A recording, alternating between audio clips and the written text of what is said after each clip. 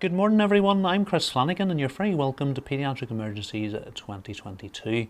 And this is now the 4th year that we've ran this conference, with the last 3 years being online. And if you attended one of our online events before, the format for today is going to be very similar to what we have done previously. So I'll put the programme up on the screen for you to take a look at, and if you want to know where to get that, it's over in the Paediatric Emergencies website. Click on the conference tab at the top and you'll be able to see the Paediatric Emergencies 2022 webpage. And all the talks from today will be available there at a later stage. So in terms of the programme, if you take a look, you'll see we've got a lot of great topics on paediatric emergency and paediatric critical care. And a lot of the speakers should be familiar to you. They're all great speakers, but we've added some new ones in this year as well to add a little bit of variety. So in terms of the format for today, the speaker is going to give their talk. They're then going to be available at the end to answer any questions that you have. And we're going to have a panel of experts in paediatric emergencies able to take any common discussion or deal with any more further questions that do come up. So we're keen that you leave your questions over in the YouTube chat, which is to the right of the video. And to leave that, you are actually going to have to sign in to YouTube. You don't need to sign in to watch, but to interact with us in the comments, you do need to be signed in. So I would recommend you go ahead and get that sorted out first thing this morning so you can interact with us throughout the day and get the most from the event. Later on, we do have a pro-con debate and we'll be asking you guys to vote on who you think the winner is, so definitely make sure you're signed in. Another really important point is get your questions in as the speaker is still giving their talk. As they're speaking, a number of us are working in the background looking at the questions coming in, and we're picking out the ones we're going to put to the speaker. So if you wait to the end until we're actually doing questions, the chances are we've already picked out the ones we're going to ask and we won't get to your question. So you want us to discuss your question or comments that you have, get them in nice and early as the speaker's still giving their talk, and there's more chance we'll get them covered. So the reason we decided to put this up on YouTube was we wanted it to be freely available to as many people as possible. But obviously putting on a live stream like this, there's quite a bit of equipment costs and running costs for us to cover. And a big thank you to the various companies that have sponsored us over the year and helped us with equipment to allow us to put these events on today and going forward. So we are going to be showing you some of these companies' videos over the tea, coffee and lunch breaks. So please do take a little bit of time and look at the videos. Remember, the reason you're being able to watch this today for free is because of these companies. And a big thank you to them for sponsoring us. We're also keen to support the good work of our local hospital charity, Helping Hand. Helping Hand do a great deal of good work here in the Children's Hospital in Belfast, and in lieu of any course fee, we're hoping that you will consider making a small donation to Helping Hand. I'll put the QR code up on the screen to our Just Giving page. So if you click on this with your camera app, a link will appear and you click on the link, that will take you to our Just Giving page. And we'd really encourage you even to just make a very small donation. There's a lot of people watching this today, and if everybody was just to make a very small donation, Helping Hand would receive quite a nice donation from the course, and I would really love to be able to do that. I'm sure you'll also be keen to get your certificate of attendance, and again this year Tudor Oman has done a great deal of work in the background in getting this system set up for you. We have CPD points from the Royal College of Paediatrics and Child Health. So to get your certificate, I'll put the QR code up on the screen, and this will take you to a link to give feedback. I would really encourage you to give a little bit of feedback because we have modified this event significantly based on the feedback you've given us in the past, and would like to continue to do that going forward. Once we've got your feedback, you'll be able to download your certificate for the sessions that you've attended today.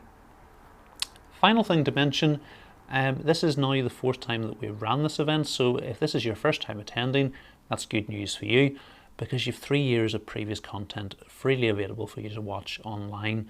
You just need to head over to the Paediatric Emergencies website, click on the conference tab, and then you'll see our previous events. So you've got a whole load of great content there waiting for you. Right, well I think I've talked to you for enough at the moment. What I'm going to do is head over to the panel and let them introduce themselves to you.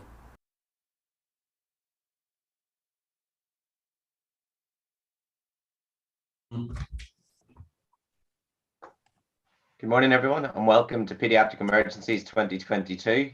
Thanks for joining. This is now the third time we've run this course online, and previous two courses have got really good feedback, so we hope today as well that you'll find the course really enjoyable and exciting. We've got a great lineup of speakers and talks set up for today.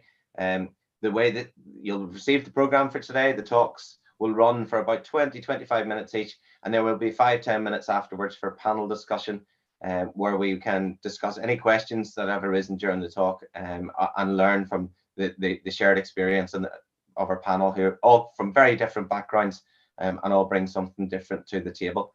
We are hoping that this day will be interactive, so please do, as the talks are going, put any questions that you might have or any queries into the YouTube chat. And as the talk's going on, we'll be watching the chat. Keep an eye out for any questions, and we'll be able to put those to the speakers and presenters afterwards. Before we go any further, I'd like to take the opportunity to introduce some of our panel members. There will be other panel members coming and going throughout the day, but if we maybe start with Chris, if you want to introduce yourself. Yeah, so I'm Chris Flannigan. I'm a consultant paediatric intensivist in the Royal Belfast Hospital for Sick Children.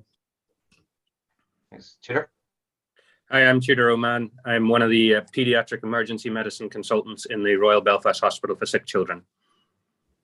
Phil. Hi everyone, my name is Phil. I'm a paediatric registrar working in the Belfast Children's Hospital with an interest in paediatric intensive care. Catherine.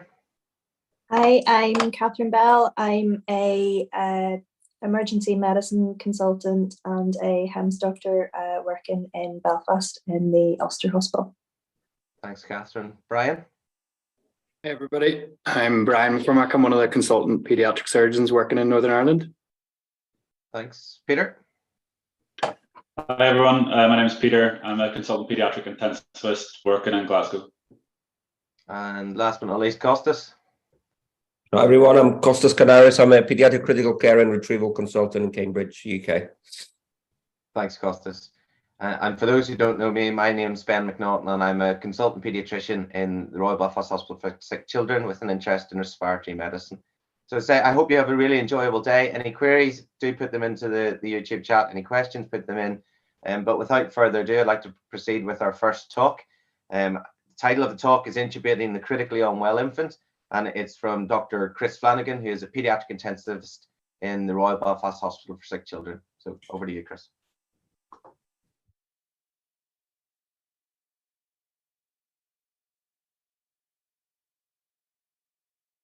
Good morning, I'm Chris Flannigan, and today I want to talk to you about intubating the critically ill infant. Now, I've been a paediatric intensivist now for around about 7 years. On an average, about once a year, I'll go out to the District General Hospital to a child the local team has not been able to intubate. And they're managing the child with either a face mask or a laryngeal mask. And what I want to do today is share two things that all those patients had in common, because I think it's going to help you identify an at-risk group that you might not have realised was an at-risk group. And then it's also going to give you a strategy to manage these patients and also hopefully avoid you getting into problems in the first place. So the first thing that all these patients had in common was that they were all under 1 year of age. And this really shouldn't come as a big surprise to us, because we've known for quite some time that children under 1 year are much more likely to have a Cormack-Lehan grade 3 or 4 airway. So that's a view where either you can only see the epiglottis or you can't even see the epiglottis. And in fact, children under 1 year are 6 times more likely to have that view compared to an older child. And difficult tracheal intubation, which is defined as 2 or more attempts at failed direct laryngoscopy, is a fairly common event. And in fact, in this study, it occurred in up to 5.8% of patients under 60 weeks of age, so just over a year of age. So fairly common risk factors for difficult intubation in patients under 1 year of age. So today I'm going to focus mostly on patients under 1 year of age, and the points that I'm going to make apply particularly to this age group, although a lot of them are relevant to older children as well. So the second thing that all the children had in common was that when actually I went out to intubate them using the technique that I'm going to recommend that you use, all of them apart from one were a straightforward grade 1 easy intubation on the first attempt, and one of them is a little bit fiddly, but still didn't have any problem intubating them with the technique that I'm going to recommend. So before we get on to what I think the solution is, I want to take a look at what the actual problem is. And I want you guys to go over to the YouTube chat now, take a look at the baby we've got up on the screen, and why do you think this kid would be difficult to intubate? So I think the first thing to say, the kid is obviously smaller, and everything being smaller is going to be much more difficult than doing on a large scale. But it's not really just as simple as that. There's a lot of anatomical differences. So you're going to have a larger tongue, a more anterior larynx, and you've got this large floppy epiglottis. And when you combine that with a lax glossoepiglottic ligament, if you were to put a laryngoscope blade into the vallecula, it's only going to partially lift the epiglottis up out of the way. So that's a pretty big problem when you try to intubate these kids. Again, with everything being smaller, it's more delicate and fragile, so trauma is much more likely to cause swelling. Secretions, again, in these smaller patients are not only more common, but they give you much more of a problem. They can completely block your view, either with direct or video laryngoscopy, and make intubation impossible, where in a larger patient, normally you're able to see past the secretions. There's a few differences in the positioning you're going to have to do as well. Normally a child like this, you're going to probably put a shoulder roll, whereas the older patient, you'll have a pillow under their head. So you're going to position them in a slightly different way. Quite a big one is that this kid has a really small reservoir of oxygen that you can put into their lungs in terms of pre-oxygenating, and they use oxygen incredibly quickly. So even with a well child with good pre-oxygenation, you would expect their sats to be plummeting even with slick intubation. Take that sick child with bad lungs, it's going to be a completely nightmare to intubate them in a timely manner without them desaturating.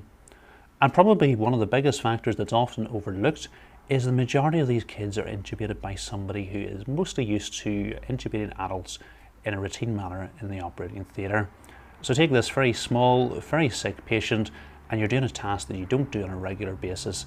It's incredibly stressful. And if it's incredibly stressful, you're not going to be performing at your best. So there's an absolute multitude of factors why these kids are difficult to intubate. So moving on to what the solution is, and the solution that's been handed down through the ages is you use a Miller blade to intubate the children. It's designed to go under the epiglottis and lift the epiglottis directly. So you don't need to worry about the large floppy epiglottis and the lax glossoepiglottic ligament if you're going to be putting the laryngoscope blade under the epiglottis and lifting it. So if that was the solution to the problem, I wouldn't be giving this talk today. As I've already mentioned, the majority of these patients are intubated by people who are used to intubating adults. You put your blade into the vallecula, you give it a lift, and you get a good view of the laryngeal opening. When these small children, you're having to do a completely different technique, using a different device in a kid who's going to desaturate incredibly quickly in a really stressful scenario. So it's not a big surprise tracheal intubation in these children fails on a fairly high percentage of times. I do have a few tricks and pearls that I can give you when you're using a Miller blade to intubate these kids. I think the first one is if you are struggling to lift the epiglottis, and as I've mentioned, this is a difficult technique to do if you're not doing this on a regular basis. What I would recommend you do is put the tip of the blade into the vallecula, just like you would do at an older patient or an adult. As we've mentioned, you're probably not going to get a perfect view in these kids. But if you combine it with some external laryngeal manipulation of a nice video to show you how effective this is later on, and you've got a stylet in your tube, 9 times out of 10 you're probably going to get your tube in. The view's not going to be pretty, it's not going to be the best view you can get, but it's going to be good enough to get the job done. Another option that you have is to actually use your tried and trusted curve blade that you use on a regular basis. Again, because of the anatomy that we've already mentioned, you're probably not going to get a great view. But as we've mentioned, if you combine some external laryngeal manipulation with a stylet in the tube, the majority of times you're going to get a view that's adequate enough to do the intubation. And I know a number of paediatric intensivists and anaesthetists who this is their preferred method to intubate children of all sizes, and they've used it with quite a bit of success. So this is a very viable option, and certainly would have been something I would have recommended so that you could consider maybe up until about 6 or 7 years ago. What I'm now recommending that you do is use a video laryngoscope. And I'm going to go a step further and say not only use a video laryngoscope, but use a video laryngoscope with a traditional shaped Macintosh or Miller blade, i.e. not a hyperangulated video laryngoscope, and I'll go on to explain my reasons for that. So a hyperangulated video laryngoscope, as you can see some on the screen, you've got a really steep bend, and it's designed to act like a periscope and let you see round a corner. You pass it over the tongue midline without displacing the tissues, and it gives you a beautiful view of the laryngeal structures in even difficult airways.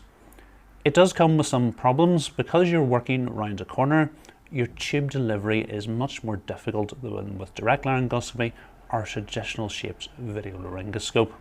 And there's a number of methods out there to help with that. One is you'll see some of them have a little channel on the side to help direct the tube around the corner to the cords. Or the other ones, you have to use a really steep bend in your stylet. What you want to do is match the bend to the shape of the video laryngoscope blade that you're using. There's a problem to doing this in that you have less control of the endotracheal tube at all stages. So 1, getting the tube to the cords, 2, getting the tube through the cords, and 3, actually getting the tube to go down into the trachea is much more difficult than with direct laryngoscopy or with video laryngoscopy with a traditional shaped blade.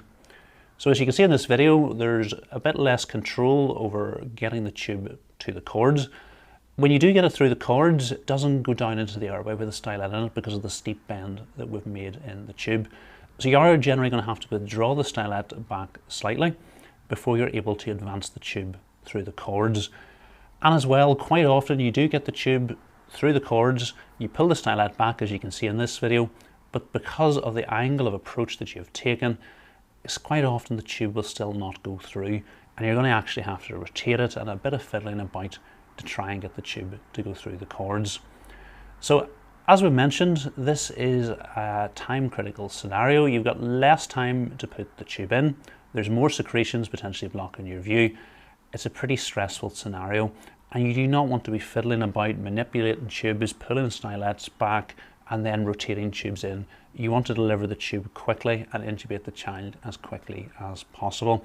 And that's the reason why I would not recommend this technique for routine intubation in critically unwell children. It does have its place. If we look at this video of a child being intubated with an incredibly difficult airway, this would not be possible with a video laryngoscope with a traditional shaped blade. We weren't able to get a view at all. The view here is not good, but we are able to do the intubation with a hyperangulated video laryngoscope. And for me, this is where I would use it, the extremely difficult airway, and that is its place as far as I am concerned. What I want to do now is show you a video of a child being intubated with a Miller blade with the CMAC, and I want you to look at the difference in the tube delivery. The tube just goes straight down, no manipulation of the stylet, and you're back out again. So that's the big advantage of a traditional shaped blade. Because you actually displace the tongue to the side and make a straight passage to the cords, you don't need a steep bend in your stylet. You've got a straight passage where you can just manipulate the tube and get the intubation done nice and slickly. And when you think of the child who is going to desaturate really quickly, this is really what you want.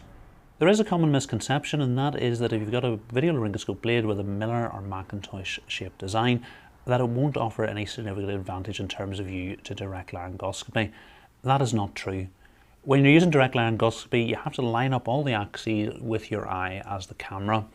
With video laryngoscopy, the camera is right down almost at the tip of the blade, so there's less of a distance between your view and the camera and less things that you have to actually line up. So with video laryngoscopy, the traditional shaped blade, you will get a significantly better view, a nice highly magnified view of the pediatric airway with much less effort than direct laryngoscopy. And in fact, using video laryngoscopy with a traditional shaped blade would be my preferred technique up to a moderately difficult airway because of the ease of tube delivery. And it's only for the extremely difficult airways that I prefer a hyperangulated blade for its improved view. And I'll deal with the issues of getting the tube to the cords because the advantage of the improved view outweigh any problems with tube delivery. Another important point to mention with a video laryngoscopy using a traditional shaped blade, in particular with a Miller shaped blade, is that you don't actually have to lift the epiglottis with the Miller shaped blade, and in fact I would recommend that you don't. It's completely different to direct laryngoscopy because, as we already mentioned, the position of the camera is at the end of the blade and not your eye all the way up here. So with the blade in the vallecula, you will actually get a good view of the laryngeal opening, as you can see in this particular video. And the big advantage of that is you can use exactly the same technique as you use in your adult patients. Not only that, you can use the same device, and I would encourage you to use a video laryngoscope for intubating your adult patients that is compatible with small pediatric patients. So when you come to intubate a sick child, you're using a device that you're familiar with, just a slightly smaller blade, and using exactly the same technique as you use in your adult patients. And that is a recipe for success rather than failure, which I think will happen if you use a different blade with a different technique in a stressful scenario. So unfortunately, there is some problems to video laryngoscopy. It's not all benefits. And one of the biggest problems is if the airway is soiled, be it vomit, secretions, or blood in the airway, you're going to get a much more difficult view than with direct laryngoscopy. And in fact, your camera can very quickly become contaminated, making intubation impossible. You're going to have to take it out, clean it, and potentially put it back in again. And that's going to result in a delay in intubation. There is a few techniques and tips that I can give you to help avoid that. One of the things I'll quite often do if one of my registrars is doing the intubation is before they'll put the blade in the mouth, I'll go down with the anchor sucker and clear out any secretions that are there. And that way they're much less likely just to shove the camera blade into a big pool of secretions, which I know are highly likely to be there in the back of the throat of a critically ill child, block the view, and then have to take the camera out, clean it, and have another go. The other thing that you can do is try and stay high and dry, as you can see in this video. So rather than plunging the blade into the big pool of secretions and contaminating the camera, working your way down gradually. If there's secretions there, you can suction them out of the way as you go. And you can actually see in this video, we ended up in too far and actually had to withdraw once we were able to get the view. But importantly, we didn't contaminate the camera along the way. The third thing that I can recommend to you is use a good video laryngoscope, one that has a good high definition. In adults, you can get away with a poor quality device because you're generally able to pick out the structures and secretions aren't a big problem. In a child, the better the definition that you have, the more likely you are to see past the secretions, the more likely you are to be able to identify the structures and orientate you in the airway. But there will, however, come a time with video laryngoscopy, no matter what you do, at a moment that you don't expect it, your view is going to be completely blocked by secretions, and you're going to have a backup plan. You might be able to take the device out, clean it, but when you put it back in, you might have exactly the same problem. So my advice to you is always have a direct laryngoscope immediately available should you get yourself into trouble. And as far as I'm concerned, it's not good enough to have it in the trolley.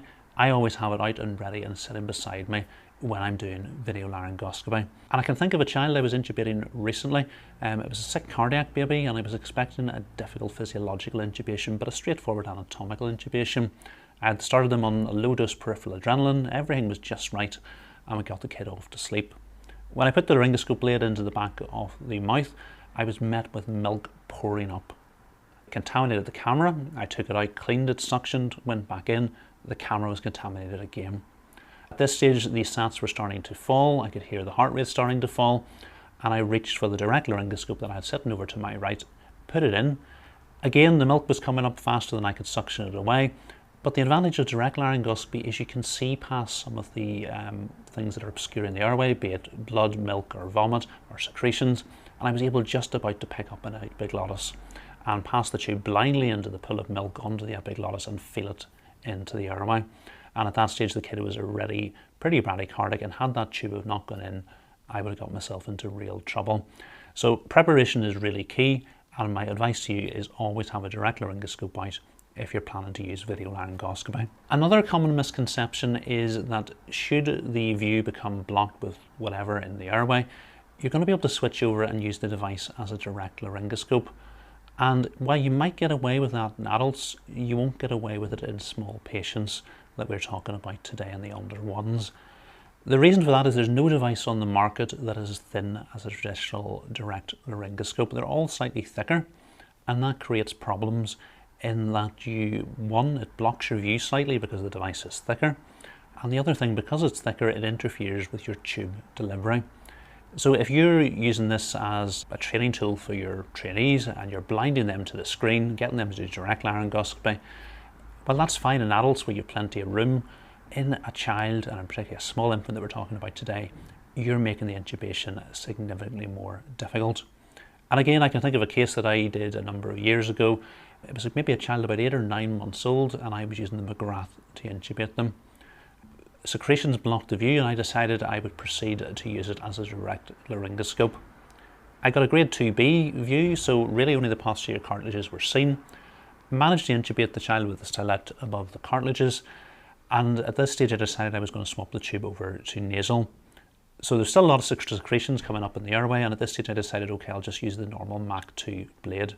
Popped it into the mouth, and I had the easiest grade 1 view that you could see. So a video laryngoscope, even the McGrath, is slightly more angulated than a traditional Macintosh blade. It's thicker, so it is going to give you a slightly worse view with direct laryngoscopy than a traditional blade. And the final thing to mention with video laryngoscopy, and a big problem that I see, is loss of direct skills. I love teaching video laryngoscopy in terms of training because I can see what my trainees are doing and I can help them during the intubation. We can record the footage and look back at it afterwards, and it's brilliant for feedback, and I think the learning curve is definitely much quicker with video compared to direct, because I have no idea what the problems they're encountering when they do direct. But the big problem I can see with this is we're losing our direct skills. And as I've already mentioned, it's direct laryngoscopy that helps you out when video fails. And I don't really have a great solution to this problem at the moment. I think whenever there is a video laryngoscope that is as thin as a traditional direct blade that you can use for direct is probably the way. And then you're going to be able to practice with direct, switching to video if things are difficult. What I want to do now is come on to some tips and pitfalls that you want to avoid when you're intubating the critically ill infant. The first is positioning, and the traditional teaching is that you probably want to put a shoulder roll in most of these patients to get them adequately positioned. My routine practice is not to do this. If the head's particularly floppy and flopping over to the side, I will put a little nappy under the shoulders more to help it in position, but if I'm not having that problem, I don't tend to put a shoulder roll in. It's up to you whether you do or don't do that. But what I would mention is if you are struggling to get a view and you haven't got one in, think about putting one in. And likewise, if you have a shoulder roll in and you're having difficulty with intubation, think about removing it.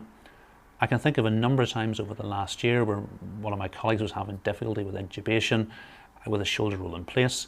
And whenever I removed it to do the intubation, it was actually really straightforward to do with the shoulder roll out. So remember, it can make the view worse as well as better. The other thing is, don't forget about external laryngeal manipulation. The larynx in most kids is really, really mobile, as you can see in this video. And if you're not doing this, you really should be. And in fact, it really should probably be your airway assistant who is doing it. They'll be able to see the screen as well as you if you're using video laryngoscopy, and this just frees up your hand to deliver the tube. Another really important point, and again often forgotten, is it takes a really short time if you're bagging the patient and putting air down into the stomach for the stomach to expand and completely splint the diaphragm, making ventilation in small babies really, really difficult. So for most small patients, I will put a nasogastric tube in before we start getting them off to sleep, and I will have somebody continuously aspirating it as we're bagging the patient during the apnea period, because it's better to prevent a problem than wait till it occurs and deal with it. If you don't decide to put one of these in, you need to have one immediately available and an enteral syringe to remove any air that gets into the stomach without any delay. In terms of the drugs, I tend to keep it fairly simple. I'm using ketamine as the induction agent for most patients, unless they're seizing, where I tend to use propofol. In terms of ketamine dosing, again, I like to keep it fairly simple. Critically ill patient, 1 milligram per kilogram. Peri-arrest hypotensive patient, 0.5 milligram per kilogram, and a child who's running around the place fit and well, 2 milligrams per kilogram. In terms of muscle relaxant, rocuronium, 1 milligram per kilogram makes sense because it's going to give you good intubating conditions in a quick time, and as well as a similar volume to draw up as your critically ill patient if you use ketamine 10 milligrams per mil. In terms of atropine, if the patient is young, having bradycardias and particularly sick, I will quite often pre-medicate with atropine, but in all critically ill infants, you're at least going to want to have this drawn up and ready. This is a very long time when you're trying to calculate the dose and draw it up and the kid's bradycardic. And then you're going to need to have something to raise the blood pressure.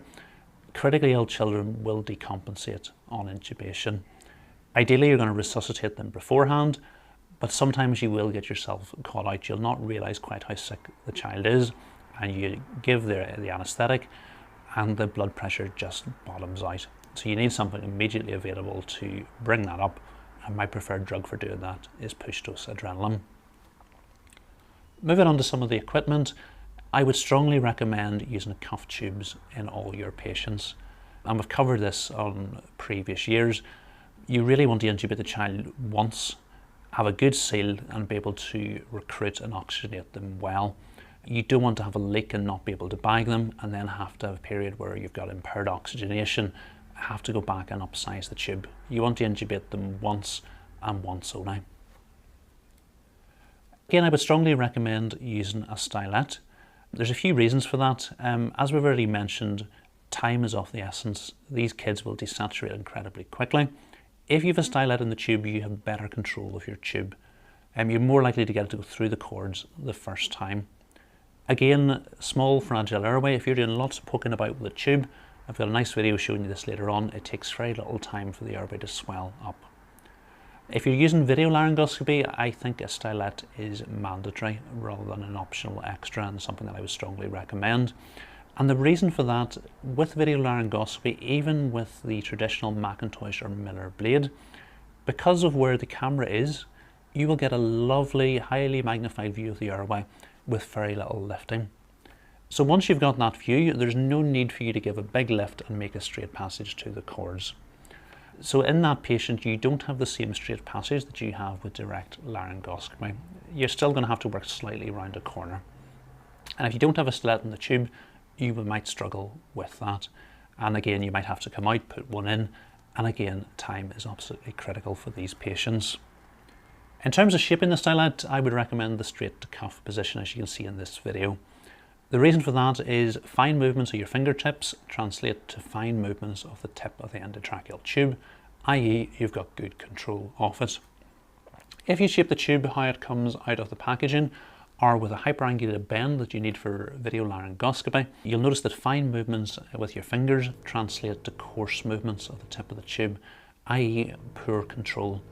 And that's the reason why you struggle a little bit more to deliver the tube with a hyperangulated video laryngoscope around a corner than you do with a straight to cuff tube in a straight passage. In terms of bougie use, I personally prefer a stylet. I know some people do like bougies, but what I would say in this smaller group, I have seen a number of perforations of the trachea and the bronchus from using bougies in these small patients. You'll think that you've got good control of it, but in general, you end up shoving this sharp pointy object down into a small fragile airway, and there is significant risk of you causing trauma, and in general you will shove it in further than you think you have.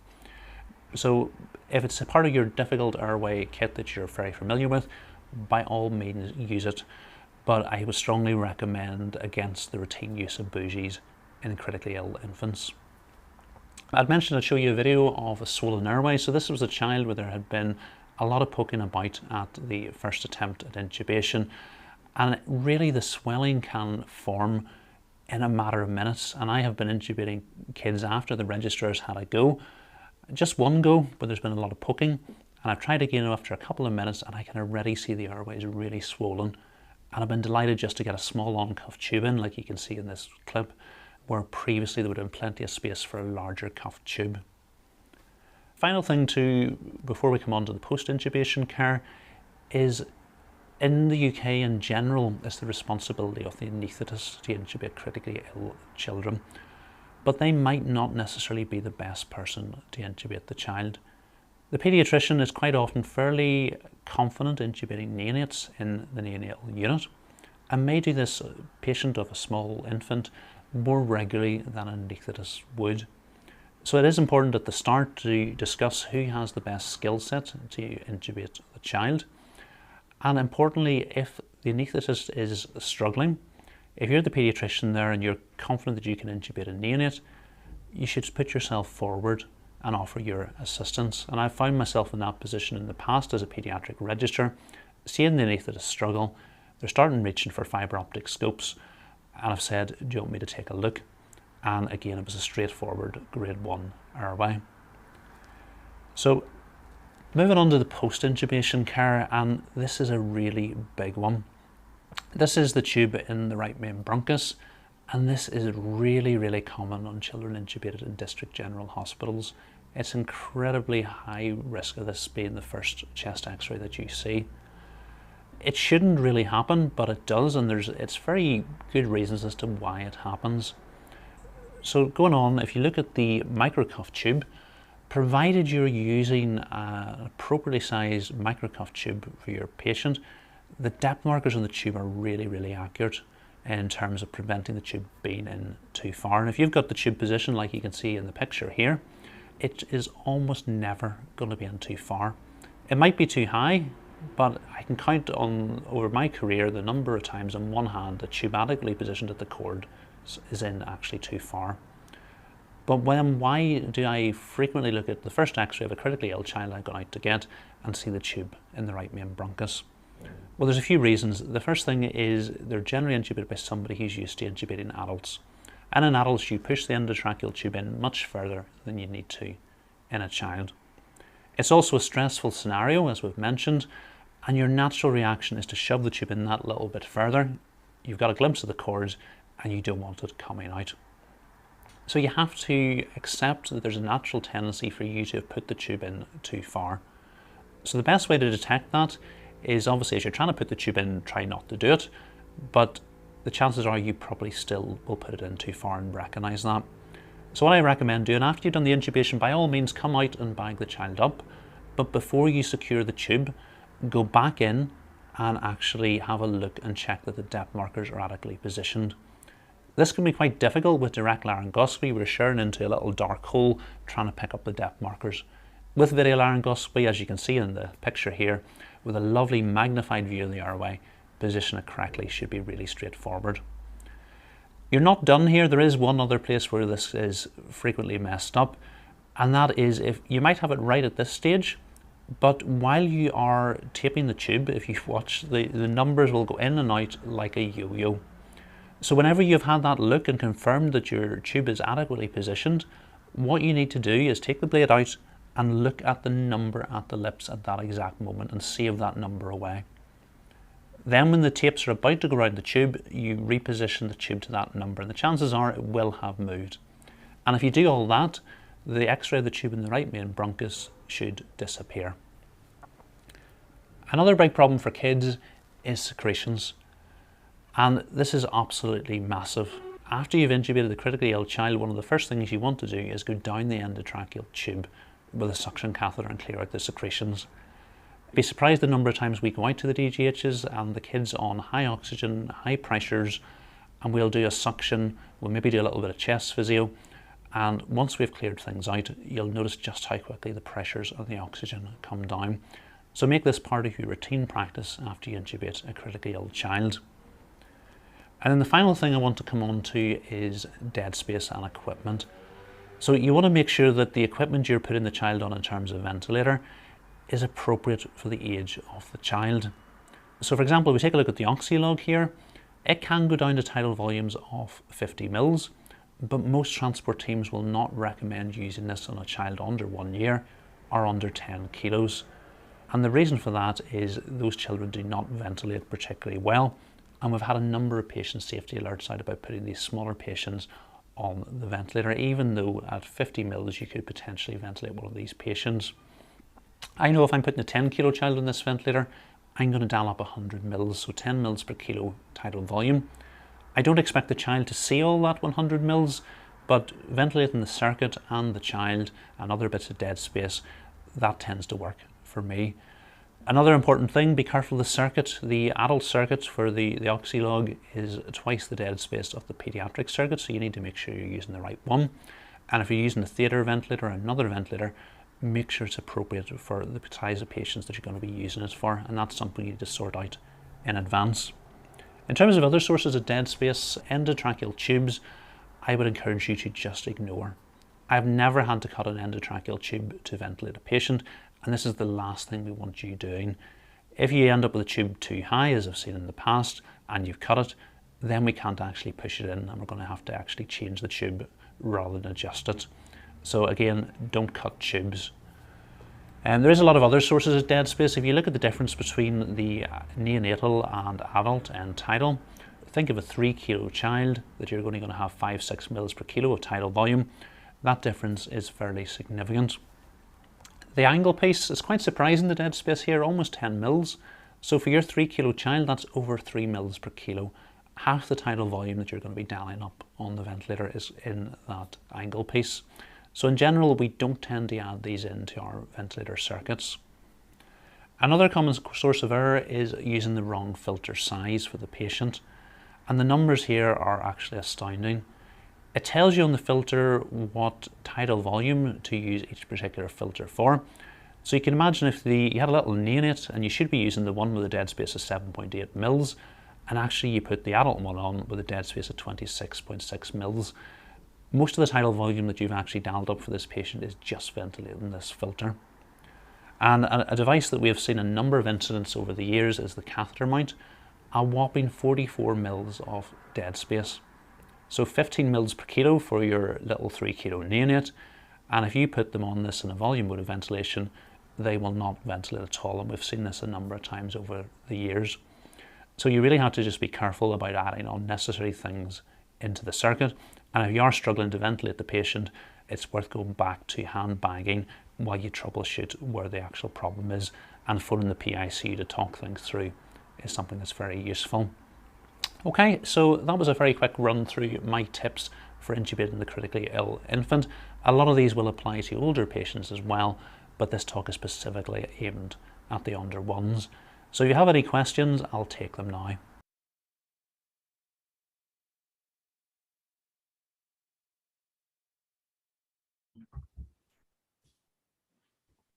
Hi everyone, welcome back. Great to see people join us across the for a really interesting talk, some really useful and practical tips there as well. We have had some questions come through in the chat, so we'll maybe start with those. The first one was from Leanne Rafferty, and she said you'd mentioned in the talk about going out to the District General Hospital who are maintaining the airway with bag valve mask ventilation or a supraglottic airway. She wants to know, what is the plan D in a neonate or infant if both of these techniques fail? Not a nice situation to be in, obviously. Yeah, so I think the first thing is try not to get yourself into that situation if you can, although that's sometimes easier said than done. I think certainly for adults it's fairly clear, because you have a big cricothyroid membrane, and a surgical airway is going to should be straightforward, and you should have a reasonable chance of success at it. By the time you've got a neonate in that situation where you can't intubate and you can't ventilate, the most likely thing at the end of that is the child is going to die unless there's an ENT surgeon standing at the bed space or immediately available. And that's the reality of that situation. You've really got a choice between needle and surgical airway.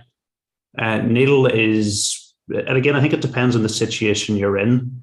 If you've got a kid who's got absolutely terrible lungs, you're intubating them because you can't oxygenate them with a face mask, and that's failed. Putting a cannula in and oxygenating is highly unlikely to work. You probably will do it because that's what a lot of the guidelines say, but the chances of turning that child around unless ENT are immediately available are fairly unlikely. Really, the only way you can turn that child around is with a surgical airway, something that's big enough to oxygenate, ventilate, and recruit those lungs. The difficulty is the cricothyroid membrane is so small to allow you to put something through it. And I think Connor Jackson did do a talk a couple of years ago, so it's worth listening to. They're all up on the Paediatric Emergencies website, and in the chat discussion afterwards, we asked him that exact question. And I've asked a number of ENT surgeons over the years what they would do if there's no ENT surgeon available and you're in that situation. The answer I've got a lot of the times was a surgical trachea rather than a surgical cricothyroidotomy. But it depends on the situation that you're in. The chances of you actually being able to do it without the expertise are incredibly low, I think. Do any of the other guys on have any opinions on that? So, I mean, this is clearly a very high risk procedure. And then if you can't oxygenate and you can't ventilate, then there's only one certain outcome, that child is not going to survive. So the biggest challenge is getting over that mental block and deciding to go for an emergency front of neck access type airway. And the easiest way I've found, and the way we do it in the hospital I'm in now, is having a pre-made pack with a scalpel, a bougie, and a tube, and then you just make a nick in the by the thyroid membrane, put the bougie down, and try and dilate, and then push the tube down. But like I said, the biggest challenge is the mental block. The success rate for that is quite low, given how difficult the anatomy is and how vascular the area is. So you can cause damage, but it's like I said, there's a certainty of death if you don't do this. So it's just getting over that mental block. So the younger the patient, the more challenging it is. The other get adult jail free card, which we've had to rely on twice in my career, has been newborns that cannot be intubated. And if they're newborns and have just been born and you're having difficulty intubating, you always need to think about a congenital higher airways obstruction or an abnormal anatomy. And occasionally there's communication between the esophagus and the trachea, and there's completely sealed off trachea. So actually trying for an esophageal intubation in a newborn, not anyone else, in a newborn, because there is communication lower down between that and within the esophagus and the lungs, might actually work. Don't use this on a bronchiolytic baby. Okay, this needs to be a newborn. Yeah. Thanks, Chris and Costas. And I think there are resources available on the Paediatric Emergencies website about performance surgical airways. So do check those out. There's another question that came in from a couple of people about the role of high flow nasal cannula oxygen as sort of form of pre-oxygenation. Chris, what were your thoughts on that? Yeah, so I think in theory this is a good idea, and there's certainly papers out there to back the technique up. The biggest problem with it is the size of the cannula in these small babies. If you have high flow nasal cannula on, you're not going to get a good seal with the face mask. When that baby then goes off to sleep and you're having to provide positive pressure ventilation, trying to do that with a large gap around the mask, any advantages of having that high flow on are going to be taken away, and you're going to be in a worse place in terms of oxygenation by the time you start to intubate. So in theory, I think it's a good idea. In a bigger patient, you can do it, and you can deflate the mask slightly to help you get a seal around it. But I just haven't found it to be successful in small babies. Sometimes what I will do in the sicker patient is use the ordinary nasal cannula oxygen. You can't put it up as high in terms of the flow rate, but it does give you a wee bit of extra flow during that period when you're intubating the patient. Perfect, thanks, Chris. There's also a question from Simon Young here. I think he was feeling a bit sorry for himself, having got some abuse from his ENT colleague for choosing to use a cupped tube in a baby with croup. We had a bit of a discussion as a panel when that came up. So any Yeah, I lost the end of your question there, Ben, but we discussed it pre, so I know what you're going to ask. So I think there's the first bit. There's the general bit. Cuff tube. I know you had commented on this as well on the use of cuffs in kids with croup. Yeah, so there's cuff tubes in general, and there's cuff tubes in that specific situation. So I didn't go into it in this talk because I've a separate podcast on it, and I think we've probably covered it every other year in one talk or other. I'm a big believer in using cuff tubes, not cuff tubes in general, micro cuff tubes, because that's a tube designed for the pediatric airway. The cuff seals at a low pressure. It's slightly smaller. You get tracheal sealing rather than cricoid sealing. So I think it's quite a good device. The older cuff tubes were absolutely horrendous. The cuffs were in terrible places where they provided potentially damage to the airway, and they sealed at really high pressures. So there's a difference between the two, and a lot of the dogma from the older cuff tubes is carried over to the micro cuff tubes. The big advantage of using a micro cuff tube is you put one tube in 99.9% of the time, blow the cuff up, and it seals the airway. With an uncuffed tube, the studies have shown that about 30% of the time you're going to have to upsize that tube for a leak. And when you have a sick patient, particularly a sick patient from an airway or breathing point of view, you don't want to be going back and doing that. So you want to put one tube down. Croup doesn't make any difference to me. With a cuff tube, you're going to be putting it down, you're going to be sealing, you're going to be monitoring the pressure. So you can almost argue that that pressure that you're going to be monitoring with your cuff tube is actually going to be better than a slightly larger uncuffed tube that you can't monitor the pressure of. So croup doesn't change it. The only slight issue you might have in croup, if it's a really bad one, is you have to go down tube size quite a bit. And the problem with that is the tubes get shorter as they go down, which is why the croup tubes which are uncuffed are longer. Although I can't think of a croup I've ever had to intubate where I've had to use a croup tube. You normally can manage with a standard cuff tube. So a lot of this is individual preference, and I imagine the comment that was made to you by the ENT surgeon was coming back from some of that original dogma from the traditional cuff tubes. In a fragile airway, you probably don't want to put pressure on it, but my argument is you're probably putting less pressure on the airway with that tube. And most of the time, we're not inflating the tubes. So it's there that it can go up if needed to.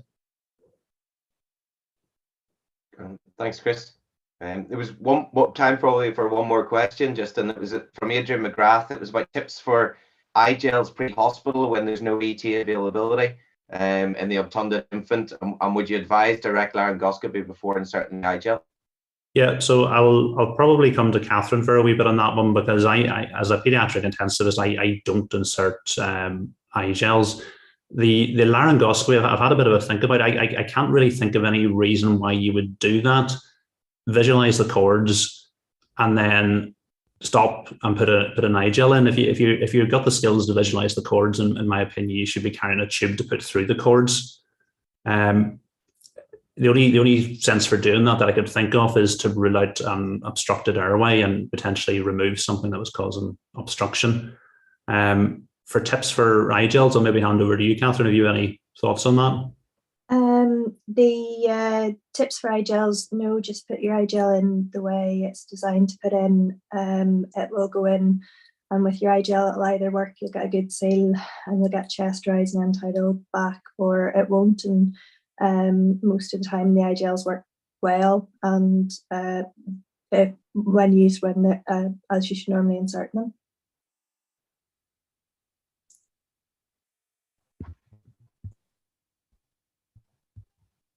Okay, thanks, Catherine. So I think then, without further ado, unless there's any more comments from the panel members, we'll maybe move on to the next talk. Any other thoughts or comments? Just a quick note about eye gels. So I think they're a brilliant invention, and we should be using them more in the GHs if we're struggling for airways and we have a high threshold of using them.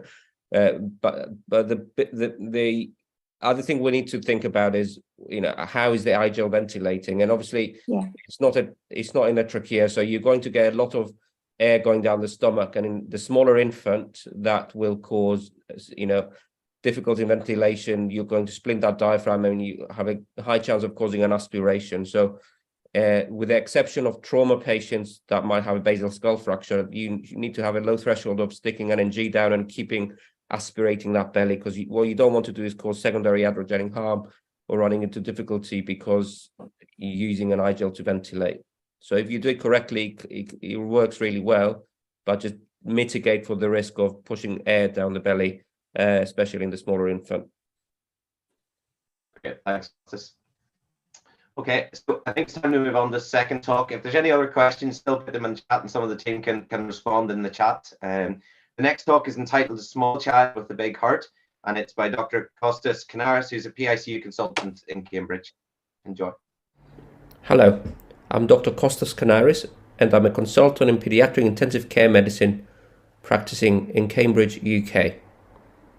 I'd like to welcome you to the Paediatric Emergencies course from wherever in the world you've tuned in from. Please take out your phones, as this lecture is meant to be interactive and we will be using live polling. Today I will be speaking to you about the small child with a big heart. I would like to introduce Violet to you. She's a 10-day-old baby girl with an unremarkable antenatal and postnatal history. She was born via normal vaginal delivery at 37 weeks gestation, weighing 2.9 kilos. She was born in good condition and was sent home at day 2 of life. She has been feeding poorly since she went home.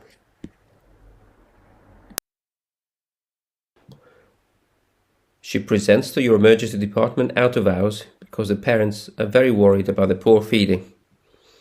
On quick inspection and examination, she is alert and crying. She has very mild respiratory distress with bilateral soft crepitations. Her pulses are normal and she's well perfused. You think you can just about feel a liver edge. You do a quick set of observations on her, and this is what the monitor shows. Her heart rate is 199 and you can just about see P waves on the monitor. Her SATs are 83% in air, and these are equal on the left and on the right arm. Her respiratory rate is 55. Her blood pressure is 41/23 with a mean of 31, and her temperature is 37.1. You arrange a quick capillary gas. Her pH is 7.26 with a PCO2 of 7.2. Her sodium and potassium are normal. Her ionized calcium is 0.69 and is on the lower side. Her chloride is 104. Her blood sugar is 8.5. Her lactate is 2.5 and her hemoglobin is 92. Her base excess is -3.1 and her bicap is 19.2. I would now like you to take 5 seconds to write this gas down.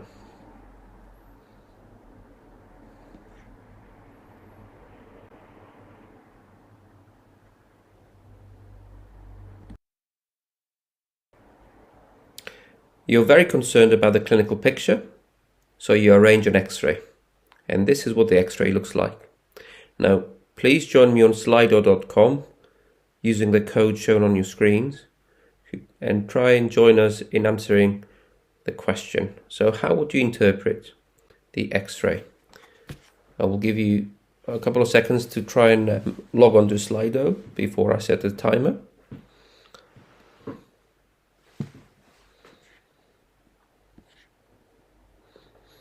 Okay, and now you have 30 seconds to try and answer the question.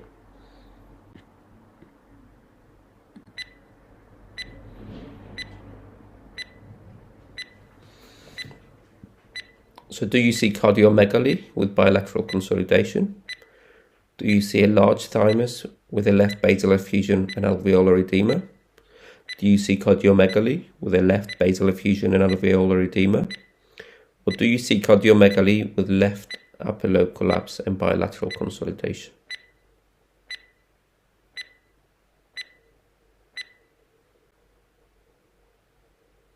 Okay, time's up.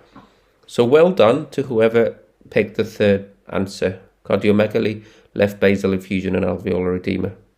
So the chest X-ray clearly shows enlargement of the cardiac silhouette with abnormal lung fields characterized by alveolar edema. There's air bronchogram, especially on the right side, and there's a left basal pleural effusion as the costophrenic angle on the left is blunted.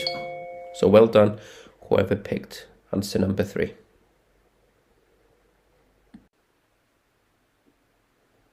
So the appearance of the X-ray makes you very worried, especially the size of the heart. So you arrange a very quick ECG. You try and ascertain if there's any cardiac pathology. You now have 30 seconds to go to Slido and try and interpret the basic findings of this ECG.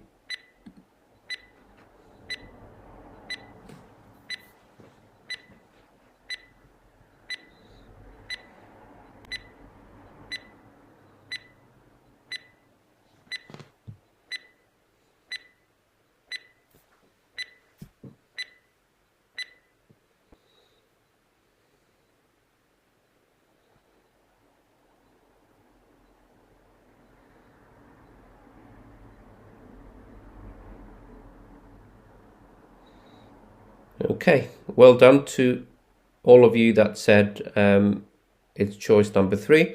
So clearly the ECG shows ST segment depression in leads 2 and AVF, as well as V3 and V4, which are the anterior chest leads. There's also very poor R wave progression across the ECG.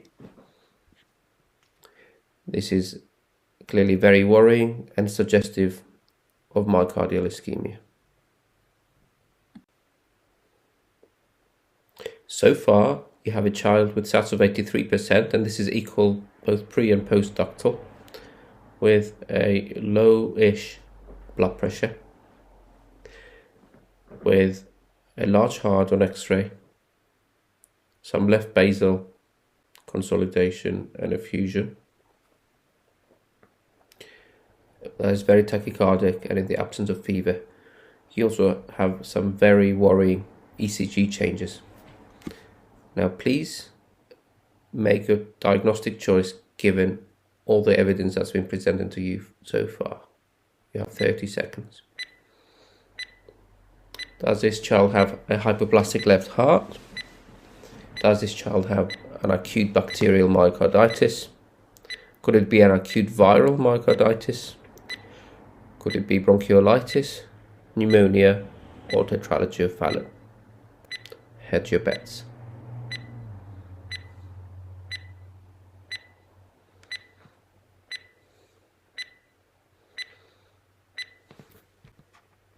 Okay, time's up.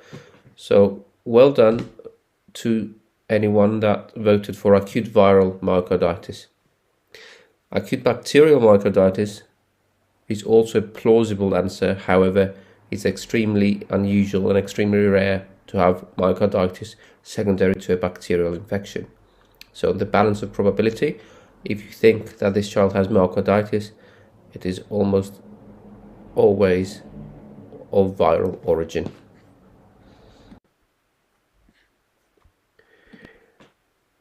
Now, the value of point of care ultrasound and basic echo skills has gained a lot of traction over the last few years, and cases like this remind us that how useful it is to be good at using the ultrasound probe as a diagnostic tool in our emergency and critical care environments.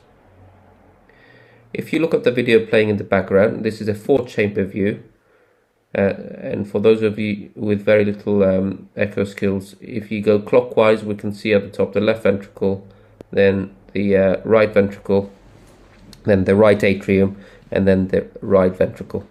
And what you will see is that you have a very poorly contracting left ventricle, especially affected during diastole.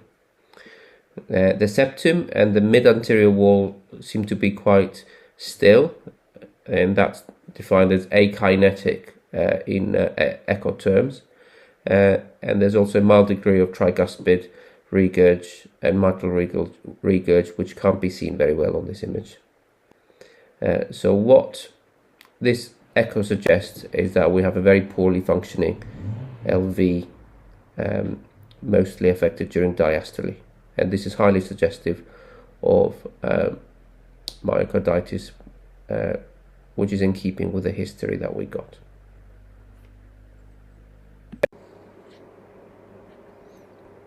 So now we need to decide what we're going to do with Violet. She is tachycardic, hypoxic, she's got borderline blood pressure, she's got ischemic changes on ECG, and she's got poor LV function on echo. Should we intubate her at this point, or should we not? What do you think?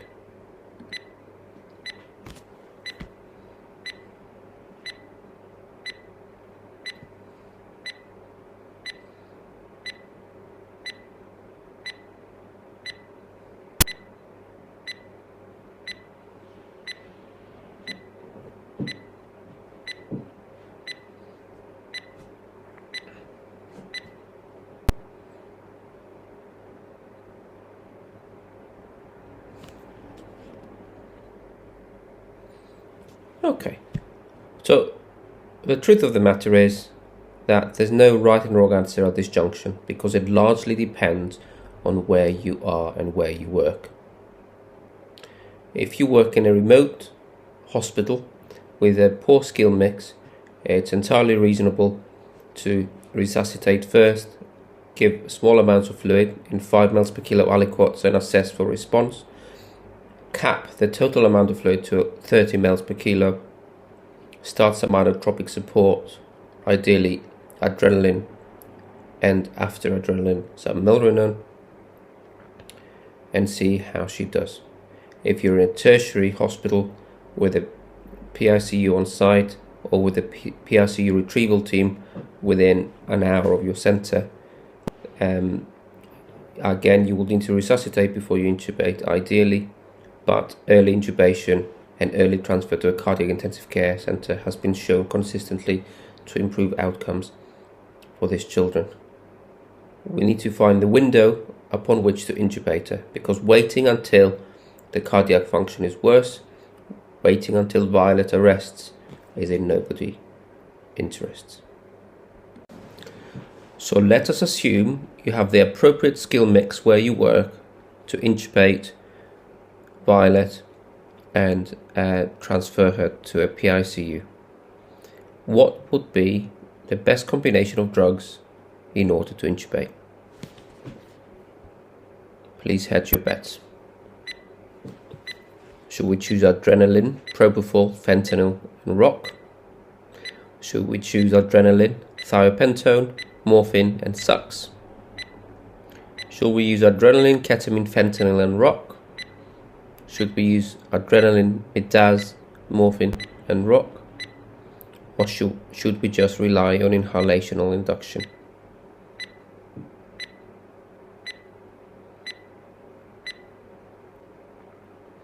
Okay, so the truth of the matter is this is a very high risk process.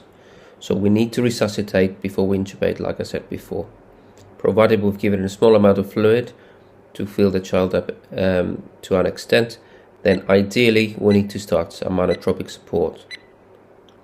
Adrenaline is a very forgiving inotrope, and this would be the best choice inotrope at this junction. We also need to be very mindful that a lot of anesthetic induction agents can cause significant vasodilation. Now the last thing you do is to significantly vasodilate this child, which would cause the blood pressure to drop even more. So things like propofol and thiopentone are a big no-no when we're intubating children in any type of shock, not just cardiogenic shock. So we need to choose the drugs that are likely to cause the least amount of cardiovascular instability. Now, if I was intubating this patient, I would go for option C. I would start a peripheral adrenaline infusion. I wouldn't put a central line first. If needed, if I can't get IV access, I would put an intraosseous needle in. I would use 1 milligram per kilo of ketamine, 1 microgram per kilo of fentanyl, and 1 to 2 milligrams per kilo of rocuronium, because that is significantly the safest modality to use to intubate this child. Those drugs are also in the new APLS update that came out late last year.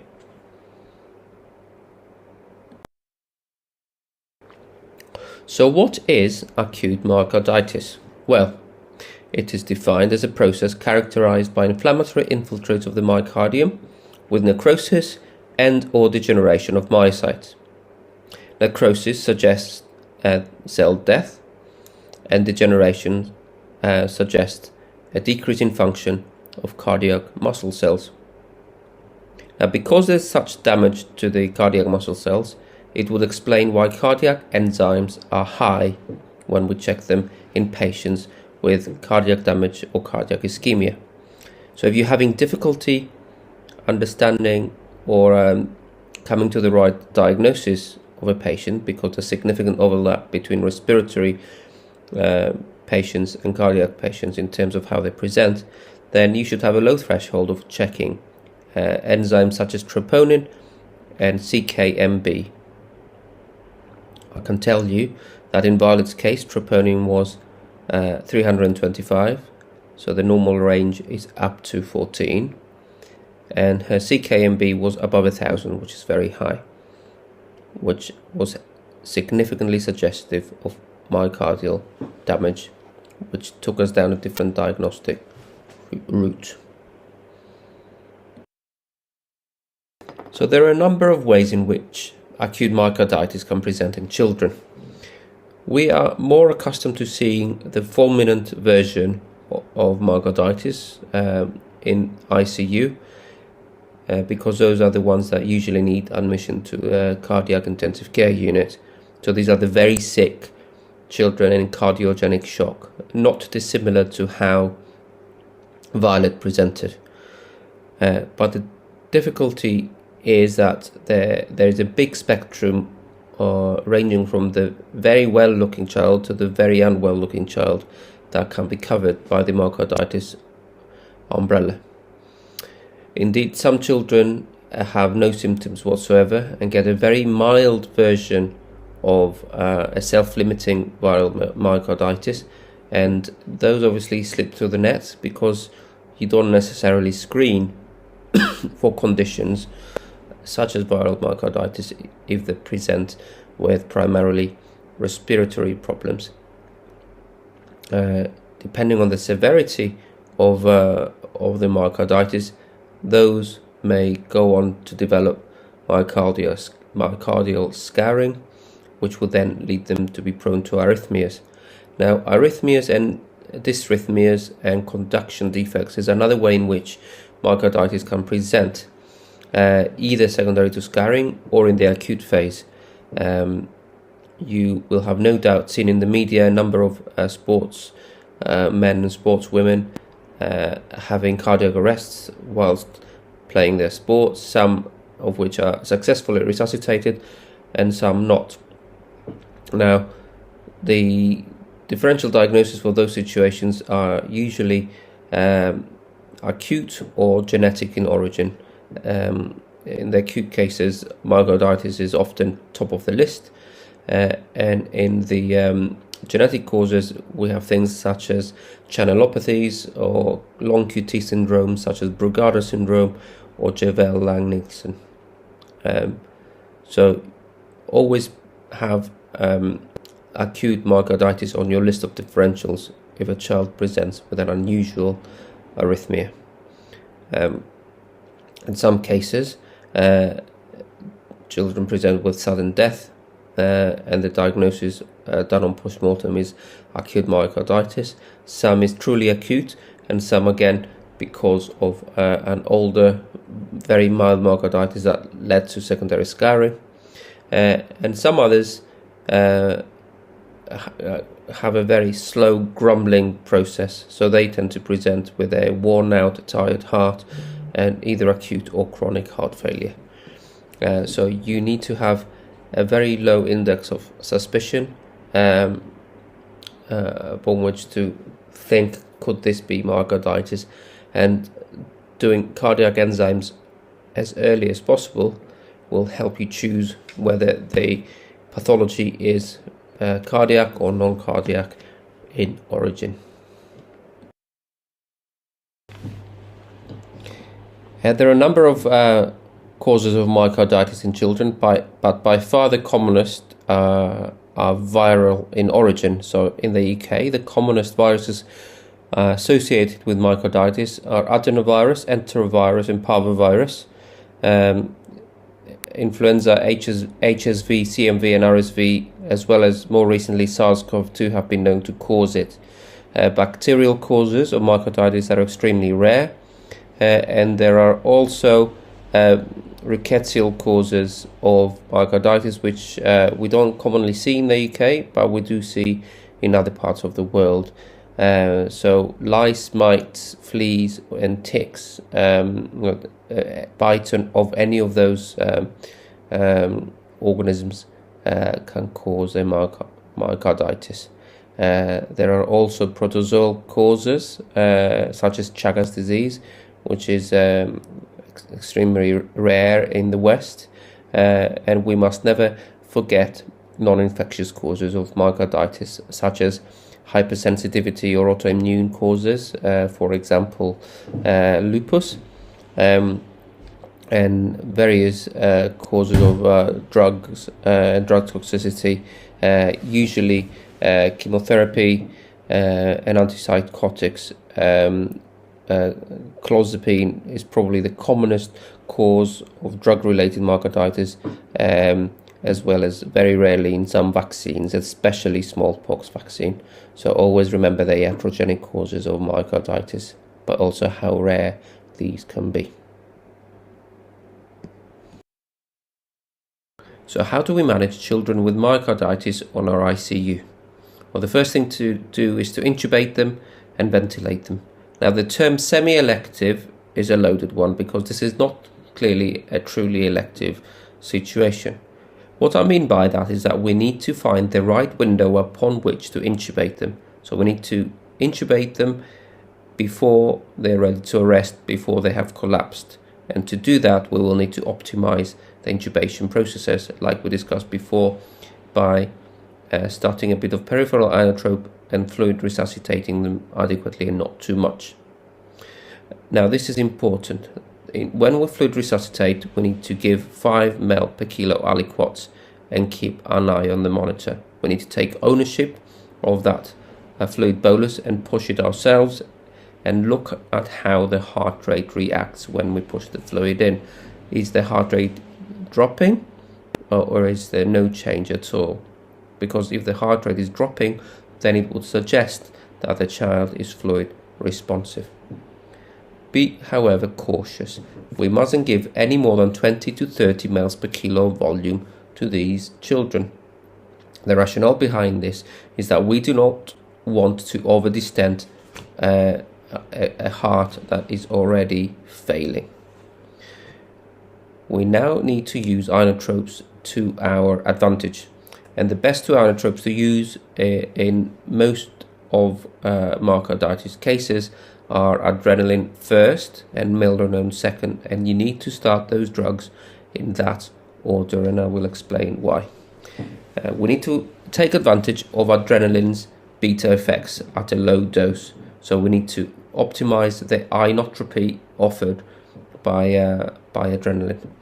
We need to try and avoid having high dose adrenaline on these patients because that would amplify the alpha effects adrenaline has, and we do not want that.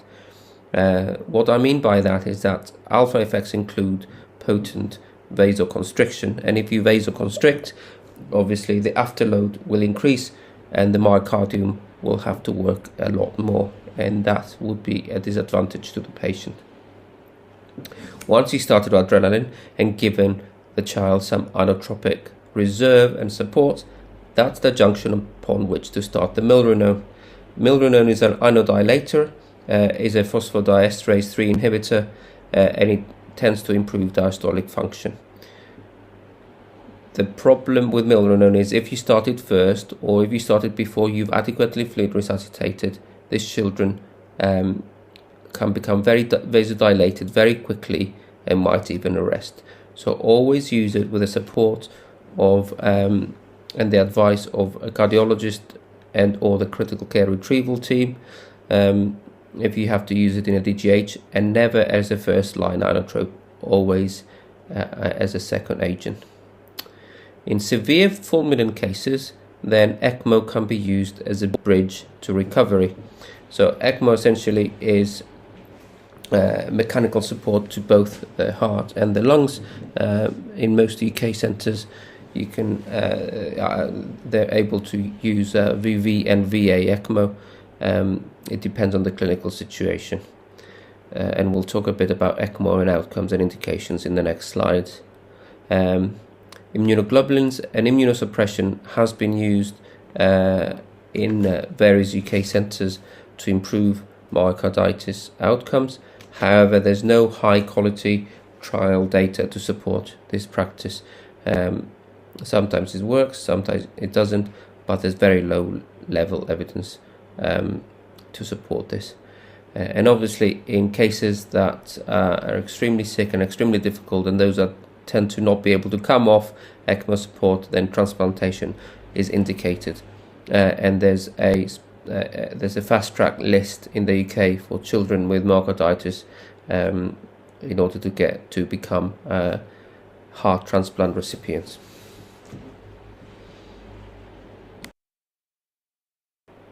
So what are the outcomes of children with acute myocarditis? Well, the overall mortality of these children is about 7%.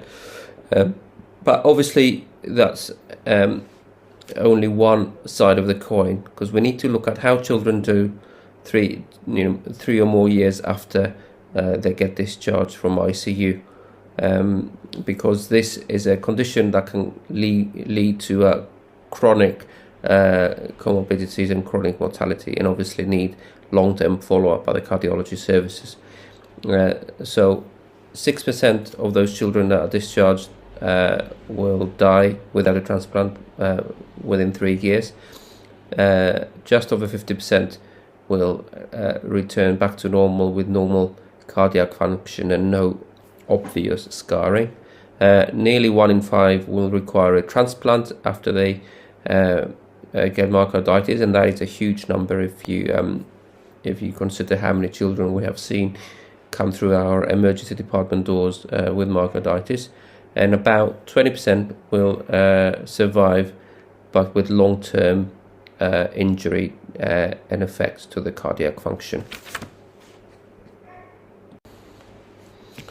So we briefly touched upon ECMO, especially VA ECMO, which is what would commonly be needed in children in fulminant myocarditis that are not getting better on conventional ICU therapy.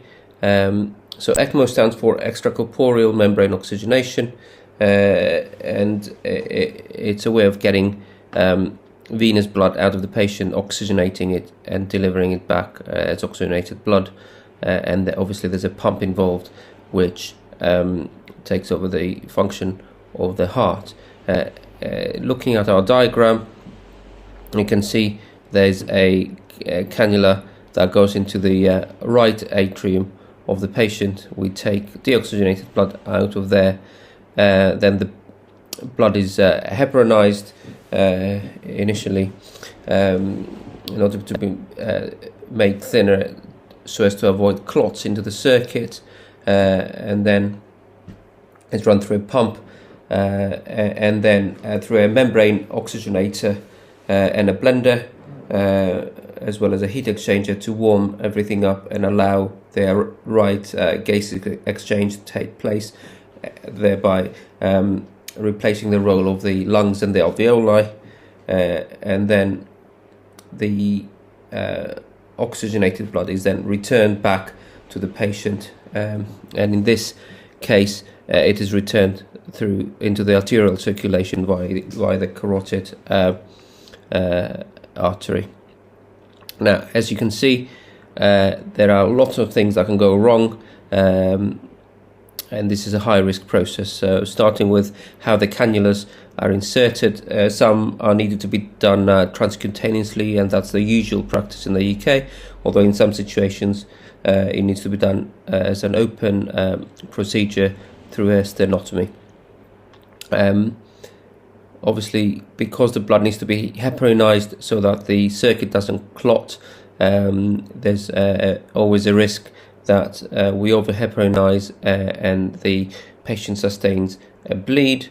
If we under-heparinize, then the circuit will clot with all the secondary systemic effects that the patient will have when the ECMO circuit is not working, and so on and so forth. So it's a very useful way to bridge patients to recovery or to bridge them until they get a transplant, but it's still a very high risk procedure. In the next slide I will show you what the survival rates for any pathology of children going on to ECMO looks like internationally based on the ECMO ECLS registry.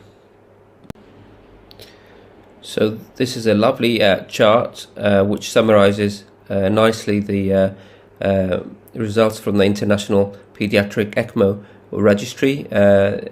since records began. The paper came out last year, so it's reasonably hot off the press.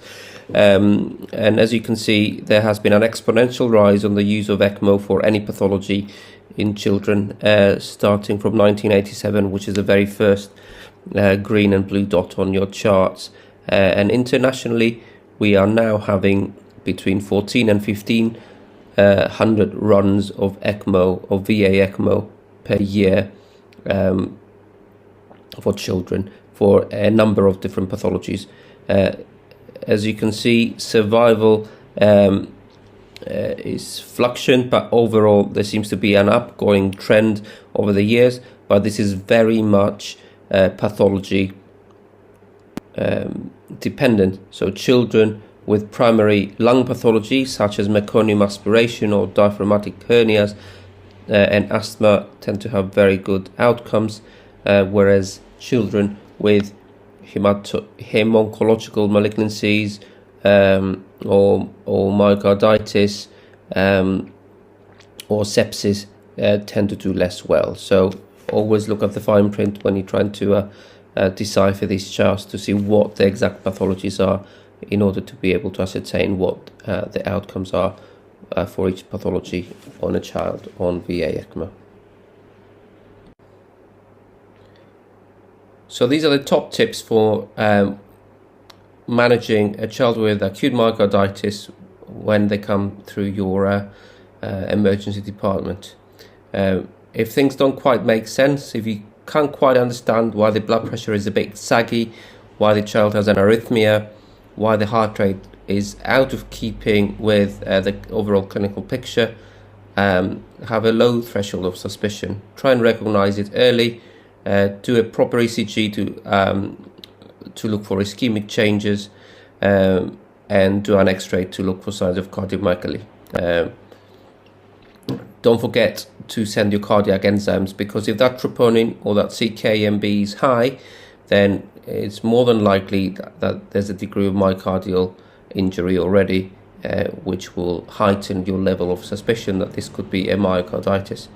The commonest features of myocarditis, ischemic changes on the ECG, elevated cardiac enzymes, and if you have someone who's able to do very basic echo, then they will be able to find left ventricular dysfunction on echo. Don't forget to minimize the iatrogenic harm. So if you are going to give fluid, give it in 5 ml per kilo aliquots with a maximum of 20 to 30 ml per kilo in total. Inotropes and early inotropes are your friends, regardless of whether you're planning to intubate or not. So try and start the peripheral adrenaline early, and after you've done that, and ideally after you've done an echo, you can start some milrinone with the advice and support of the regional cardiology and PICU services, and do try and intubate these children before they arrest and before they collapse, because often they get worse before they get better. So try and find the right window upon which to intubate them. If things are looking worse despite maximal support on your ICU, then transfer to a regional ECMO center is likely to improve the option treatments and the prognosis by extension. So I hope you've enjoyed today's talk. If you want to do some further reading, I have collated all the papers I used for the presentation in the QR code shown, and you will get full access to the papers on the link, so please save it for future reference. If you have any questions during the live stream, please ask them through the YouTube channel, and if you have any questions, if you're not watching this live, please tweet me on at Dr. Kanaris, provided Twitter is still up and running after the recent takeover. Thank you very much for watching.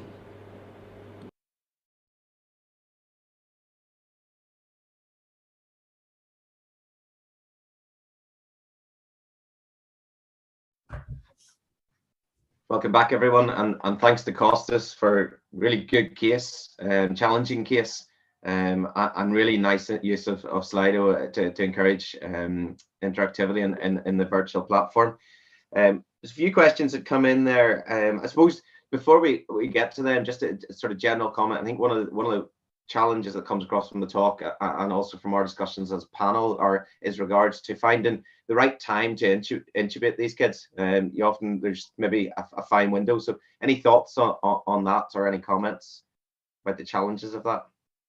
So I put that question in on purpose because medicine is not binary. It's not a yes or no answer, and you can make a case for either, and a lot will be dictated by how the patient is, and a lot will be dictated by where the patient is.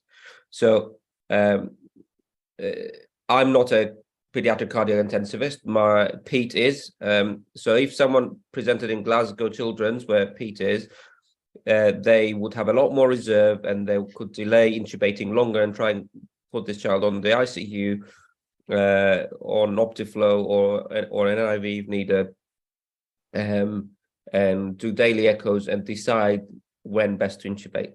Now, if this child presents in a remote district general hospital with 12 pediatric beds, then that decision gets skewed by geography, and by what is in the best interest of the child.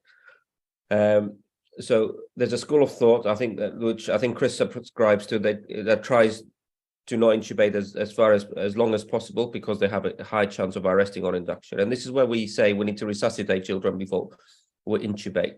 And most of these children will need a bit of filling, not too much, because you don't want to over-distend a failing heart, and some inotrope, and start with your adrenaline first, and then maybe a bit of milrinone. And that gives you a bit of reserve if you use a gentle enough anesthesia. And then the question about what drugs we use popped up. So generally, we use stuff that don't vasodilate. So 1 milligram per kilo of ketamine, 1 milligram per kilo of rock, or 1 to 2 milligrams per kilo of rock, and 1 mic per kilo of fentanyl tends to do the job 9 out of 10 times. And I tend to draw those twice, just in case I need a bit more, and the child is more away. But we need to have our inotrope running beforehand, and it can be safely done from a peripheral line, provided it's diluted enough. So that's my modus operandi. So if I need to go long distances, usually I prefer the child to be intubated safely. I think doing that intubation should fall in the remit of the pediatric intensivist. So if the child has enough reserve, we need to wait for the retrieval team to arrive. If the child has fallen off the perch, then the decision is easier, and you have to intubate there and then, and someone just needs to intubate. You can't wait for the retrieval team. So those are the considerations we take in place. And then I'll let the others talk about this, and then we'll go back to where should this child go after they're intubated. Because again, there's some decision making we need to think about that matter. Yeah. Thanks, Costas. Anyone else? Any comments on that then? Yeah, so I think that this was always a kid that I was taught, don't intubate unless you really have to. And I think that's that would agree with what Costas is saying. So for me, providing if the child's an extremis, it's obvious you know your hand is forced and you do a cardiostable intubation as the best you can, and Costas would describe that really well. If they're not an extremis, then it would be a kid I would see, could I turn round? Options obviously are things like high flow, starting vasoactive drugs, potentially some diuretics if there's pulmonary edema, and that's the cause of the respiratory distress. Some positive pressure with the high flow, and the diuretics may help, and a bit of inotropy. And you might find there's a child you don't actually need to intubate, or you don't need to intubate immediately, and it's going to allow you to have a bit of a discussion with one of the cardiac centres, their potential ECMO transfer. I think, again, it depends where you are in Belfast, and Northern Ireland as a whole, we don't have ECMO in children. So that would be provided outside the country, either by having a team come over and cannulate, or transferring that child to a different centre for cannulation. So all those things are factoring in. If you're in a place where you've got ECMO as a backup, definitely you can feel a little bit more comfortable intubating these kids, but they tend to go off when you put them to sleep. And if you don't have that as a backup, you might find, did I really need to do that? So it's where is this kid on their journey? Can I turn them around? are they over that hill where you can't, and actually delaying things further by trying is detrimental to them? So it's just that very fine tuning of it. And I think this would be a kid, I think the biggest thing you can do is speak to the PICU team for advice before you just crack on and intubate them. Yeah, thanks, Chris. And Costas and Chris, you both mentioned geography, and I suppose Costas, you alluded to this a little bit. There's a discussion then to be had about where you take this kid. So it's maybe for the PICU retrieval team, you're going to District General, you pick this kid up. Are you going to the nearest PICU, or are you going to go maybe a bit farther, going to the nearest cardiac centre? What's your thought process in that sort of scenario? So the way I practice medicine is I try and envisage that the patient in front of me is my own child. So I think, where would I want my child to be if they had this condition, and who would have the best options and the biggest reserve if things went awry? And with this patient, I would probably try and get them into a cardiac ICU, even if it means slightly longer on the road for the child, because as we heard from the talk, a lot of the children need ECMO support and can deteriorate very quickly. So I would rather, if my child did deteriorate, they could cannulate on ECMO rather quickly and try and make them better that way, rather than having to then transfer a very unstable, very wobbly child for a second time from a non-cardiac ICU to a cardiac ICU. So that's my rationale of trying to get into a CICU first. And I don't know what Pete thinks, who actually works in a CICU. Yeah, I would be insisting that this patient comes to me in my unit. I would not be happy with this patient going to a non-cardiac ICU if this was in Scotland. You know, the thing with these patients is that you don't necessarily know what the diagnosis is. You know, there's a big difference in the physiology and the pathophysiology between a myocarditis and all of the various different types of cardiomyopathy. Some of them will not like a tachycardia. Do you know, if you've got somebody who's particularly hypertrophic, that, you know, the ventricles are going to struggle to relax, they need some filling time, or else you will not have a decent cardiac output. So their strategy in terms of inotropy and all the rest of it might be slightly nuanced. So if I get a referral from a District General with one of these patients, I will be bringing in cardiology onto that call as well. I will be making them an ECMO watcher, because we've got a system to do that. The guys are right, you know, tube them if you need to, but that is a really careful consideration, looking at their markers of cardiac output. And when they come to us, if we are embarking upon that, there will be, you know, a high chance that that patient will need to be crashed onto ECMO. And then you also need to think about what the next step is. Do you know, what is your actual diagnosis? Is this something that is viral mediated, that you anticipate some sort of recovery, so you're going on ECMO as a bridge to recovery? Or is it something a bit more unknown, in which case, how are you ever going to come off ECMO? So you need to be thinking about those things as well as a longer term thing. Access wise for inotropes, yeah, the guys have said peripheral access. I think that's right, unless you're already going down the line of giving them an anaesthetic. But be careful about where you're putting your central lines. If you use the RIJ, I will want that vein left for ECMO, so do not use it, please. So it's just about thinking about the next steps. That's all I would say. Thanks, Peter. In interest of time, probably need to move on. Any other comments from anyone else before we move to the next talk? No, grand. Okay, so next talk is on pulmonary hypertension. It's by Dr. Peter Donnelly, who is a paediatric intensivist based in Glasgow, and we'll hand over to Peter now.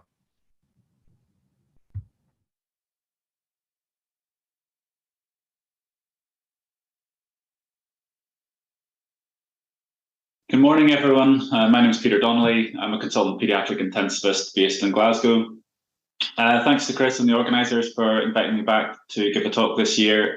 They've asked me to talk about pulmonary hypertension. So throughout this talk, I'm going to talk about what pulmonary hypertension is, look at some classification systems so that we can actually think about it in terms of a more clinical context. I'll touch very briefly on the pathophysiology, and then we'll move on and talk about how we might recognise it and how we might want to approach management. So what is pulmonary hypertension? There's loads of different definitions out there, and they vary between the paediatric data, adult data. Some of them are more specific than others. But essentially, the World Health Organization defined it as raised pulmonary vascular pressure, which might come from a result in an increase in pulmonary artery pressure, or potentially in both the arterial and the venous pressures. Now, the reason I've put this diagram to the left of the slide is to really hone down on the importance of recognizing that the lungs and the hearts fundamentally are really closely related. And when you think about conditions in pulmonary hypertension, it's really important that you think about all the component parts. You know, you need to think about how blood enters the right side of the heart, how it gets to the right ventricle, the circumstances and the conditions under which it's able to leave the right ventricle and get into the pulmonary arteries to get around the lungs. And then think about it coming back in the pulmonary veins to the left side of the heart and the circumstances required to allow it to leave the heart. You know, it's not unusual for conditions which affect the heart to have a consequential effect on the lungs and vice versa. And pulmonary hypertension is no different. So a few times throughout this talk, we might come back to thinking about those cardiopulmonary interactions. So how might we classify pulmonary hypertension? Because what we actually need to do is start thinking about it in terms of what does it mean as an entity? What is pulmonary hypertension? What might that look like? So we need to think about it in some sort of system that makes it a little bit easy, because it's quite a complex condition. So what about this, right? This is crazy. And it just shows you how complex it is, because there's a number of different classification systems that exist out there. And they vary in terms of what they're trying to achieve. So, for example, the Dana Point classification from 2008, that was established at the 4th World Congress of Pulmonary Hypertension. And it uses 5 main groups. And the focus, I guess, from my perspective, it kind of looks at the various etiologies. So what conditions might lead you into group 1, what conditions might lead you into group 2, and so on and so forth. So I find that quite useful, because it starts me thinking about what is the underlying cause, what's the underlying condition that's causing this type of pulmonary hypertension. But there are other classification systems as well. So in 2011, there was a new classification, a modification of the Panama classification, and it looked pediatric specifically into 10 different classes, so in a little bit more detail. And it is a really good classification system. I've deliberately not focused on that for the purposes of this talk, because I could probably talk for about 3 hours on it. But it is pediatric specific, and it is a really good system. But then there are other classification systems out there as well. So you can see from this slide 2 of the tables. And what that is it's another modification looking at pulmonary hypertension in terms of a functional classification. So how does it affect children of different ages in terms of what they can do, the limitations to physical activity, etc. So from a functional standpoint, it's actually really useful. And I think both types of classification system have their place. If you want to think about, you know, how it actually affects people and what it means for the patient, then this is really good. I tend to think about classifying it in terms of underlying conditions, because it allows me to think about, okay, how will I approach it? How will I treat it? What's the pathophysiology in this particular circumstance? How can I move the patient forward? That's just how my mind works. But all these systems have their place. So to that end, I've just highlighted specifically the Dana Point classification, because it's 5 discrete groups. The first, pulmonary arterial hypertension, is historically, I guess, more the primary pulmonary hypertension. So it includes things like idiopathic pulmonary hypertension and the hereditary forms of pulmonary hypertension. Interestingly, within that group, they also include conditions where you have a systemic to pulmonary shunt of some description. The second group is pulmonary hypertension secondary to left heart disease. So this refers to patients that have primarily some sort of obstructive lesion, whether that's a coarctation, a Shone's complex, cord triatriatum, something like that, where you get back pressure into the pulmonary veins, and it starts with pulmonary venous hypertension. And then as time goes on, you subsequently get restriction in terms of your pulmonary vascular resistance indices. Group 3 looks at pulmonary hypertension secondary to lung diseases or hypoxia. So again, this goes to show that this entity of pulmonary hypertension can be related to the heart or lungs, or a combination of the two. Interestingly, within this, it does include things like interstitial lung disease, but also things like obstructive airway conditions, obstructive sleep apnea, things that over time can lead to pulmonary hypertension. So it's not just lung specifically in my head, it also includes some airway specific things as well. Group 4 looks at thromboembolic phenomenon, and then Group 5 looks at multifactorial etiologies, things like sarcoidosis. So a much smaller proportion within the pediatric sphere. So we need to think about pathophysiology, and I know a lot of people aren't really excited about this sort of stuff, but it is important, and it's important because understanding this, or having a little bit of insight into this, allows us to think about why we use the management strategies that we use and what particular component parts we are trying to address. Fundamentally, in terms of pathophysiology, we're looking at excessive vasoconstriction. Now, vasoconstriction is mediated, primarily, an obvious one is hypoxia. If you're hypoxic and you need better gas exchange, you get vasoconstriction, and therefore it slows the blood flow and allows more time for gas exchange. So if that's excessive, an excessive response to hypoxia, that's one of the pathophysiological mechanisms. But there are also agents that cause vasoconstriction, things like endothelin and serotonin. And if they're expressed in unusually high capacity, then that also contributes to the problem. In addition to that, you might get a decrease in things that cause vasodilation, things like nitric oxide and prostacyclin. If they're not expressed to the extent that they normally would be, that will also be part of the mechanism of the problem. You can get extension of smooth muscle cells into arterioles, and that can cause compression. And you can also get proliferation of your endothelium into sort of plexiform lesions that can also cause obstructions or narrowing of calibers as well.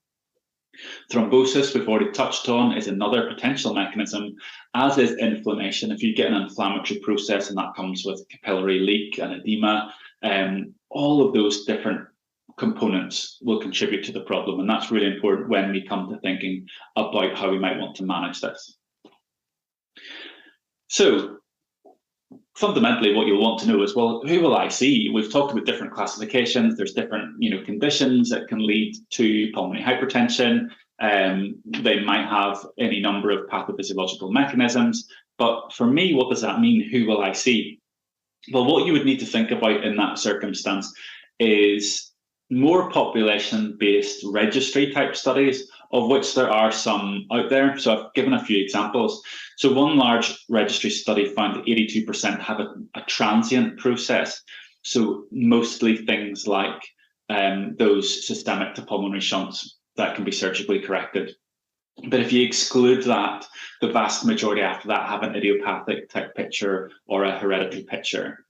And if you work down in terms of incidence, it's things like association with congenital heart disease and associations with lung disease or airway conditions. There was one particular registry study looking at 3,000 patients that found the incidence of an acute crisis, an acute pulmonary hypertensive crisis, was in the realms of 14 to 17%. Most commonly in the post-op cardiac surgery cohort, and that's certainly a cohort that I would be managing quite a lot. And it's probably the circumstances under which I would see pulmonary hypertension the most where I work. And that acute pulmonary hypertensive crisis is essentially what we're talking about there is RV failure with signs of low systemic cardiac output in tandem with that. So how will I know that my patient's got pulmonary hypertension? If a patient presents to you where you work, how will I know? Well, I guess part of it is thinking about the history. Does this patient already have a diagnosis of pulmonary hypertension? Or do they have a diagnosis of a condition that might have that association, whether it's congenital heart disease, whether it's interstitial lung disease, or whatever it might be? Really look into your patient's history and take the time to review previous investigations, previous consults, previous clinic letters, whether they've been seen by any other specialties, etc. There are, of course, symptoms that can be attributed to pulmonary hypertension, albeit like many things in paediatrics, they can be attributed to a whole host of conditions. They're not the most specific. Now, the textbooks would commonly divide these things into early versus late symptoms. So things like lethargy, shortness of breath, poor exercise tolerance, would be sort of earlier symptoms, and then you can move towards later symptoms, and that tends to be more a marker of real end organ function problems. So if your RV is starting to struggle and you start to get back pressure from the right side in towards your body, you might get ascites, for example. So patients can present with abdominal fullness. They can also present with hypoxia, obviously at a very late stage, which will be cyanosis, those sorts of more significant clinically apparent symptoms. Remember, with children, they can present somewhat differently as well. So you might see things like failure to thrive, you might see them being irritable, you might see them sweating, particularly at rest. Now, they're not that specific in isolation to pulmonary hypertension, but they're all important. So it's about having that differential, I guess, in your head and this thought process of it. Could it be this, or could this be an element contributing to this? So, they've got a chest infection, but could they have pulmonary hypertension that is becoming more apparent in the setting of their chest infection? How else will I know other than the history? Well, obviously you have to look towards clinical examination as part of your overall patient assessment. What can I see? What can I hear? Now, that sometimes can be a little bit tricky, unless you're a cardiologist, maybe. And the reason I say that is because when you're listening to these chests, the textbooks will say, well, you might hear a loud second heart sound, you might hear a systolic murmur, and there might be a parasternal heave. If you've got lines in, you might see prominent A waves as early signs. Or as a late sign, your murmur might become apparent as a pulmonary regurgitation, tricuspid regurgitation type murmur. Or you might see distended JVP, prominent B waves. Or if your right side is really struggling, you'll get that edema and that ascites. So there are a range of potential signs that you might find in clinical examination, but also think about where you work. So for me, when I'm thinking about pulmonary hypertension in ICU in a post-op cardiac patients, I'm looking at their monitors. I know what their setup is. I need to make sure that I've read the operative note from the cardiac surgeons. What is my patient's plumbing? That's a fundamental consideration for me, and it's something that I keep hammering home to any trainees that I work with. It's really important that you know the plumbing of the patient, what has been done, what is their monitors in terms of what do they have, what lines do they have, and what are their numbers, and what's the trend in those numbers, because they'll change over time. So, for example, a pulmonary hypertensive crisis, you would expect to see desaturation. Your CVP, the number might shoot up from what it has been because the blood is not leaving the right ventricle. You get back pressure, so the pressure is higher into the right atrium. If you have an LA line in, because there's not blood getting through the lungs back into the left side, that number might fall. What are your markers of cardiac output in terms of lactate, venous saturations, in terms of near-infrared spectroscopy? I want to know all of those numbers, and I want to know what they are when the patient comes back. I want to know what they were in theatre. I want to be watching them really vigilantly to see how they change. So it's about having that real close attention to detail. But as I say, that's very ICU specific. So it will be slightly different depending on where you work. So take that aside, that part aside in terms of signs and symptoms, and let's move on to how would we evaluate it, how would we investigate it. So in terms of first line investigations, you would think about ECG, chest X-ray and echoes. Really fundamental important things. So ECG, do you see signs of right heart strain? Chest X-ray, if there's no blood going into the lung fields, they should be pretty oligemic, right? Or is there signs of right heart enlargement? An echo, Have they got any structural heart disease? Have they got any residual lesions? Have they had surgical correction? What does the function look like? Checking to see the septum position between the right and the left ventricles. What's the TR jet, the velocity across that tricuspid valve? All of those things will paint a picture and inform you. Now, you might want to think, right, that's the cardiac side of things. Let's look at the lungs in a bit more detail. How might I want to do that? So for me, it's things like a CT of the chest, or preferably a CT angio. And I'd be looking for things like, well, yes, you can look for interstitial lung disease, but I also want to look at caliber of vessels. What do the pulmonary arteries look like? Have they had, for example, removal of pulmonary artery bands? So therefore, do they have any discrete stenosis where those bands once were? I would want a bronchoscopy. What does the airway look like? Do they have pulsatile compression of their airways? Do they have malacia? Is it responsive to PEEP, not responsive to PEEP? I want to know as much information about both heart and lungs as I can. Now, it might be that you've progressed to doing a cardiac cath, whereby they can directly measure the pressures within the right side of the heart, and they can also do acute vasodilator testing. So what do I mean by that? So I'll talk about echoes and I'll talk about acute vasodilator testing.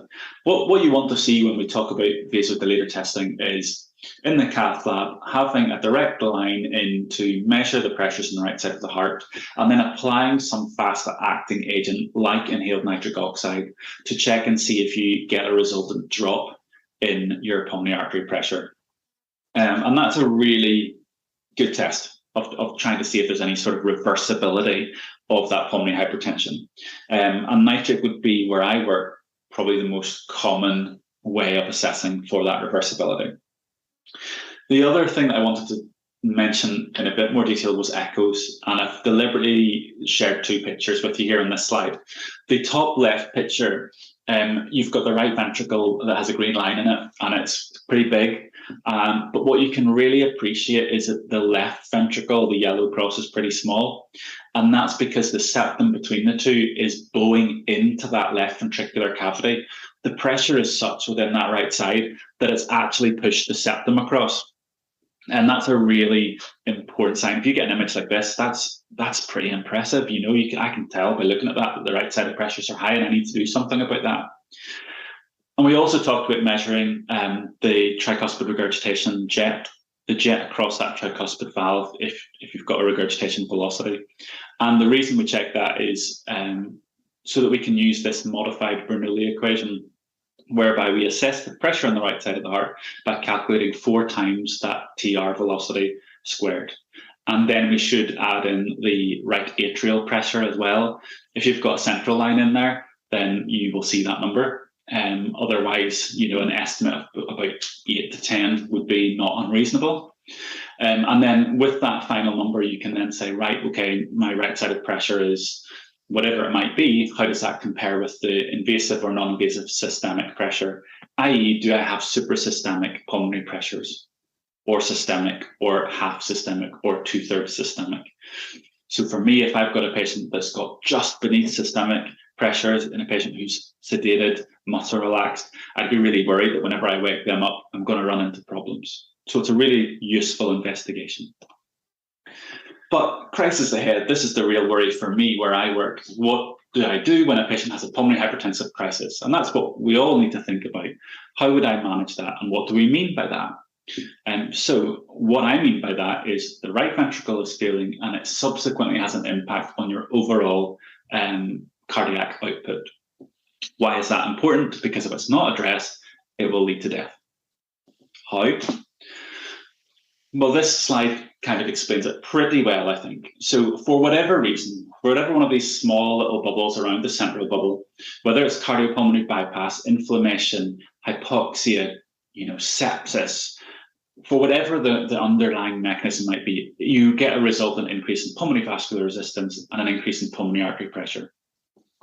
The blood, therefore, has a much more difficult time leaving the right ventricle. You get reduced pulmonary blood flow because the pressure within that circuit is really high. If you don't get good blood flow around the lungs, you get VQ mismatch and you'll get a respiratory acidemia. That makes sense. If the blood can't leave the right side of the heart, that right ventricle has an increased end diastolic volume and pressure within it because more blood is accumulating there and not able to leave. Your stroke volume out of that right ventricle is reduced, and as a result, you get compression into the left ventricle. That ventricular interdependence is really important. It's a really important concept. Because of that, you've got less blood flowing through the lungs, so your preload into the left ventricle is reduced. Your left ventricle is less compliant because it's being squashed. Your left ventricle has less blood coming in, plus it's squashed, plus it's less compliant. So therefore, there has to be less being able to eject out of that left ventricle. So you get hypotension, reduced systemic outflow. And as a result of that, reduced flow into your coronaries. So your risk of ischemia, low cardiac output state, and generalized metabolic acidemia and badness is high. And that is the fundamental concept of this sudden crisis. Okay, but what do I do? How do I address this pulmonary hypertension? How do I manage it? Well, you could panic. It's a very reasonable thing to panic. If it's a crisis, it's an emergency, you need to act fast. So get some help. But it's not always a crisis. Fundamentally, what do I do? What do I do? You need to address the underlying problem, if you can. So to me, there's three kind of aims. Primary aim, manage the underlying problem. If that's a systemic to pulmonary connection, then surgical correction. So that's primary aim. Secondary aim might be to manage symptoms. So is there something you can do that will help now? For example, if you have got a patient that's got a neurodisability who has got some lung disease, some pulmonary hypertension, would they benefit from nighttime BiPAP, for example? And we're certainly seeing that more and more, and they're getting sleep studies to manage that to the best of the ability of the various teams, and that might help manage their symptoms. The third arm, that's very much managing secondary aims. The third arm is managing the emergency, and that's more of a pulmonary hypertensive crisis. So what will I do for that? The key part of this slide is plan. Yeah, so think about your patient population. Could one of my patients have a pulmonary hypertensive crisis? And if they were to do so, what would I do? For me, as I say, it could be a post-op cardiac surgical patient. Is it always pulmonary hypertension? No. What else could it be? So always be thinking. If this patient has a sudden desaturation, difficult to ventilate, or whatever it might be, which could be pulmonary hypertension, could it be something else? Have they got a pneumothorax? Have they got a hemothorax? Is there blood coming out of their drains? Or worryingly, sometimes is there not? Are they blocked? Can I get an urgent chest x-ray? Can I get an urgent echo? Do I need an ECG? It's thinking about your whole differential. You know, do I need to call the cardiologist and the cardiac surgeon in the middle of the night? Am I thinking this patient might arrest and go on to ECMO? Am I thinking that this patient's chest needs to be explored surgically on the unit right now? Do I need to call in the theatre team? So it's about thinking, what would my plan be should something happen? For all possibilities. Or is this a pulmonary hypertensive crisis? And how will I manage that? What's my emergency plan for that? Recognition, as I say, is the first key issue, but there are a couple of fundamental concepts, if you like, and I've deliberately brought back to this same diagram to think about how we can adjust and create the best circumstances for getting out of this crisis. So the first thing might be to think about affecting your pulmonary vascular resistance. How can I encourage blood to flow into the lungs? How can I reduce that pressure within the pulmonary circuit to encourage blood to flow into it? How can I make sure that there's blood even getting into the right side of the heart so that it can get to the lungs? How do I maintain and support the preload going into the right side of the heart? Assuming we have got some blood flowing, how can I maintain good ejection and good pumping action of that heart so that blood can actually move somewhere?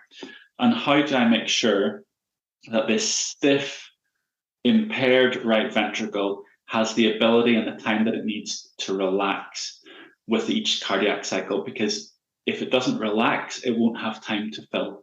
If it doesn't fill, it's going to be pumping with nothing in it, so nothing will be ejected. So how can I support the diastolic dysfunction of these hearts?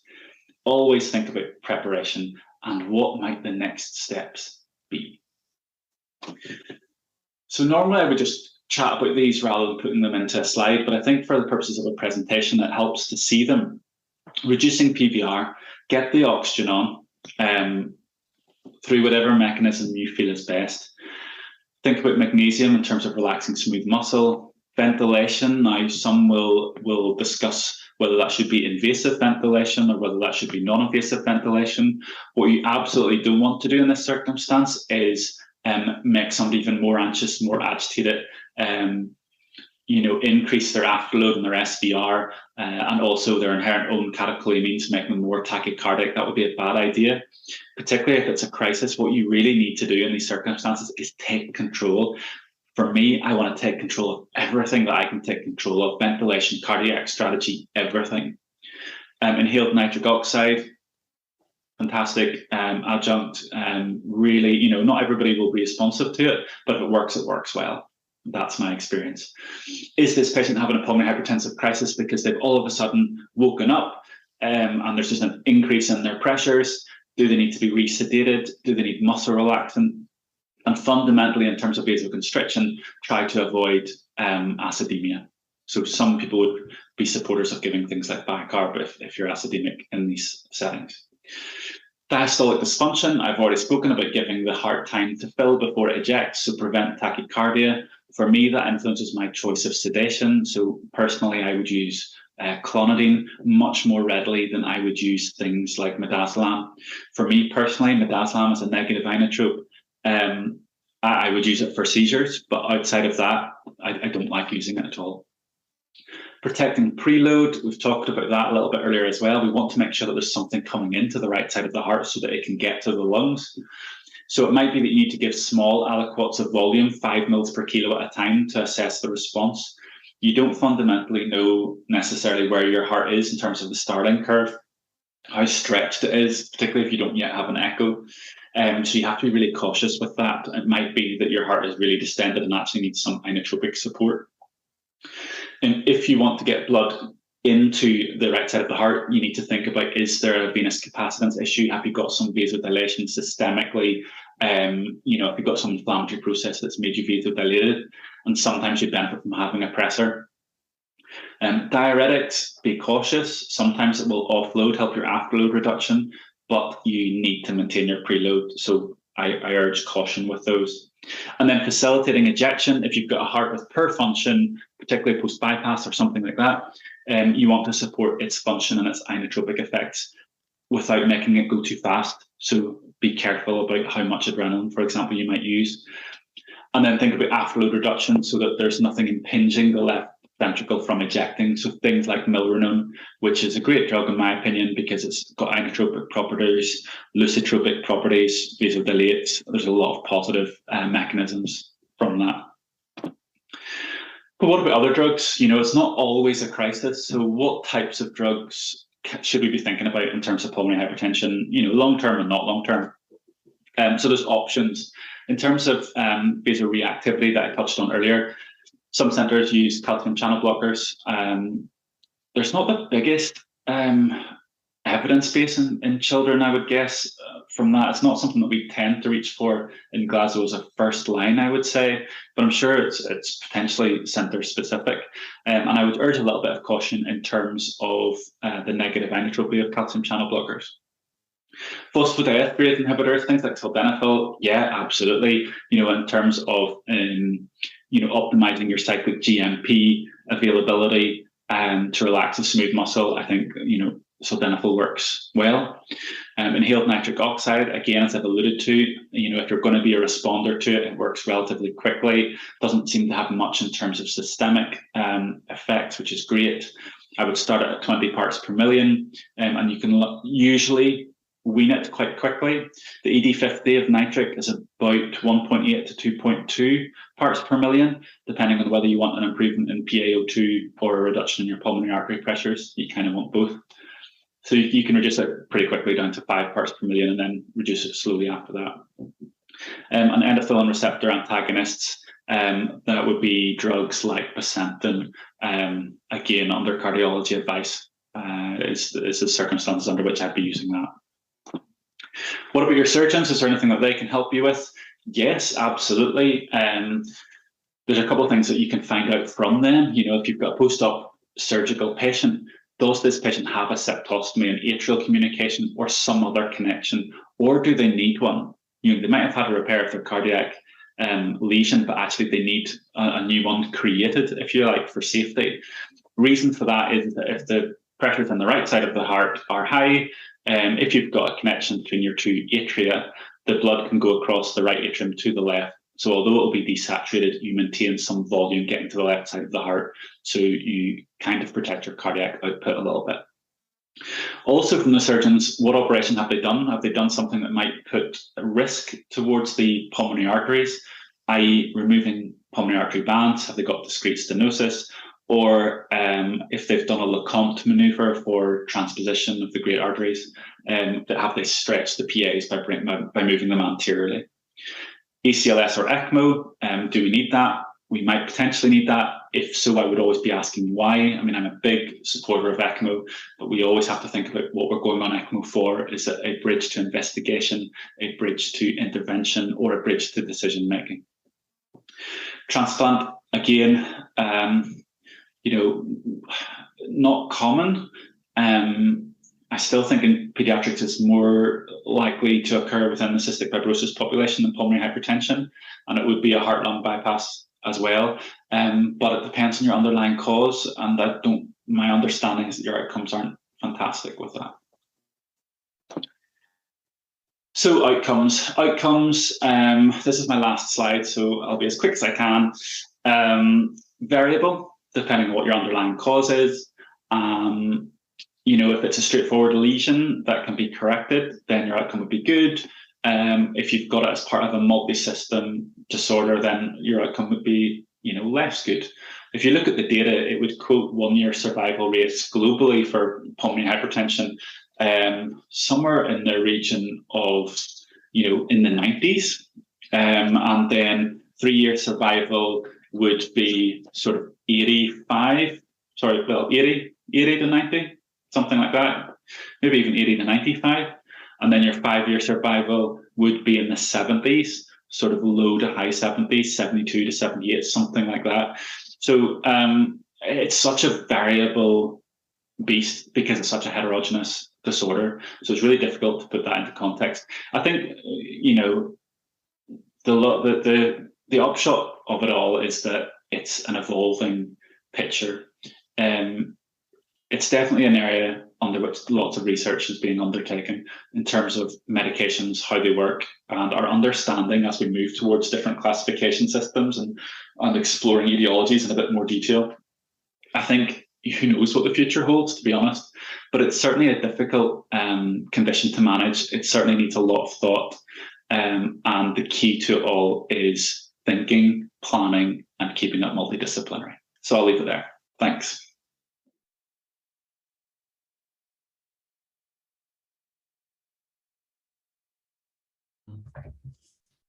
Hi everyone, welcome back. Thanks Peter for that talk. A nice clear structured approach and discussion around management of pulmonary hypertension. No real questions through in the chat there, although we were discussing here about magnesium. Costas, you'd sort of wanted to pose a question, Peter, around that. So I'll maybe hand over to you at this point to raise that. I mean, so we had a conversation behind the scenes, which sort of sums up the non-cardiac intensivist approach versus the cardiac intensivist approach, and I think there's a big skill mix on the audience listening, and my idea is to give people a fail-safe as to what to do if children with pulmonary hypertension are having, you know, spells and are becoming hypoxic, and you know, there's certainly a role and a place for the tertiary specialist to get involved and to understand the physiology. But I think you need a basic approach, which is, as Pete called it, the blunderbuss tactic, to get the child out of a hole and keep them alive long enough for us to get there. And without having to understand the physiology fully. And generally what I advise on the phone to people is to hyperventilate, aim to have a alkalotic sort of pH, because that drops your pulmonary pressures, give a bit of magnesium and crank the oxygen up, because that's a potent sort of pulmonary venodilator. And those sort of things tend to immediately rectify many of the situations that you will encounter with pulmonary hypertension. I'll pass it on to Pete, who is insistent on a more nuanced, more physiological-based approach, even if you're in a DGH, and to see what he says. Yeah, so I mean, I think there is a role for both. To be fair, Costas, I think I don't mind having a generalized approach. I think oxygen, yeah, 100%. Like that's a great idea, and it's the one thing that will make a difference. Magnesium, fine, but I think you need to be prepared for the fact that it has the potential to drop your SVR and your systemic blood pressure, and that might lead you to fall into another heap of problems. So I'm not saying not to do it, I'm just saying to be prepared for it. And what I would say is, if your serum magnesium is greater than 1.2, then realistically, ask yourself, do you need it? You probably won't even have those blood results back at that stage, in which case, fair enough. I would give it. I would give 50 milligrams per kilogram, and I would not give it any faster than at least half an hour. And I think that's fine. In terms of hyperventilating somebody, I'm not convinced that hyperventilating somebody to the point where you're trying to make them alkalotic is actually the right thing to do. I think the thing that would probably make a difference in that patient is adequately ventilating them. So for me, it's not about making them alkalotic. I think if you make sure they're not acidemic, then yes to that. Alkalemic, no. The effects that has, it doesn't take that long before your cerebral pressures and your blood supply towards your brain gets used to that lower CO2. There are consequences to everything that we do. So therefore, for me, normalize what you can and don't artificially make things flip the other way on the pretense of making it better. I'm not going to fix pathophysiology by creating another pathophysiology. That's my personal approach to it. So yes to magnesium, yes to oxygen, yes to appropriate and adequate ventilation, but not a no to alkalemia. That's my perspective. The other thing I think as well we haven't touched on is sedation. I find that quite useful, and often it's often when you put the kid to sleep to intubate them in those scenarios that suddenly everything is better because they've gone to sleep. But again, making sure you're doing that in a safe way and not dropping the blood pressure. So it's a fine balancing act, isn't it? Yeah, I mean, there's been some scenarios where in ICU, a child in extremis who's having bad pulmonary hypertension, having crises, and sedation's running in, or you've started giving them some fentanyl, ketamine, or whatever it might be, and it's not working quick enough, and actually this patient is really spiraling and about to arrest. And people can get really anxious about cracking on and giving the muscle relaxant to a patient that's not adequately sedated, and I get it.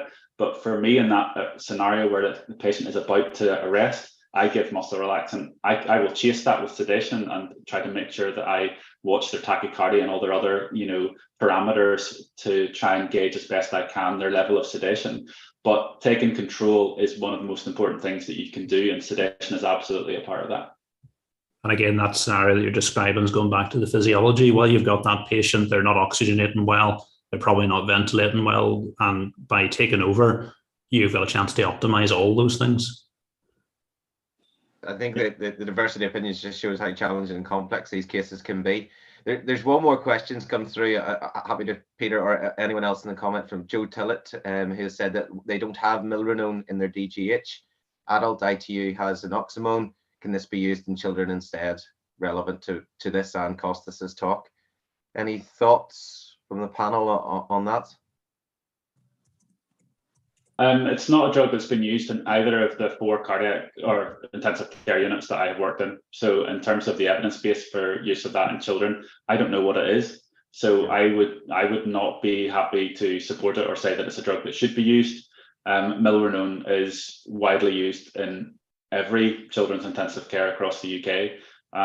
So I don't feel able to support something else. I guess the question, if you don't have milrinone, is what other inotropes can you use? What specific effect are you trying to achieve from that using milrinone specifically? And is there anything else that you can do to help? If it's for the inotropic effect, for example, is low dose adrenaline enough? In terms of lusitropic effect, that's going to be a little bit more different. The thing you can do there is essentially keep your child well settled, well controlled, look at their temperature and all those other things to try and prevent tachycardia to support their diastolic dysfunction. That's probably the best that you'd be able to do. But I wouldn't be in a position to support a drug that I'm just not familiar with. Yeah, so it sounds like a systems problem, doesn't it? So actually the simplest solution to it would actually be to get them the drug. Yeah. Okay, thanks guys. Listen, we are slightly behind time. We're going to try and make up a bit of time. So we are stopping for a tea and coffee break now. We're only going to have 10 minutes. So get your coffee, bring it back, and we're going to start again sharp at 11:30 with the next talk. So take time to get some refreshments, get your cup of tea, coffee, and we'll see you at 11:30. Thanks.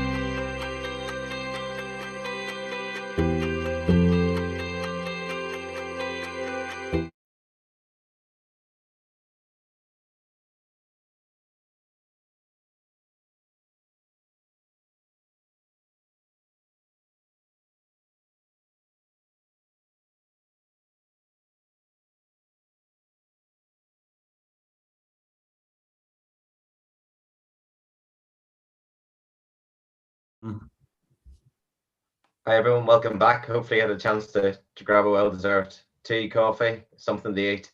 I know it was a short break, but we're keen to keep moving, keep things on time as much as possible. So our next talk features Catherine Bell, who is a consultant in adult emergency medicine in the Ulster Hospital in Donnelly, just outside Belfast, and Dr. Tudor Oman, who is a consultant paediatrician in emergency medicine and working in the Royal Belfast Hospital for Sick Children, and they're going to be talking on hypothermia.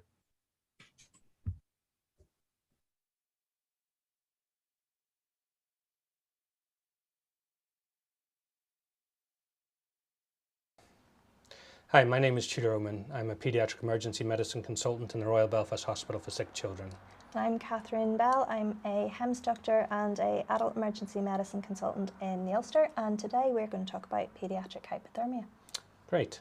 I think this is an interesting topic for paediatric doctors in the UK because we don't see hypothermic patients that often. My thoughts immediately go through to the neonate who is being resuscitated in the delivery suite and the concerns regarding thermoregulation for those ones as they lose heat rapidly, or that horrible APLS scenario in which you get a cardiac arrest who's hypothermic and drowned. However, due to children's large surface area to volume ratio, their decreased subcutaneous fat and limited thermoregulation capacity, they would be at higher risk of significant hypothermia in certain circumstances.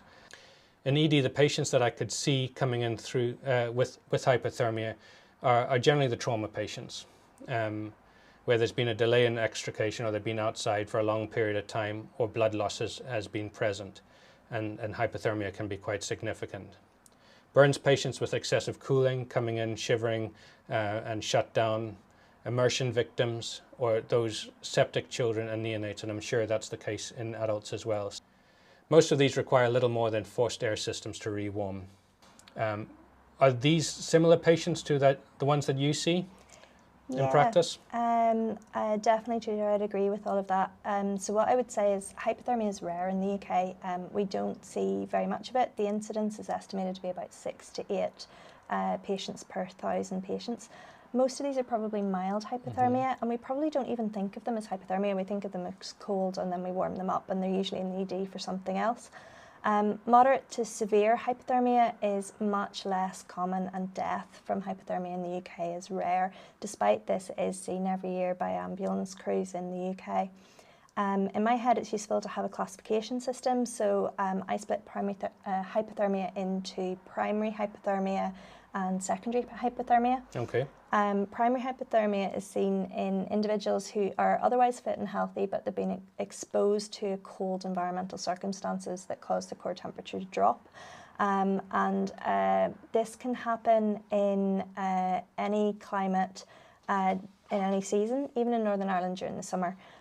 So I'm thinking cold and wet environments and people outside doing recreational activities. Like the Duke of Ed. Yeah, this is where you're at the most risk. So Duke of Ed and kids swimming who get picked up by Mountain Rescue or the Coast Guard.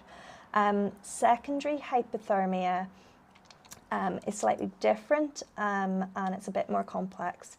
It usually affects patients for who have an iatrogenic reason, such as trauma in an urban setting, or patients in an urban setting who are more vulnerable. So they have a vulnerability such as an underlying medical condition that puts them at risk, so sepsis, metabolic disease, or they're vulnerable adults or children due to alcoholism, illicit drug use, mental illness, homelessness, rough sleeping, or poverty where you just don't have heat in your home and you're unwell, and then you get hypothermic.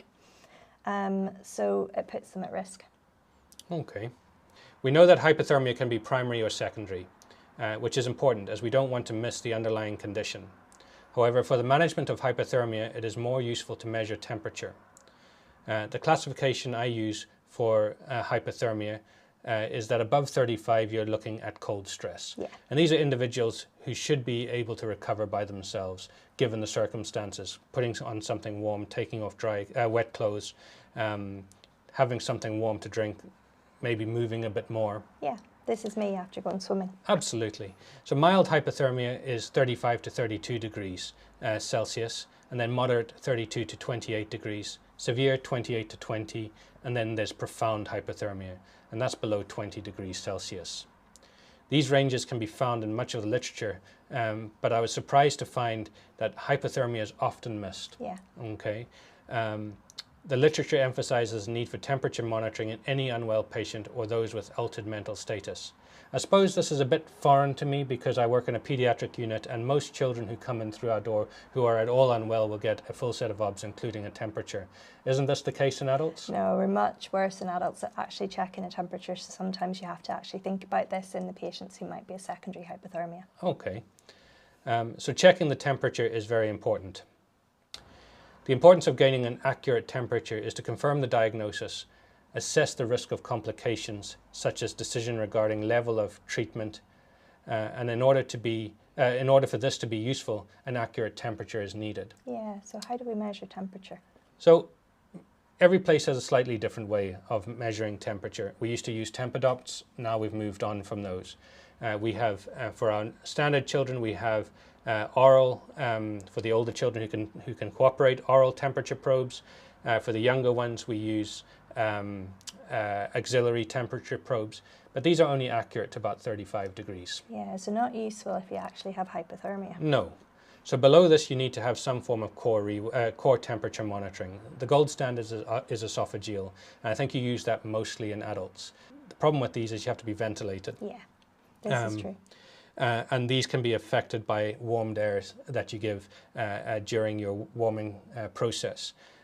The other options are for central, which is fine if you're in intensive care, and bladder temperature probes or rectal temperature probes. Rectal temperature probes have a problem in that they lag slightly behind esophageal temperature probes, as does bladder. So as long as you're aware of the limitations of temperature monitoring, as long as you stick with the one that you're familiar with and use it regularly. How do you use it in the community? I mean, surely there's limitations to what you can do with temperature probes. So for us, this is much more difficult. So measuring temperature in the pre-hospital environment is difficult, and it's hard to get an accurate measurement. We do carry thermometers, but they're tympanic, and it's hard to get an accurate estimation.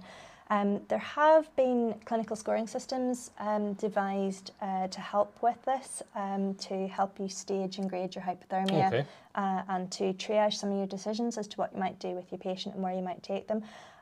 There's a couple of them around. The two main ones are used worldwide by first responders.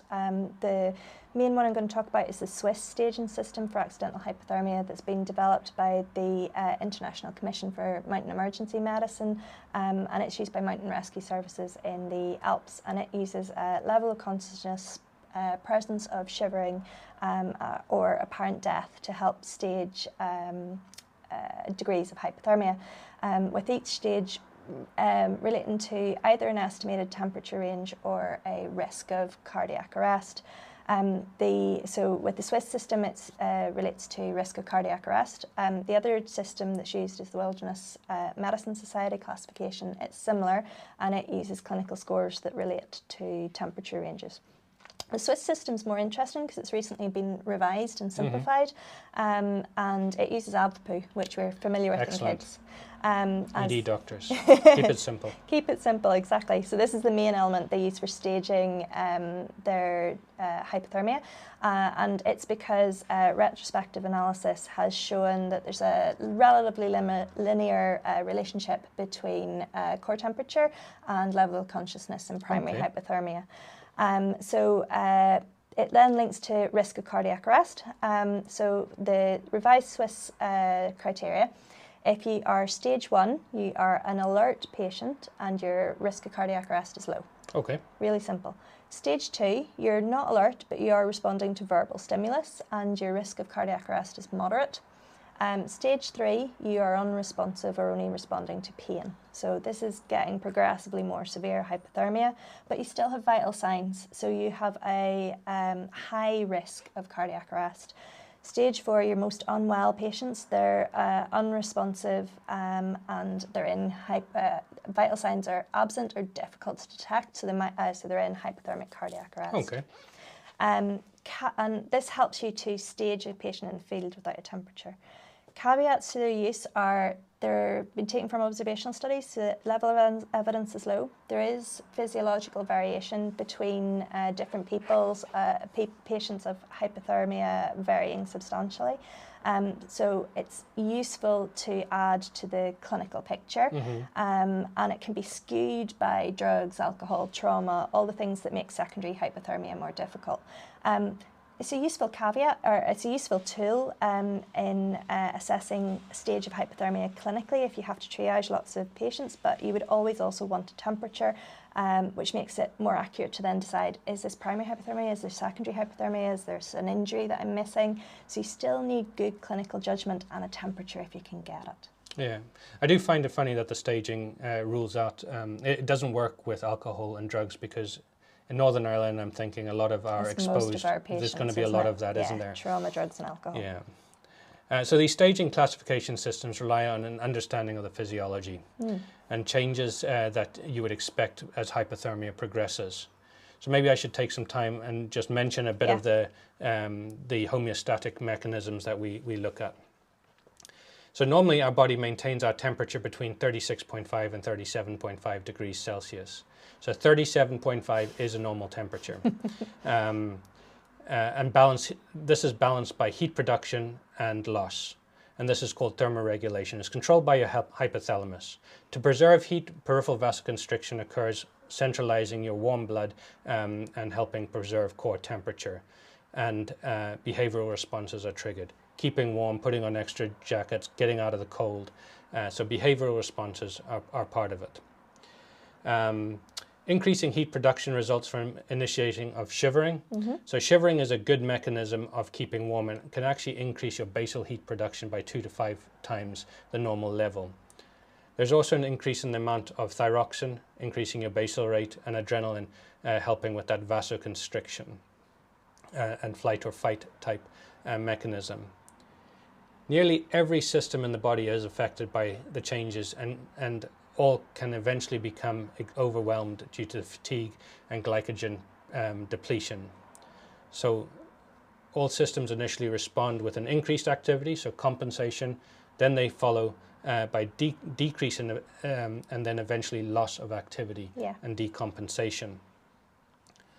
So there's this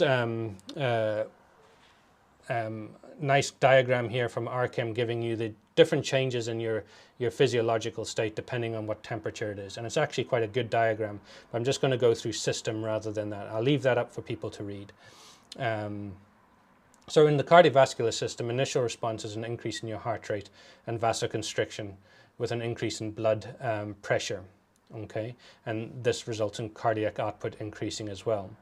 As hypothermia develops, the metabolic rate falls and oxygen demand decreases and bradycardia ensues, along with an increase in your carbon dioxide levels. The deeper the hypothermia, the more profound the bradycardia becomes and the more excitable the myocardium is and can degenerate into arrhythmias such as atrial arrhythmia, ventricular fibrillation, and then eventually asystole and death. Early signs can be seen on ECG around 32 degrees with J waves or Osborne waves, and these are upward deflections on the terminal S wave, and they're normally seen initially in leads 2 and V6, and they'll follow a standard progression as the temperature gets colder. The respiratory system initially responds with an increase in respiratory rate, resulting in a respiratory alkalosis, and that's then followed as the metabolic rate drops and the tissue demand drops for oxygen. Respiratory acidosis ensues as ventilation reduces and carbon dioxide is retained. As we're going to mention, pulmonary edema is a risk due to third spacing of fluids, and this may be an indication to consider early intubation. The oxygen dissociation curve shifts to the left, so even though you might have oxygen within your blood, it's harder for the cells to use. Further to this, enzyme dysfunction starts, and as a result, you get a coagulopathy as your coagulation cascade isn't functioning properly. This won't necessarily be reflected on your coagulation when you send it. Thrombocytopenia develops and hypercoagulability develops, and you may get a picture that is similar to DIC. Similarly, neurotransmitters slow down, and these are the ones that we actually classically see and we talk about. Yeah. These are the CNS effects. You see the patient who's coming in hypothermic with impaired judgment, memory is impaired, and progression to slurred speech, ataxia, and decreased levels of consciousness. Yeah, so I'm a simple A&E doctor. That's a really good explanation of physiology, Tudor. I make this really simple, and I use the umbles. So your CNS effects, your patient will stumble because their coordination's gone, they will mumble because they're slurring their speech, and they will thumble because they have no coordination. So in the field, I'm looking for the umbles of my patients. That's a very good way of describing them. One of the things I found fascinating is these paradoxical undressing. As the temperature gets extremely cold and you lose the vasoconstriction that is helping preserve your central heat, you get this flow of warmer blood into the peripheries, and people feel like they are warm and they start taking off their clothes. But then following this, there's a burrowing effect. Have you ever seen this? No, I've never seen this. I've read about this in books, and it's slightly disturbing. So you get this terminal burrowing where you get paradoxical undressing, and then the patient, just before they become unconscious and die, can seek shelter. So you'll often find these patients unclothed inside a house, under a bed, or in a wardrobe. And then you start to worry about clinical picture and has something else happened to them. Yeah. So it can be confusing. So I've never seen it, but something I've read about. Well, that's particularly odd, and I'm going to move on from it. The kidneys initially respond to increased blood pressure and central blood volume with increased activity leading to diuresis. And a lot of people with just mild hypothermia may experience that. Just out watching kids play football or something like that, you might end up feeling like you need to go to the toilet a lot. And this can lead to progressive renal failure and shutdown in more severe hypothermia. So we've had a look at the classification staging of hypothermia and the physiological response to hypothermia. But what about a case? Yeah. You're interested? I'm interested. Okay, so a 15-year-old found collapse in a park in winter. What is the management in the pre-hospital setting? Okay, so 15-year-old collapsed in a hospital, HEMS call.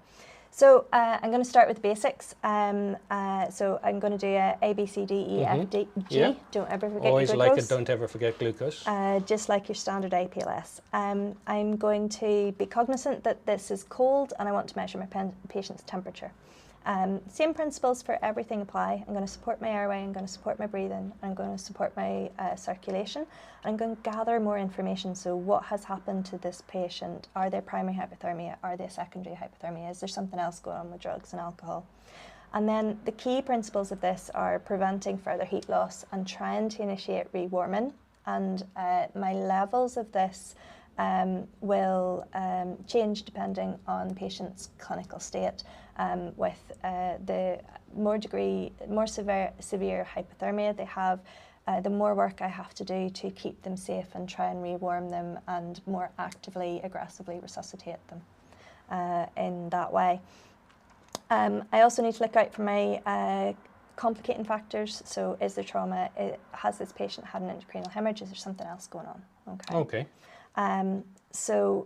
What does this look like in real life? So my patient might be cold stressed and not need very much doing other than removing them from the heat and warming them up and giving them some warm drinks and some extra clothing. So rescue shelters are useful because you can get the patients out of the wind and put them into a vehicle, put them into an ambulance, get them out of harm's way. Then I'm thinking about a actual hypothermic patient with mild hypothermia, and the principles we apply here, we're just going to add to them as the patient gets more unwell. So we're going to just do more things. So get them out of the cold environment, add heat, add insulation, insulate their trunk. Try and get them out of their warm clothing, out of their wet clothing. But this can be difficult, so you've got a difficult choice to do because you want to do this in a sheltered environment because you don't want to make their temperature drop further and make them worse. And it might not be feasible depending on where you are. If it's not feasible, you can use a burrito. Okay, so you can use a vapor wrap. We like to try to minimise the exposure of the patient to the environment and then properly package them. So you're going to have the patient, if you can't cut them out of their wet clothes safely, then you keep them in their wet clothes. You wrap them in a plastic insulating layer, so like a medi wrap. You put a heat pack on their chest to keep them warm. You then add layers of insulations or blankets, and then you wrap them in a windproof, waterproof outer layer to keep them out of the environment, and you get them off the ground because that's bad because it's very cold. If the patient is moderately to severely hypothermic and becoming unconscious, and then you have more things to do. And you have more risks involved as well. So then you're going to do all of the same principles, but you want to keep them horizontal, handle them gently. And this is to avoid after drop and rescue collapse. Insulate them from the ground, carefully extract them and take them to shelter. Still actively rewarm their trunk. You don't want to actively warm their head because these are the patients that have potential to deteriorate on you and rapidly become your cardiac arrest patient. So if I love a warm hat. Warm hat is very cozy, but if you are at risk of cardiac arrest, you want to keep your brain cold and your trunk warm so that you have neuroprotection of your head. Okay, so we'll give them some warmed IV fluids and we'll talk about how we do that, and then we have to just be careful in case they deteriorate and go into the VF that you were talking about, because these patients are in the danger zone of that 32 to 28 to lower, and a risk of VF arrest contributed to by hypoxia, hypocarbia, acidosis movement. So there's this phenomenon in hypothermia called after drop. And after drop is where your core temperature continues to fall even after you remove the patient from the cold environment, or when you initiate rewarming, and so your patient can actively get worse. And the exact mechanism is not understood, but it's thought to be because of cold blood from the peripheries returning to the core and then further dropping your blood pressure, your temperature. So we want to try and manage after drop and not make our patient worse.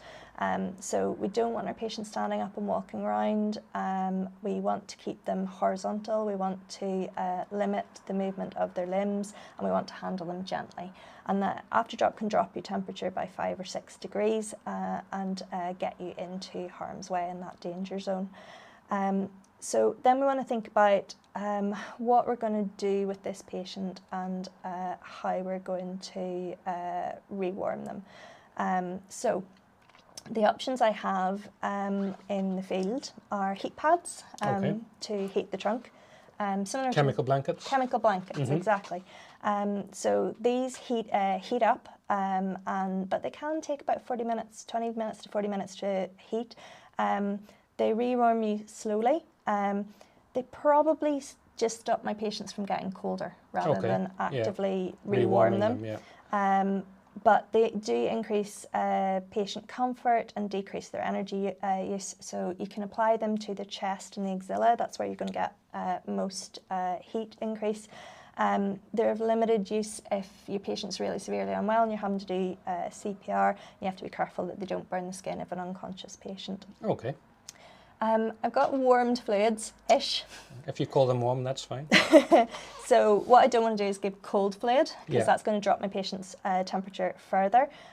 So if I'm giving IV fluids, I want to give them warmed. So ambulances carry fluid warmers, and that you might, if you're lucky, have 1 or 2 bags of saline that are in the fluid warmer, warmed to about 40 degrees. Once you take those out, they'll start to cool, so you want to give your fluid as a bolus rather than as an infusion. We carry a blood warmer, so if we can warm blood, we can warm fluids, so you want to give your fluids through the warmer. My Warrior blood warmer can warm fluids up to about 38 degrees, so you're not going to probably rewarm the patient, but you are going to stop them from getting colder. Taking into account after drop and cold diuresis and all of these things, I think of hypothermia as a big C problem as well as big D problem, because these patients are often hypovolemic and they can become they are profoundly hypotensive when they're really severely unwell, and they become even more hypotensive when you start to rewarm them as their circulation opens up. So they'll often need a fluid bolus to improve their intravascular volume and to treat hypotension and shock. I'd choose to give normal saline. Don't ever forget your glucose, as we always say. So check it, and if it's low, give it and correct it. Warm transfer cabins. This is probably my best way of stopping my patient from getting colder. Put them into a vehicle and turn the heat up, and try and get the heat to 28 degrees. And if you think about that, we choose 28 degrees because that's when the patient will stop losing more heat, particularly if they're undressed. That should be uncomfortable for us. So if you think about your normal house, sitting at about 18 degrees. Exactly. So I should be uncomfortable working in a cabin that is 28 degrees. Okay. Severe trauma, so some of these patients do have drugs, alcohol and trauma. It makes things more difficult when these patients have a poor prognosis because of that lethal triad of coagulopathy, acidosis and hypothermia and trauma, which we know is associated with an extremely high mortality. So we have to treat the trauma, but we want to resuscitate these patients early, manage their hypothermia as aggressively as we can, try and manage their thermal care so that they don't get worse. But you still have to stabilise the C-spine injury, you still have to reduce the fracture, you still have to treat the wound. And then in the pre-hospital environment, I'm thinking about how unwell is my patient, which hospital are they suitable for, where do I want to take them, and do I have the possibility of extracorporeal life support, ECMO or bypass for my very severely, profoundly hypothermic patient. So which hospital am I going to go to? And if I'm coming to you, then it's tag, Tudor, you're it. Oh, well, thanks for that. So much of the management of hypothermic patient has already been discussed, okay? Initial assessment starts off with your A, B, C, D, E, F, G. So you bring someone in, we're going to reassess them. And we have to consider their coexisting injuries or comorbidities as well as the rewarming. So when we think of the airway, any gas that you're going to give a hypothermic patient, you want to have it warm. You're going to give 100% warmed oxygen. And we're going to come to how we're going to deliver that in a second. If the child is hyperventilating and is needing bagged, then you're going to consider intubating. Intubation can be beneficial from the point of view of trying to rewarm the patient, trying to reduce the demand that the taxed cardiovascular system is also having on the child, and then also protecting that airway and helping you if cardiac arrest does event. So intubation, it's a risky situation, okay? You're doing moderate to severe hypothermia or profound hypothermia. You have a hyper-excitable heart. Even movement or position can trigger this person to go into cardiac arrest, and there's a theoretical risk that intubation may do the same thing. Either way, you want to do this in a controlled environment. You want to do it with the most experienced operator available. you're going to think about your circulation in this. You have a hypovolemic, shut down patient, and the blood is and a bradycardic patient. So any drugs that you're going to give are going to take a long time to circulate around the patient, and the patient's already cardiovascularly unstable. So you want to reduce the drug doses that you're going to give. If you're giving ketamine, you're probably going to start off with 0.5 milligrams per kilogram. Once you've done that, you've given an extra length of time for those drugs to work. You're going to intubate with the most skilled operator, and you're going to monitor your end-tidal CO2. You're going to aim for normocarbia. And initially, when you first start ventilating, you may want to ventilate at half the normal rate for a normothermic patient. So hypothermia presents as a cardiovascular problem, as you said. These children are profoundly hypovolemic due to the renal losses and also third spacing. So aggressive fluid management is needed, and these fluids should be warmed. Don't ever give any of these hypothermic patients cold fluids or blood. If it's blood that's been lost, replace it with blood. If it's fluids, normal saline. I would stay away from anything that has lactate in it, because your liver, when it's hypothermic, can't metabolize lactate. So in our department, we're going to use normal saline. IV access can be quite difficult to get in these patients. Yeah, real challenge. Peripherally shut down, it's hard enough at best of times, so you're probably going to think of IO. If you're thinking central, I'd go femoral. And the reason for this is that there's a theoretical risk of putting a neckline in, stimulating that heart and causing cardiac arrest when it's not there. As well, if you're thinking that this child may end up needing to go on to some form of extracorporeal life support or bypass, then you're thinking those veins probably going to need to be used for that. Yeah. Okay, so stay away from the neck veins, IO or femoral vessels. The response to fluid boluses can be muted. All right, it might be very hard to know how much to give. What you do need to know is that as hypothermia is treated, recurrent boluses are probably going to be needed.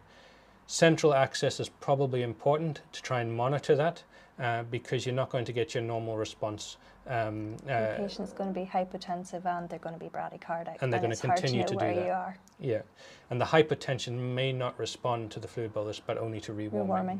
Okay. Urinary catheters can be helpful. They can be helpful for rewarming, but they can also be helpful for monitoring renal function and output. Hypertension and bradycardia are common findings, as we've just discussed, and the temptation is to try and correct them. Yeah. Okay. It's hard to watch. Exactly. And you're wanting to get an adrenaline infusion up there, unresponsive to your fluid boluses, but that's a trap. Okay. If you try and treat a severely hypothermic patient with adrenaline, it's going to sit in the tissues, and then when you rewarm them, they're going to get this rush of adrenaline. All right. So just like an APLS guide for hypothermic cardiac arrest, you're going to stay away from inotropes initially for hypothermic, bradycardia and hypothermia. Okay, and you're going to warm them, and there's good evidence to show that as rewarming occurs, the heart will respond, and even so much so that in some arrhythmias, the heart will convert back into a normal rhythm with just rewarming. And you're going to try and avoid any inotrope support until you're at least over 32. Can be really difficult in these patients, Tudor, when they're peri-arrest, to distinguish between the patient that is really profoundly hypothermic and the patient that is about to that is actually in cardiac arrest. Yeah, very difficult. So what kind of things might we be able to utilize? So what you don't want to do is turn a patient that is in a low flow, profoundly unwell state into a patient that's in cardiac arrest, but you also don't want to not treat the patient that's in cardiac arrest, and you want to appropriately start CPR when you need to, but this can be really challenging. So we would say you should look for signs of life, so look, listen and feel for a pulse for much longer, for up to a minute. A minute, yeah, rather than your 10 seconds. Rather than 10 seconds. And one thing is probably not going to be much use. You're probably going to want to combine a couple of factors here. So there's a couple of tricks that you can use and that are useful for you. So put your monitor on and have a look at the rhythm and turn the amplitude all the way up on your leads so that you can properly assess your ECG and distinguish between VF and asystole. Okay. If you've got PEA, so if you've got VF, that's easy. That's cardiac arrest, and you start CPR. If you've got PEA, is that PEA or is that a perfusing rhythm? So then you want to use a couple of other adjuncts. So sometimes it can even be really hard to tell what's actually on the monitor.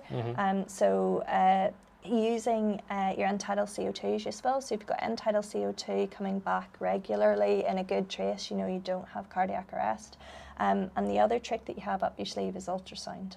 So you can put an ultrasound probe on and look for vascular pulsatility, or you can put the ultrasound probe and do an echo and look to see, do you have VF, do you have cardiac standstill, or do you have cardiac activity? And that can help you distinguish between that patient that's peri-arrest and that patient that's arrested and needs CPR.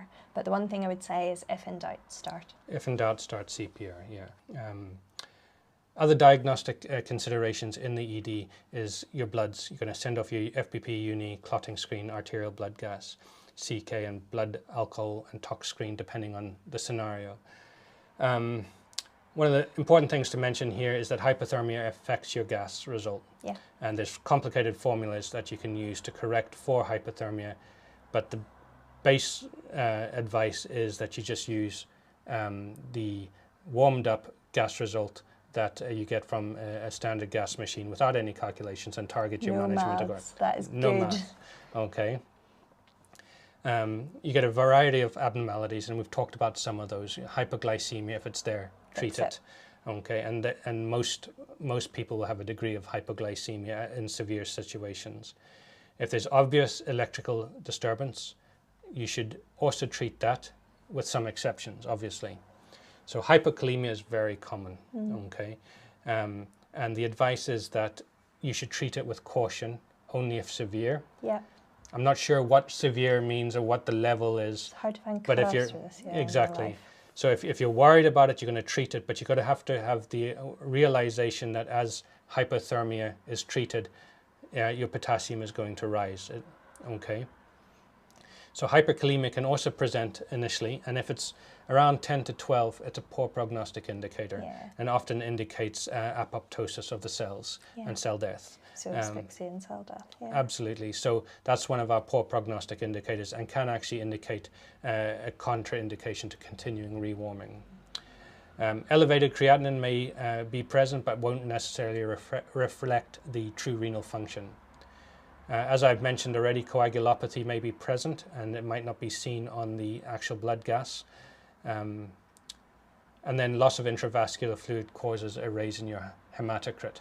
And what I like about this is it gives me a figure to work out. Okay, so you got a 2% rise in your hematocrit for every 1 degree drop in your temperature. So you can calculate what your hematocrit could possibly be. So that helps you distinguish, is your patient actually bleeding or not? Exactly. So if it's not where you think it should be, or it's more than you think. Engage your am I worried factor. Is there blood loss going on here? So thrombocytopenia may occur due to marrow suppression and hepatosplenic sequestration as well. You're going to consider imaging depending on the trauma or the issue that you are dealing with, and then you're going to get onto rewarming. And I'm trying to get onto this because this is where the focus is. But initially, in my department, I'm going to think, how am I going to prevent heat loss?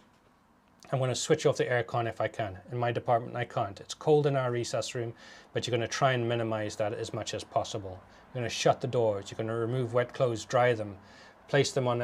I've got to place them in a hat. You said don't. So I think I agree. You know, in the severe hypothermias, you don't put a hat on. In the ones that are sort of mild to moderate, you could put a hat on, and that helps to retain a lot of heat. Yeah. You're going to start passive rewarming, and that's your radiant heaters and chemical blankets. And you can use forced air systems as well. Depending on the degree of hypothermia, then you're going to consider non-invasive active rewarming. And the active rewarming can be invasive or non-invasive. Yeah. Initially, we're going to want to go for non-invasive. Yeah. All right, we're going to use our standard prevention of heat loss, and then we're going to go for non-invasive active rewarming, and that's your bear hugger. You're going to put something on that's going to start air blowing over, and these are very effective. And I was surprised to hear that bear huggers can increase your temperature as much as 2 degrees for every hour. Yeah, pretty impressive. Which is pretty much where you want to be. You want to Yeah. be increasing your temperature slowly from 1 to 2 degrees Celsius every hour for those who aren't in extremis or in cardiac arrest. So bear hugger is essential. Warm IV fluids. Now, in our department, we use our blood warmers. Yeah. Okay, just like you do in the community. We don't have warmed fluids sitting in a heater. And even if you did, it would only warm 2 or 3 And then units. you've used them, and then you need more fluids. Exactly. It takes ages to warm them up. Our blood warmers only warm to about 37 degrees. The guidelines say 40 to 46 or 44 is the optimal temperature. Warmed inspired air is also the next thing. Yeah. Okay. How do you do that in the emergency department? So we haven't had to that much. We have used warmed IV fluids. ICU, they can heat their gases and ventilation. Down with us, we can give humidified, but not necessarily heated. However, we do all have heated, humidified, high flow. HFO. Yeah. High flow nasal oxygen. High flow nasal oxygen. And I think that would be something that we should maybe think about in our response to hypothermic patients, because most pediatric units will have that. Yeah, same with adults, yeah. So there is an option. Then we start moving on to other methods, more invasive techniques. So this is interesting. What do you choose, how do you choose them, and what are your options? So my thoughts are the least invasive, the better. Yeah. The difficulty is the least invasive are often the ones that don't work the best. Yeah. All right. So we've got gastric and bladder lavage. Yeah. That's putting a catheter, an NG tube down, and you're passing warmed fluids down, leaving it there for a period of time, sucking it back out, and then passing it down again. There's very little evidence that that increases temperature much at all.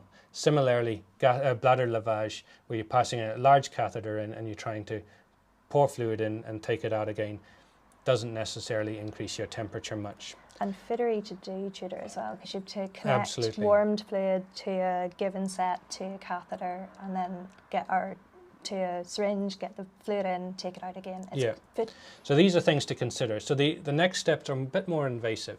Peritoneal lavage, where you're putting a PD catheter in with the surgeon. So you need a surgeon, and you need the connections. You need to know what kit they're going to bring down to do that with.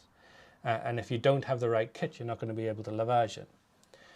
I think for most of us as pediatricians, we'd be happier with putting a chest drain in before we'd put a peritoneal lavage. And now the best evidence is for peritoneal, but up to date would suggest that a left-sided chest drain. This is fittery, so I've tried to do this in adults, and you have to have thought it through really well before you try. So you've got one apical drain that you need connected to a fluid source, to a giving set, to a drain. So Seldinger's better than a trauma drain. And then a basal drain that is connected to a chest drain with an underwater seal that's going to connect your fluid. This is not easy to do. It's fittery, it's time consuming. You have to have thought about your kit. Yeah.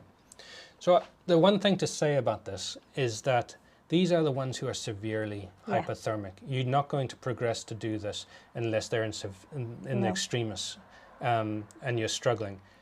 What I've seen in the literature is that most children start to respond to the basic measures, and warmed fluids, warmed gases actually work. And they will start to increase the temperature. And if they're increasing their temperature, then there's no need to go down these lines. And some of these things are risky because you can precipitate VF, Absolutely. especially left side of the chest. Left-sided chest drain in, stimulate that heart, and you're into VF arrest. So what I would say is these are decisions to be made with the team when you are down the line of a child who's not warming. And obviously, to say all of these sort of invasive techniques are used in a centre in which you can't just progress to extracorporeal warming or some form of hemofiltration. Now, in our department, we don't have ECMO. We do have vena hemofiltration available, but there's no protocol in place for that. So that would have to be a discussion with the intensive care department. But I'm right in saying that it does work and it does actively rewarm, and it's probably safer and easier to do than some of the other options. Absolutely. Yeah. But it's a consideration that you need to look at in each individual hospital. I think most ICUs will probably have some form of vena filtration, but very few are ECMO centres or bypass centres. So extracorporeal rewarming is the gold standard, but I have no experience in it.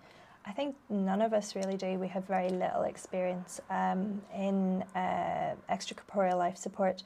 For us, we consider referring a patient for extracorporeal life support when they are profoundly unwell. And our choices are ECMO or cardiac bypass. So in Belfast for adults, cardiac bypass is a possibility. For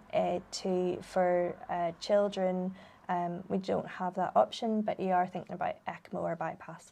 So in these patients, if you're lucky enough to be close to an ECMO or a cardiac bypass centre, you're thinking for patients who have hemodynamic instability, the patients who have hypotension with a severely low systolic blood pressure, so in an adult less than 90, but the equivalent in a child, and profound hypothermia less than 28 degrees, hypothermic cardiac arrest, and cold water drowning in temperatures less than 6 degrees. So the ones that haven't asphyxiated. The ones that haven't asphyxiated and have drowned in cold water where there is a neuroprotective element to the water. Okay. So as our time is running out, I think it is important to deal with the elephant in the room. Yeah. Okay. Our talk is titled Hypothermic Cardiac Arrest, and we haven't talked about it other than skirted around it. I know we didn't want to focus on it, management of cardiac arrest, because we wanted to highlight the importance of management of hypothermia in general. But I just want to go through the APLS algorithm and how it changes for cardiac arrest in cold children. So first of all, you're going to check for signs of shock, signs of life for up to 1 minute because of the profound hypotension, the bradycardia, and hypoventilation. End-tidal CO2 is not on the APLS guidelines, but it is useful to know whether there's cardiac output. And if there's a tracing for end-tidal CO2, that's a good understanding that there's some function there. And ultrasound may be helpful as well in low flow states. If you're in doubt, you're going to start CPR. Intubate the airway, protect that airway. Initiate continuous or mechanical CPR. Defibrillation attempts you can use up to 3 times under 30 degrees, and you don't want to keep on causing myocardial damage if it's not working. So under 30 degrees, you're going to only give the 3 shocks. Similarly, you don't give drugs below 30. Yeah. And then between temperatures of 30 and 35, you double the space or the timing of those drugs. So you go every 8 minutes instead of every 4 minutes. So those are the key differences in shocking and in the drug use. So favorable outcome following cardiac arrest can be achieved despite prolonged resuscitation. So survival is influenced by a couple of different things. It's really important to try and know what influences survival with good neurological outcome in children, but it's really difficult because there's not one single parameter. So you do worse if you have trauma, you do worse if you've asphyxiated. But the dictum that no child is dead until they're warm does not necessarily apply in certain situations. So these are the children where you can safely stop resuscitation or not start resuscitation because it's futile, and this is things like your body is frozen or your chest is incompressible, there's an obvious lethal injury present, or hypothermia is not your most likely cause of your cardiac arrest, so there's another cause. There's another cause going on, or the child's only mildly hypothermic, something else has caused that arrest. What is going on? You can also check your potassium. There are no documented survivors with a potassium greater than 12. Then what is futility? You can safely pronounce life extinct if you have actively rewarmed your child and you're still in asystole and the temperature's no longer profoundly hypothermic, so you're up at 32 degrees because you've got an unsurvivable event. What you don't want to miss is the child who is profoundly hypothermic who you can rewarm, I think one of the ones that we get confused about is the drowning and the immersions, immersion versus submersion. So most of the drowning we see, these children are submerged, they have asphyxiated, and most of the time they have been submerged in water that's not cold, not warm enough, that is not cold enough to... So they cool after cardiac arrest? Yes. They have drowned and asphyxiated, and they're not cold enough for it to be neuroprotective. So water in the UK generally sits around 12 degrees. It is possible in the UK, in Northern Ireland, in winter to drown in water that is cold enough to be neuroprotective. It's more inland waterways. It's during the winter, and it's more likely in inland waterways, and we're talking icy cold water here, because the child has to cool quickly to become profoundly hypothermic for it to be neuroprotective. Yeah.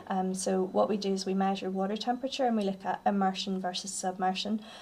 So if you have been submerged in water that is warmer than 6 degrees, you can safely stop resuscitation in a child after 60 minutes of resuscitation, because it's futile.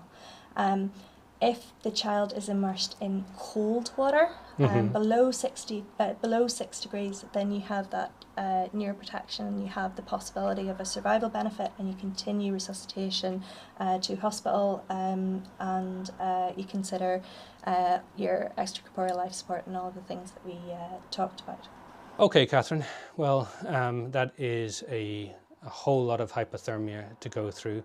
What are your take-home messages? Okay, Tudor. I'm going to pick 3 take-home messages, and they are: remember to check your temperature early in any patient who might be hypothermic and it might be contributing to their illness and injury.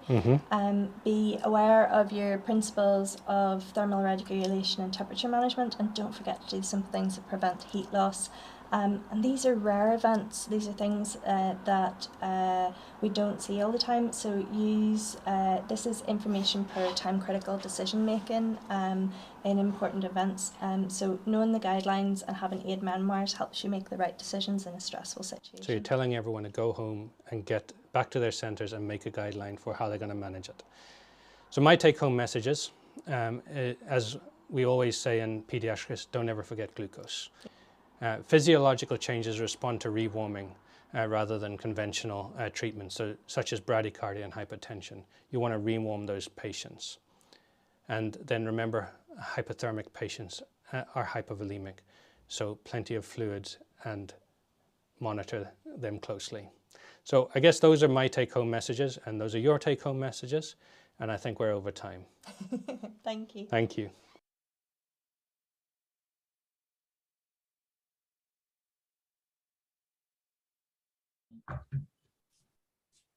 Welcome back, everyone. I'm sure you'll agree that was really interesting discussion with some really practical points.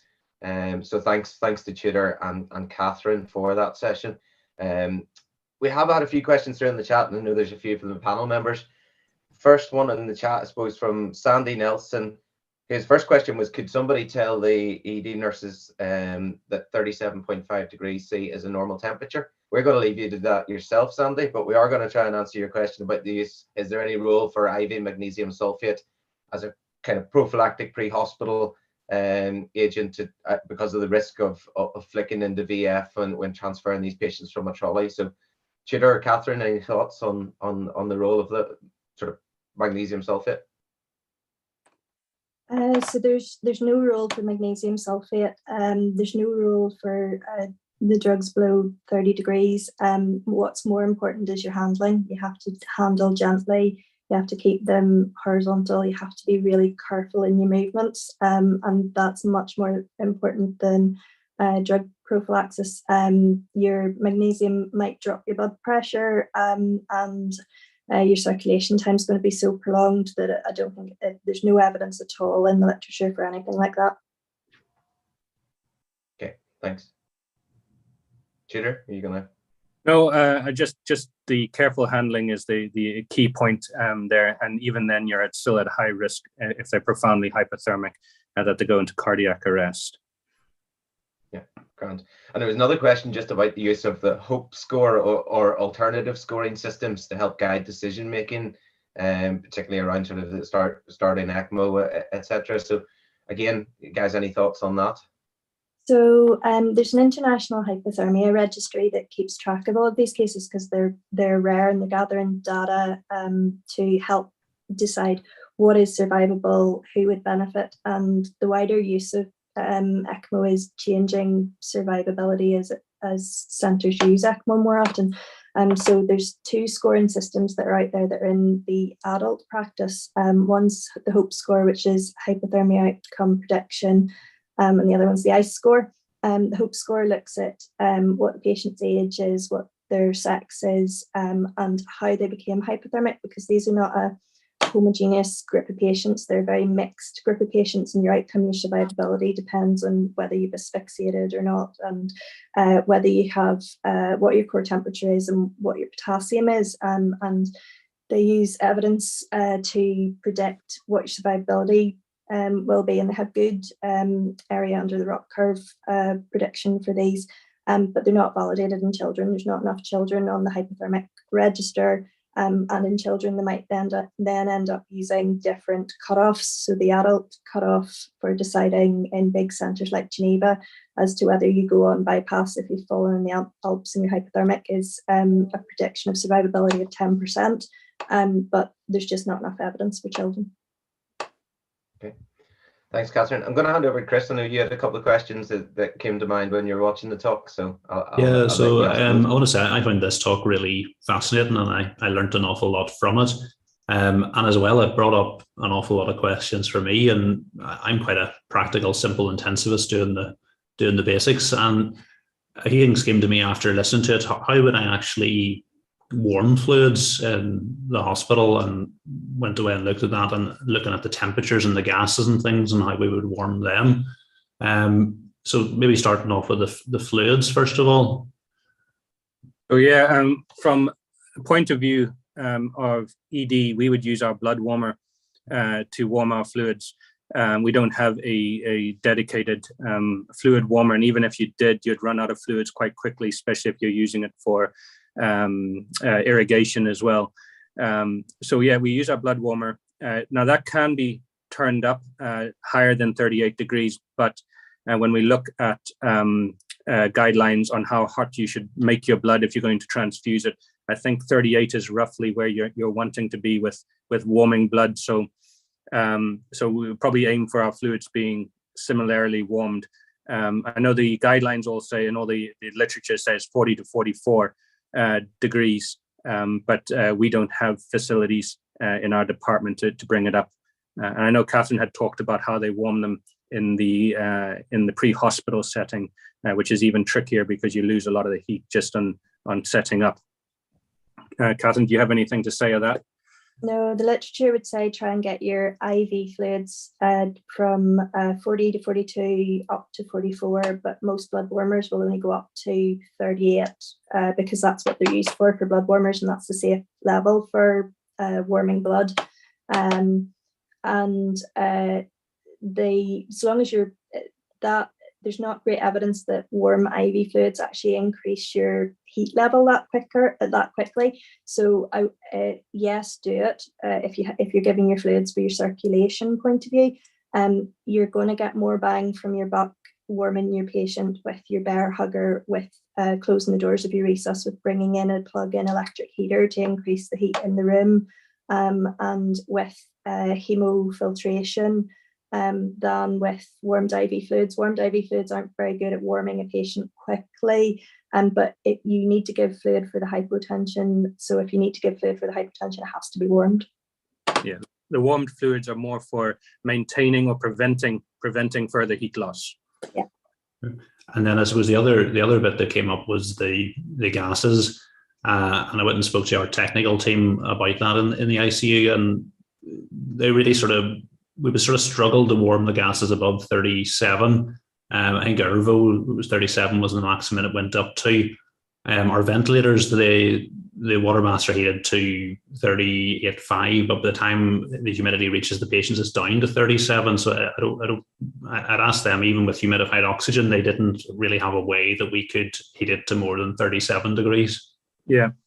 So I'm not sure how the people in the literature were warming their gases, because if your ventilators aren't able to warm above that and deliver it to the patient, and we're not able to do that in ED, the only facility we have is your heated high flow nasal cannulas. So I'm not sure how they were getting up to those temperatures, but we don't have those facilities in our hospital, and definitely not in the pre-hospital setting. Yeah. And then I think the third thing that sort of came to me listening to your talk was the patient who's potentially quite unstable, hypotensive. The bradycardia I can certainly live with, but that hypotensive, the patient's going to look shocked, maybe not, probably look like they don't have an output, but they do. As an intensivist, we like to fix all those things, and we're very good at fixing them with drugs. So if you have that hypotensive patient you're worried who is in that peri-arrest state, you're still recommending not using drugs to treat that patient. Yeah, that's right. So these guidelines come from the Wilderness Society, where there's more experience in. So for us, it's a very rare event. In areas like Canada, Europe, and where you have high mountains, and the Nordic countries, it's much more common. So they have an expert panel that looks at the literature every couple of years, and they do Medline searches and pull all of the randomized controlled trials, the case studies, the case series, and they assess the evidence. So there's sort of grade 2B evidence that would say you don't use drugs below 30 degrees because of the risk that they're not going to help. And then once you rewarm, you get the surge of your inotropes, which then can cause arrhythmia and make things worse. After 30 degrees, you can use your inotropes. If you're going to use your inotropes, I think it's like a normal intensive care patient. You want to know what your CVP is. You want to know what your invasive blood pressure is, and you aim for a normal MAP, and you aim for a normal CVP. And there's no guidelines about which drug to pick, which rate to titrate, or any of that. So you just have to start slowly, titrate slowly, observe your patient, work carefully, and reassess and see where you are, and aim for normal. Mm-hmm. So I suppose after chatting about that one, I suppose that the key that I would take away from that patient then is warmed fluids and fluid boluses that are warmed is probably the way to do something for that patient, rather than drugs until they're at a certain temperature, and then trying to get their temperature up by maybe more invasive means than what you would if they're in that peri-arrest state. Yeah. Yeah. And in terms of warming them, we don't have a policy for doing this.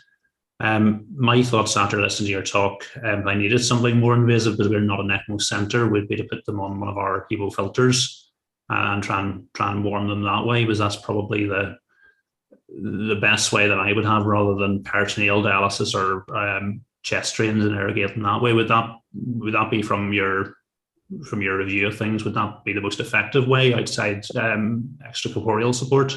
Yeah, so extracorporeal is the gold standard. You can warm them the fastest, but they have mentioned vena filtration as being an option in centres that don't have it. And I think most places in the UK not going to have ECMO, but they might have some form of hemofiltration in close proximity to them.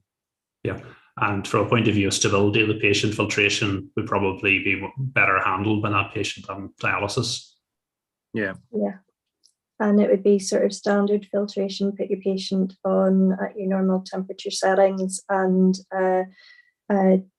filter them the way you would filter an unstable patient. And there's good evidence in the literature that because most of us don't work in ECMO centres, and most of us have no chance of transferring this patient for ECMO or bypass, and there's really good evidence that you can successfully rewarm these patients doing the simple things really well, like the bear hugger, the warm room, and the hemofiltration, and your patient will slowly rewarm safely and can have as good a neurological outcome with neurological intact survival if they have not asphyxiated or come to harm before they've been hypothermic. Yeah. Just want to address, there was one comment about microwaving bags of fluid. So there is some literature out there that suggests that it is doable. as long as there's concerns regarding the plastic that is used and whether it's safe, whether there's alteration in the electrolyte profile of the fluids, and also that you get these sort of hot spots in the fluid. So the commenter has said that you meant to shake it really well. There's a number of questions asked about that. When we have fluid warmers that we use on a regular basis in our department, we feel that's probably the safest way to go down warming our fluids. Knowing the right time and how long you leave it in for and how long you sit for and how much you lose just transferring it between the microwave, etc. There's a lot of unknowns there. So our department's going to stick with our blood warmers.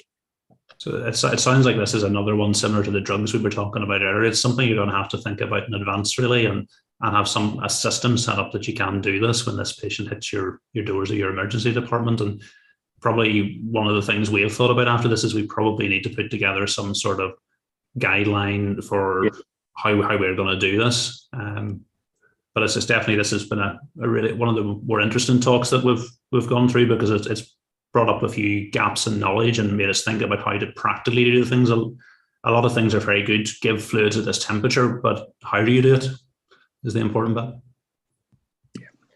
Yeah, I think it's a great topic, and I think we could discuss this for a long time. Unfortunately, we do need to move on just in the interest of keeping things running. So, but I'm sure if there's any other questions in the chat, Catherine or Tudor will be happy to try and answer. The next talk is by Mr. Brian MacCormack. He's a consultant paediatric surgeon in the Royal Belfast Hospital for Sick Children, and he's going to be talking on paediatric surgical emergencies. So I'm going to hand over to you now. Thanks, Brian. I'm MacCormack. I'm one of the consultant paediatric surgeons working here in Northern Ireland. Today I'm going to take this opportunity to take you through three paediatric surgery emergencies, how they present to us, what the initial management and stabilisation looks like, and then discuss how I address the condition surgically.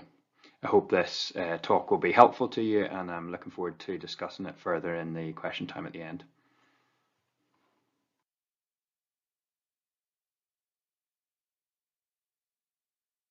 Okay, so the first patient's a 2-year-old who presents with a witnessed button battery ingestion having occurred a couple of hours previous. So the symptoms are variable depending on the age and the site of impaction, but often these children will present with either acute GI or acute respiratory symptoms. So on the GI side, you might have dysphagia, drooling, or even odynophagia. On respiratory side, obviously, you may have dyspnea, cough, or stridor. And so that's fairly straightforward, but quite commonly these children will present with an unwitnessed ingestion and a variety of the symptoms just discussed, or even things like hematemesis or hemoptysis, chest or abdominal pain, or even neck stiffness and neck pain. If a child presents with any of these features and there's a possible history of an ingestion, especially in the context of a temperature, I'd have a low threshold to cover them with broad spectrum antibiotics. And obviously our resuscitation follows APLS guidelines. And the thing to remember is if the ingestion is thought to have occurred, or the symptoms are thought to have occurred more than 12 hours previously, and we're suspecting a foreign body, a CT scan can be really helpful to aid further surgical decision making prior to intervention. So I cannot emphasize enough how critical timing and efficiency of decision making and ultimately removal of the foreign body is in this condition. And that's because severe damage can occur over as little as 2 hours. We know that the mechanism of damage includes a combination of 4 main elements. So you've got local pressure necrosis, corrosive damage from leakage of battery content, heavy metal toxicity, and most importantly, electrolysis. So electric current is created between the 2 terminals of the battery and through the human tissue. A buildup of hydroxide ions occurs at the negative terminal, and then that leads to a significant rise in pH and ultimately liquefaction necrosis at the site of impaction. Okay, so after resuscitating your patient as per APLS guidelines, covering with broad spectrum antibiotics if indicated, the next thing you're going to do is prescribe honey to be ingested every 10 minutes for 1 hour, as long as the ingestion has occurred less than 12 hours previously. So this is designed to neutralize some of the effects of the battery as we discussed in the previous slide, and has been shown to be extremely effective in reducing the severity of the damage for impacted batteries. Obviously, after 12 hours, the risk of perforation is considerably higher, and therefore this would not be recommended due to that increased risk of perforation if the ingestions occurred more than 12 hours previous. The other thing to mention briefly is that you should have no concerns about the patient's fasting status for a general anaesthetic in the near future, because an esophageal foreign body is treated by the anaesthetic team as a unfasted patient. Therefore, they will always undergo a rapid sequence induction of anaesthesia. So prescribing honey makes no difference to the timing of surgery. And so the first thing you're going to do is 10 mils of honey every 10 minutes for 1 hour. Okay, so the next thing that you're going to prescribe is sucralfate, 10 mils to be ingested every 10 minutes for up to 30 minutes. Again, in the context of a child who's ingested a button battery less than 12 hours previously. And this provides a second evidence-based method to protect the esophagus from some of the mechanisms of damage from the button battery, and is recommended in international guidelines. Okay, so the ESPGHAN guidelines also recommend a 2-view radiograph of the chest, and that's to include both an AP view and a lateral view. So the lateral view is very helpful in determining whether it's in the anteriorly placed trachea or the posteriorly placed esophagus. In the trachea, foreign bodies tend to be orientated in the sagittal plane due to the relative laxity of the posterior wall of the trachea and the firm cartilaginous rims anteriorly, whereas in the esophagus they tend to be orientated in the coronal plane. So that can be helpful with regard to which tube the foreign body is located in, but also there are some signs that many button batteries will display. Not all the time, but you can have an halo sign or an annulus where you've got a darker ring around the rim. That represents the rubber insert within the 2 poles of the button battery. And in the lateral view, some button batteries will have quite an obvious step-off sign. So these features can be really helpful in determining the difference between a coin or a button battery. It's just important to know that sometimes button batteries can look extremely similar to coins, and if in doubt, I would assume that it's a button battery unless the history is extremely clear otherwise. So depending on the location of the button battery within the esophagus, you will refer to different teams. So if the foreign body is in the proximal esophagus, at or above the level of the clavicles, then you're going to refer urgently as soon as possible to your local ENT surgeon, and they will perform a rigid esophagoscopy and retrieval. If the foreign body, on the other hand, is below the level of the clavicles, as in the lower esophagus, then you're going to refer urgently as soon as possible to your pediatric surgeon, who will retrieve it via flexible esophagoscopy. Okay, so at endoscopy, if we see severe mucosal damage, such as in this picture, then we leave a nasogastric tube down and we repeat the endoscopy 2 to 4 days later. In less severe cases, we may simply choose to perform an upper GI contrast swallow 2 to 4 days later to assess for any early narrowing. The ESPGHAN guidelines also include advice for surgeons to consider irrigation at the time of endoscopy with 50 to 150 mils of 0.25% acetic acid in an attempt to try and neutralize some of the damage caused by the button battery. Okay, so in the asymptomatic child whose button battery is located in the stomach or beyond on the initial imaging, they can be safely discharged with a plan to return in 7 days for a repeat abdominal x-ray. If the button battery is still present at that stage, then it should be considered for removal with your local pediatric surgeon. The caveat to this is, of course, they should be given return advice, because if they develop any symptoms at all, they should represent immediately to the emergency department. We know that mucosal damage, particularly in the esophagus, can occur very quickly, and button batteries can cause this on their way down. And even in an asymptomatic child, they can present with late features of esophageal perforation, so chest pain, respiratory distress, temperatures, any worrying features. The parents should be crystal clear that they need to return to A&E immediately.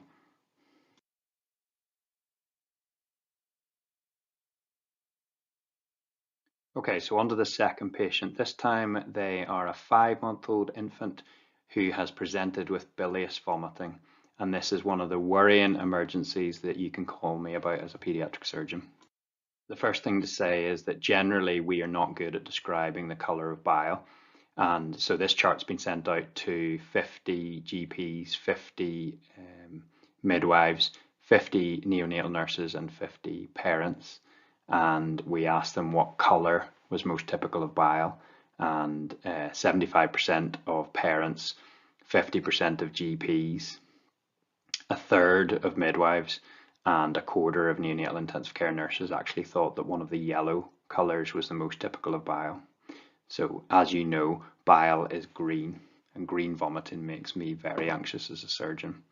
And when we look at the green vomiters that come and see us as an emergency, only about a third of them have a surgical problem. A third probably have a medical problem such as sepsis, and about a third we never find out what causes it. But we treat them all as a potentially life-threatening emergency. So if you learn one thing from this talk, please remember that malrotation and volvulus can be fatal in healthy infants, and it's like any emergency to do with efficiency of timing, diagnosis and management. So we know that normal rotation occurs in the early embryonic period between 4 and 10 weeks gestation. The gut herniates out through the umbilical cord and then back in, and during that process it undergoes a 270-degree counterclockwise rotation around the main blood vessel, the superior mesenteric artery. So that gives you the normal orientation in health of a DJ flexure to the left of the L1 vertebrae at the level of the transpyloric plane, and the other end of the small bowel mesentery, aka the cecum, being effectively fixed in the right iliac fossa. So the picture on the left of the screen would be normal rotation with a broad base to the small bowel mesentery, whereas the picture on the right of the screen would be typical of what we call non-rotation. You can see all of the small bowel is on the right and all of the large bowel is on the left. This would be very common in abdominal wall defects such as gastroschisis or exomphalus, but also in congenital diaphragmatic hernia. We would consider non-rotation essentially a safe configuration with quite a broad base to the mesentery and no significantly increased risk of volvulus. On the other hand, the picture on the left of this screen is a clear description of malrotation, where the small bowel as it starts in the duodenum and then the cecum at the end of the small bowel are nearly overlapping both in the right upper quadrant, and there are bands of tissue across the duodenum called Ladd's bands, which would be quite common in this condition. And the problem is that the base of the mesentery is extremely narrow and predisposes the child to volvulus, which is described in the picture on the right of the screen where everything's twisted round. We know that the incidence of malrotation is about 1 in 200 to 1 in 500 live births, and the risk of neonatal volvulus is about 1 in 6,000. Okay, so once you've stabilized and resuscitated the patient appropriately, then usually the next step is to make an immediate transfer to the radiology department for an upper GI contrast study. Now, the first thing to say is there are a small number of patients who will present in the latter stages of septic shock as a consequence of midgut volvulus. So if there's late signs such as abdominal wall erythema, distension or peritonism, then I personally would have a very low threshold to take this child directly to the operating table following initial resuscitation. But thankfully this is extremely rare, and more often than not we can stabilize the child and then make arrangements for them to have this upper GI contrast study. So you can see on the left the stomach has been filled with contrast and then it is exited, showing a nice normal C loop for the duodenum, where the DJ flexure is to the left of the L1 vertebrae in the transpyloric plane, and that's normal rotation. On the other hand, the picture on the right shows a typical picture of malrotation, where the contrast exits the stomach. The first and second part of duodenum are normal, but as it comes across to the third and fourth part, the DJ flexure never gets across the midline and certainly not up to the level of the L1 vertebrae on the left. So this is diagnostic of malrotation, and usually this baby would be offered a urgent LADS procedure.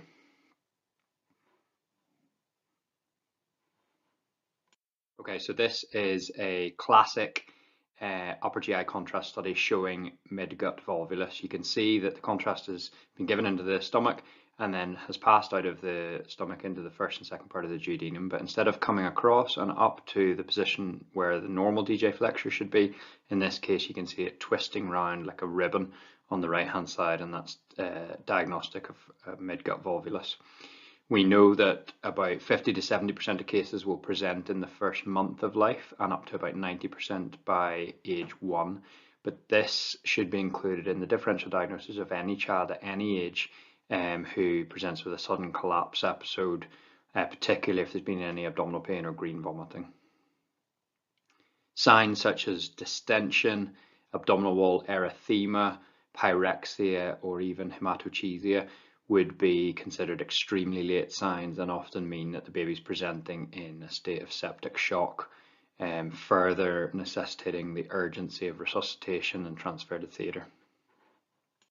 So many radiologists around the world are now using Doppler ultrasound to screen patients with potential mid-gut volvulus. Here in this image you can see a classical whirlpool sign, which simply depicts the SMA and SMV vessels in a twisted pattern, and this would be extremely sensitive and specific for mid-gut volvulus.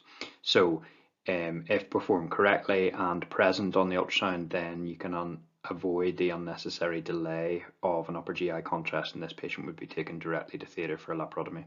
Obviously, if the ultrasound is non-diagnostic, then the patient would proceed to have a standard upper GI contrast to confirm or exclude the presence of malrotation or volvulus.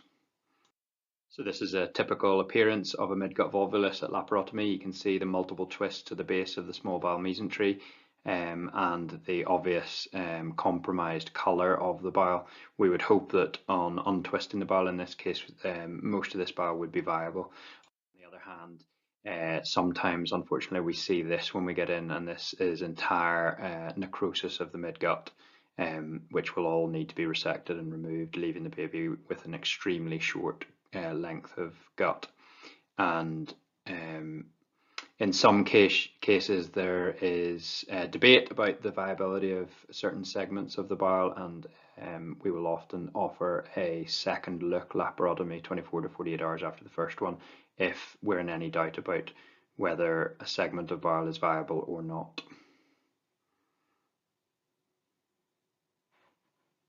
So having untwisted the bowel and made sure of viability, we then usually proceed to a LADS procedure.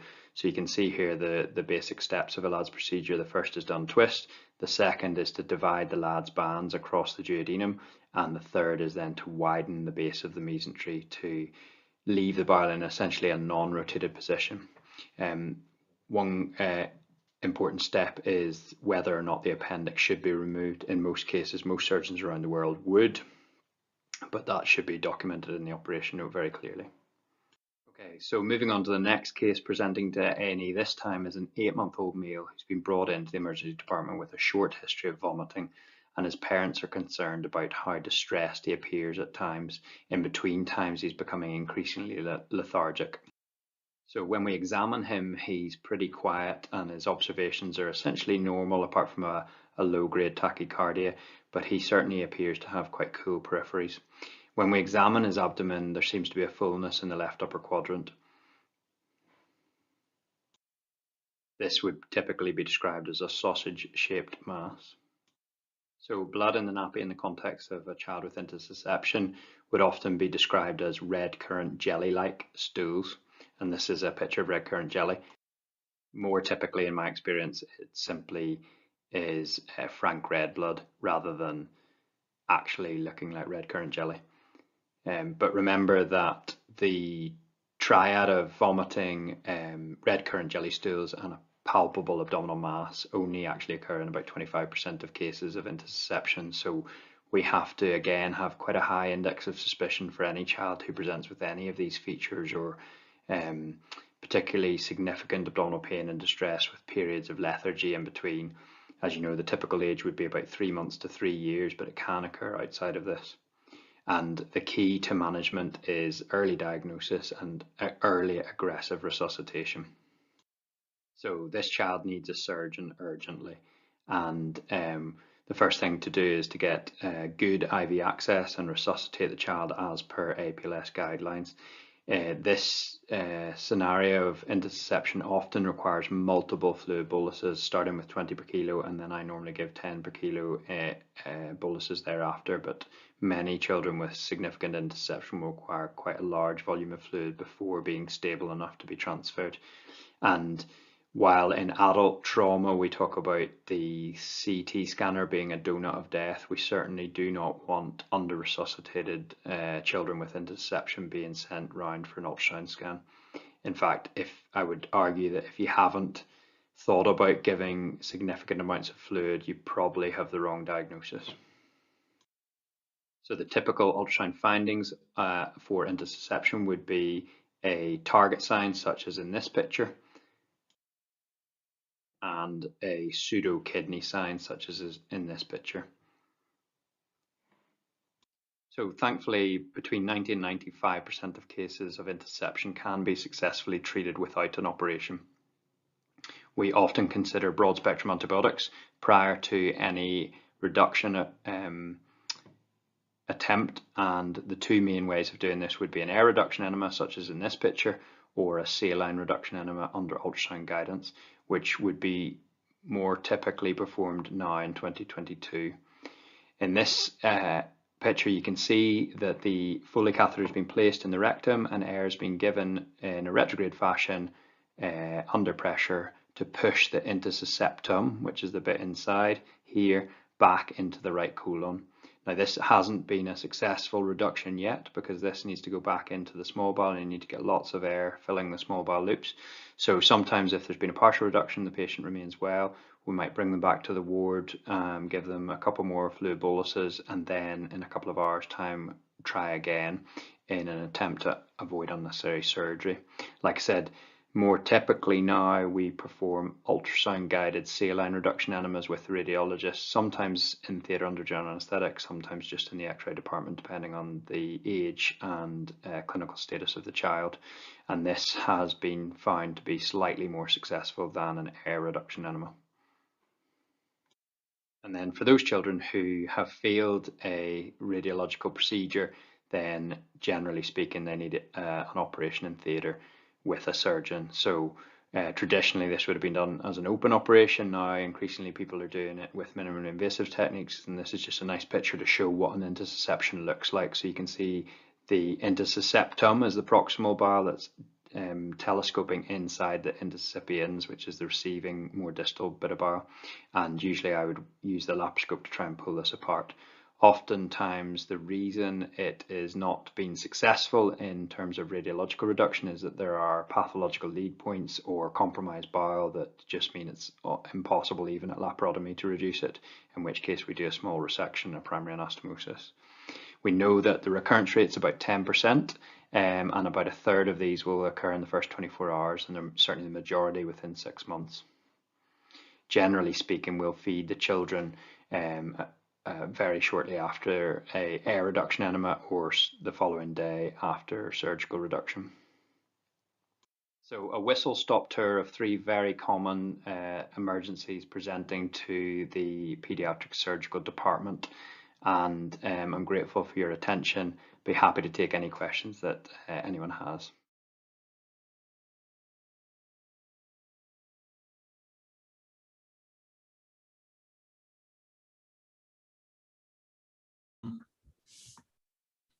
Okay, welcome back. Listen, thanks, Brian, for a really useful talk. Some of the basic stuff, but maybe as pediatricians, we don't necessarily know all of the basics when it comes to pediatric surgical emergencies, so that's really useful to cover those. There was a few questions came through in the chat, and I can see a lot of discussion around the use of honey, particularly in the younger kids of the younger age group. And I, Julia Bowden had sort of just mentioned a case where she wanted to give honey for a 9-month-old and felt that the benefits outweighed the risks. There's some concern about maybe risk of botulism with it. So just open that to discussion around the panel, or any thoughts on that? Brian first, if you want. Yeah, no, I think it's a good point to discuss.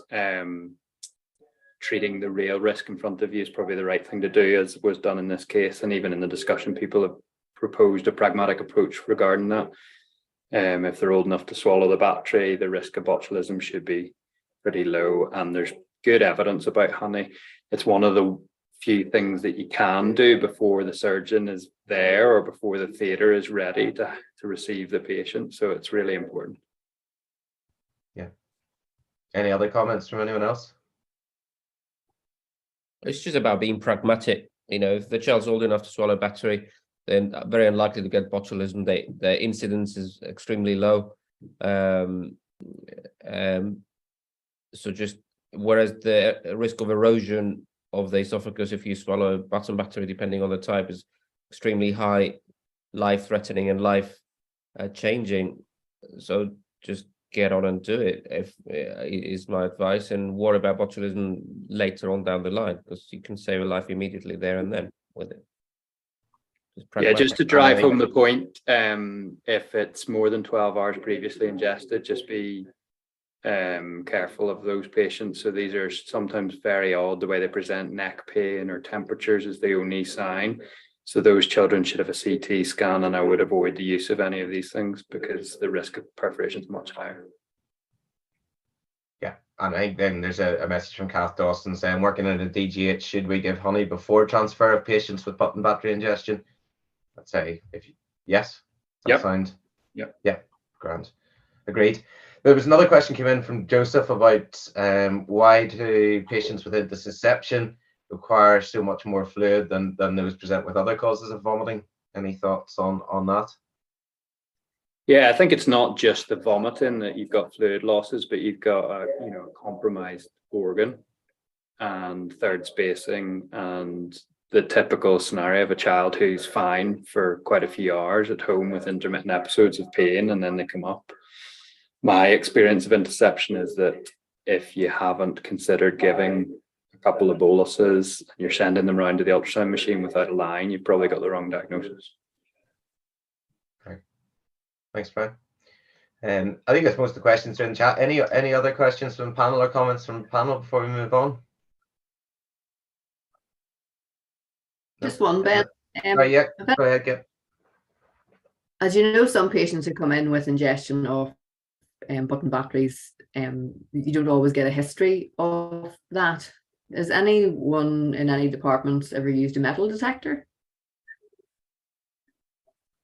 Yeah, so I think even in Northern Ireland, there's a couple of district generals who have metal detectors in use, and they will sometimes screen patients to try and avoid unnecessary x-rays. So if the metal detector is below the diaphragm, they may avoid doing a chest x-ray or something, but I don't think there's any evidence for that.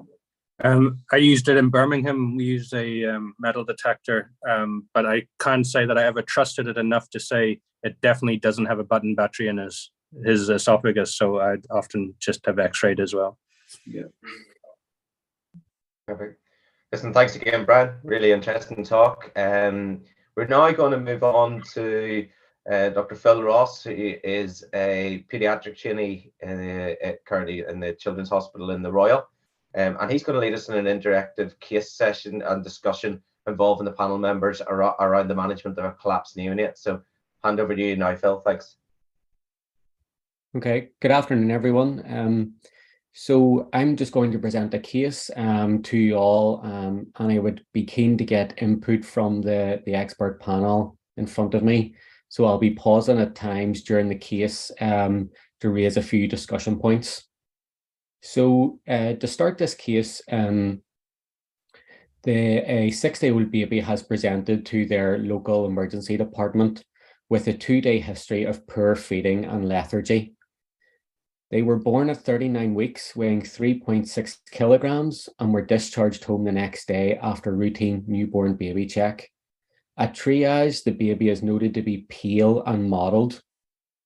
So at this point, this will be our first pause for discussion. So I'd just like to bring it to the panel.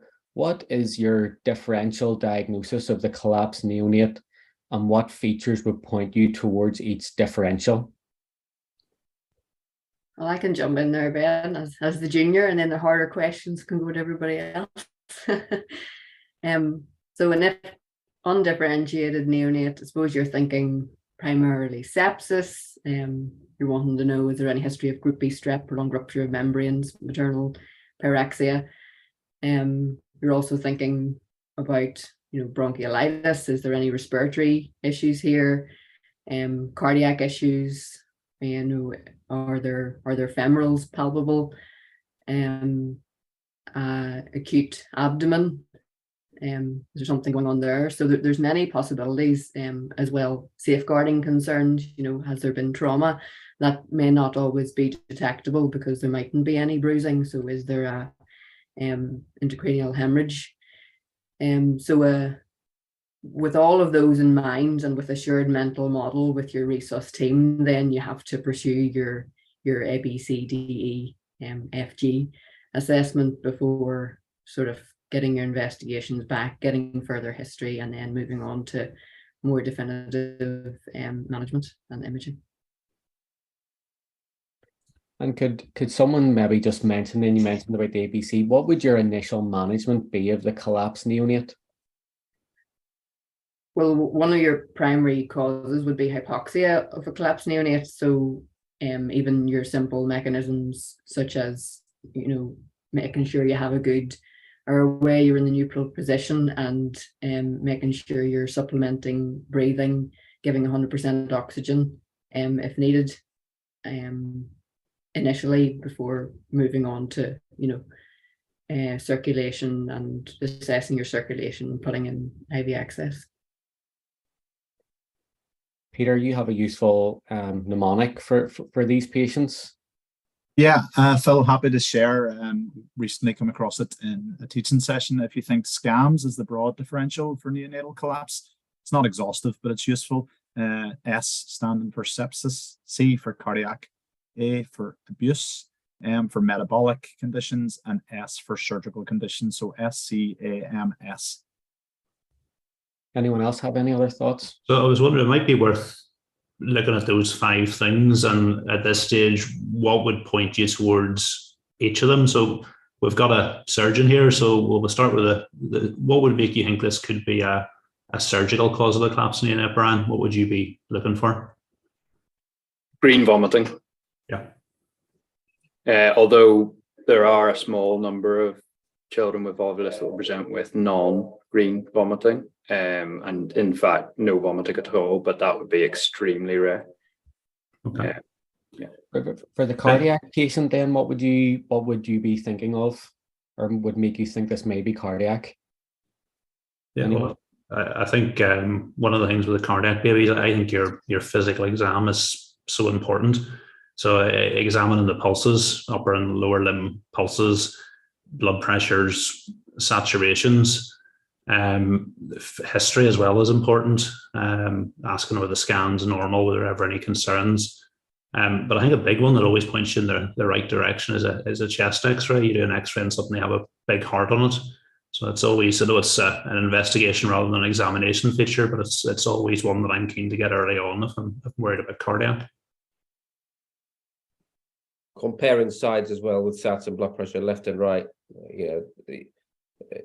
very often you'll find a discrepancy pre and post ductal, but if you don't think about it on the spot, you might miss it. These babies are also so tachycardic that most babies with a heart rate of 180, 190 will have a very soft flow murmur anyway.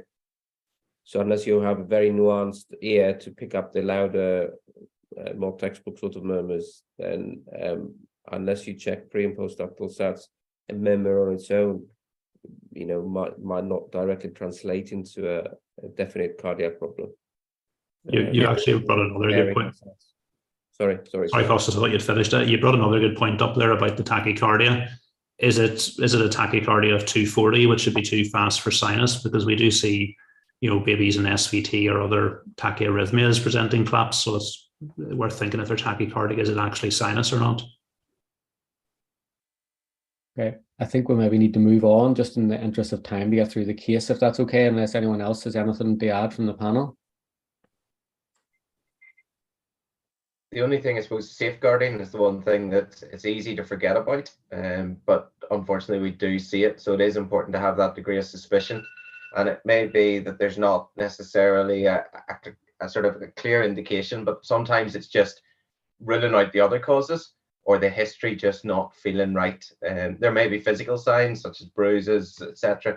Often there's not, and it can be just that feeling of it doesn't really fit the other causes. There's something doesn't feel right, and you need to have that high index of suspicion. Unfortunately, it's because it is something that we see in pediatrics. I think a hemoglobin on the blood gas is useful as well. Just that would be one of the things that point you towards it. And metabolic multisystemic disorders. The last couple of kids I've seen with really high ammonias have actually presented with ventricular arrhythmias. So it's again just keeping that in the back of your mind. Ventricular arrhythmias and seizures. Okay, so then on moving on then on further assessment in ED, they were noted to have a respiratory rate of 70 with an increased work of breathing, and their oxygen saturations were noted to be 88%. On auscultation of the chest, a few transmitted sounds were heard. Their heart rate is 170 and their cap refill time is 2 to 3 seconds. They're felt to most likely be have bronchiolitis, and the pediatric team were contacted to review them urgently. Their oxygen saturations remain low despite receiving 15 litres via a non-rebreather, and therefore the decision is made to start them on high flow. Unfortunately, over the next half hour, the oxygen requirement increases to 100% on 2 litres per kilogram of high flow, and the sats remain in the low 80s. A peripheral cannula is inserted, an FBP, a UNE, a CRP, and a blood culture, as well as a venous gas is obtained, and he's commenced on IV antibiotics and given a 10 mils per kilogram bolus. The pediatric team requested anaesthetic input, who decide the patient would likely require intubation, and PICU are also contacted. So I'm going to stop here for our next discussion point. Based on the information you've just heard, is there any other investigations you would like at this point?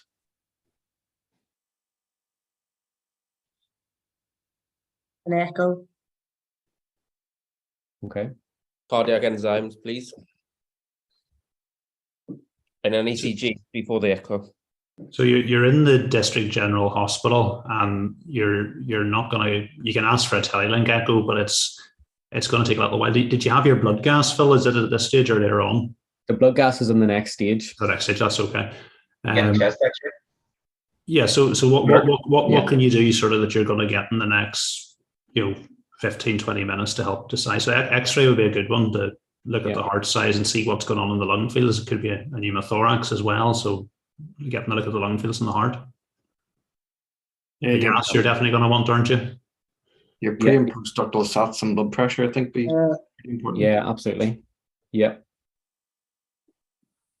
Does anyone in the panel have any thoughts on giving early PEEP via an anaesthetic T-piece? Is this something which you have used?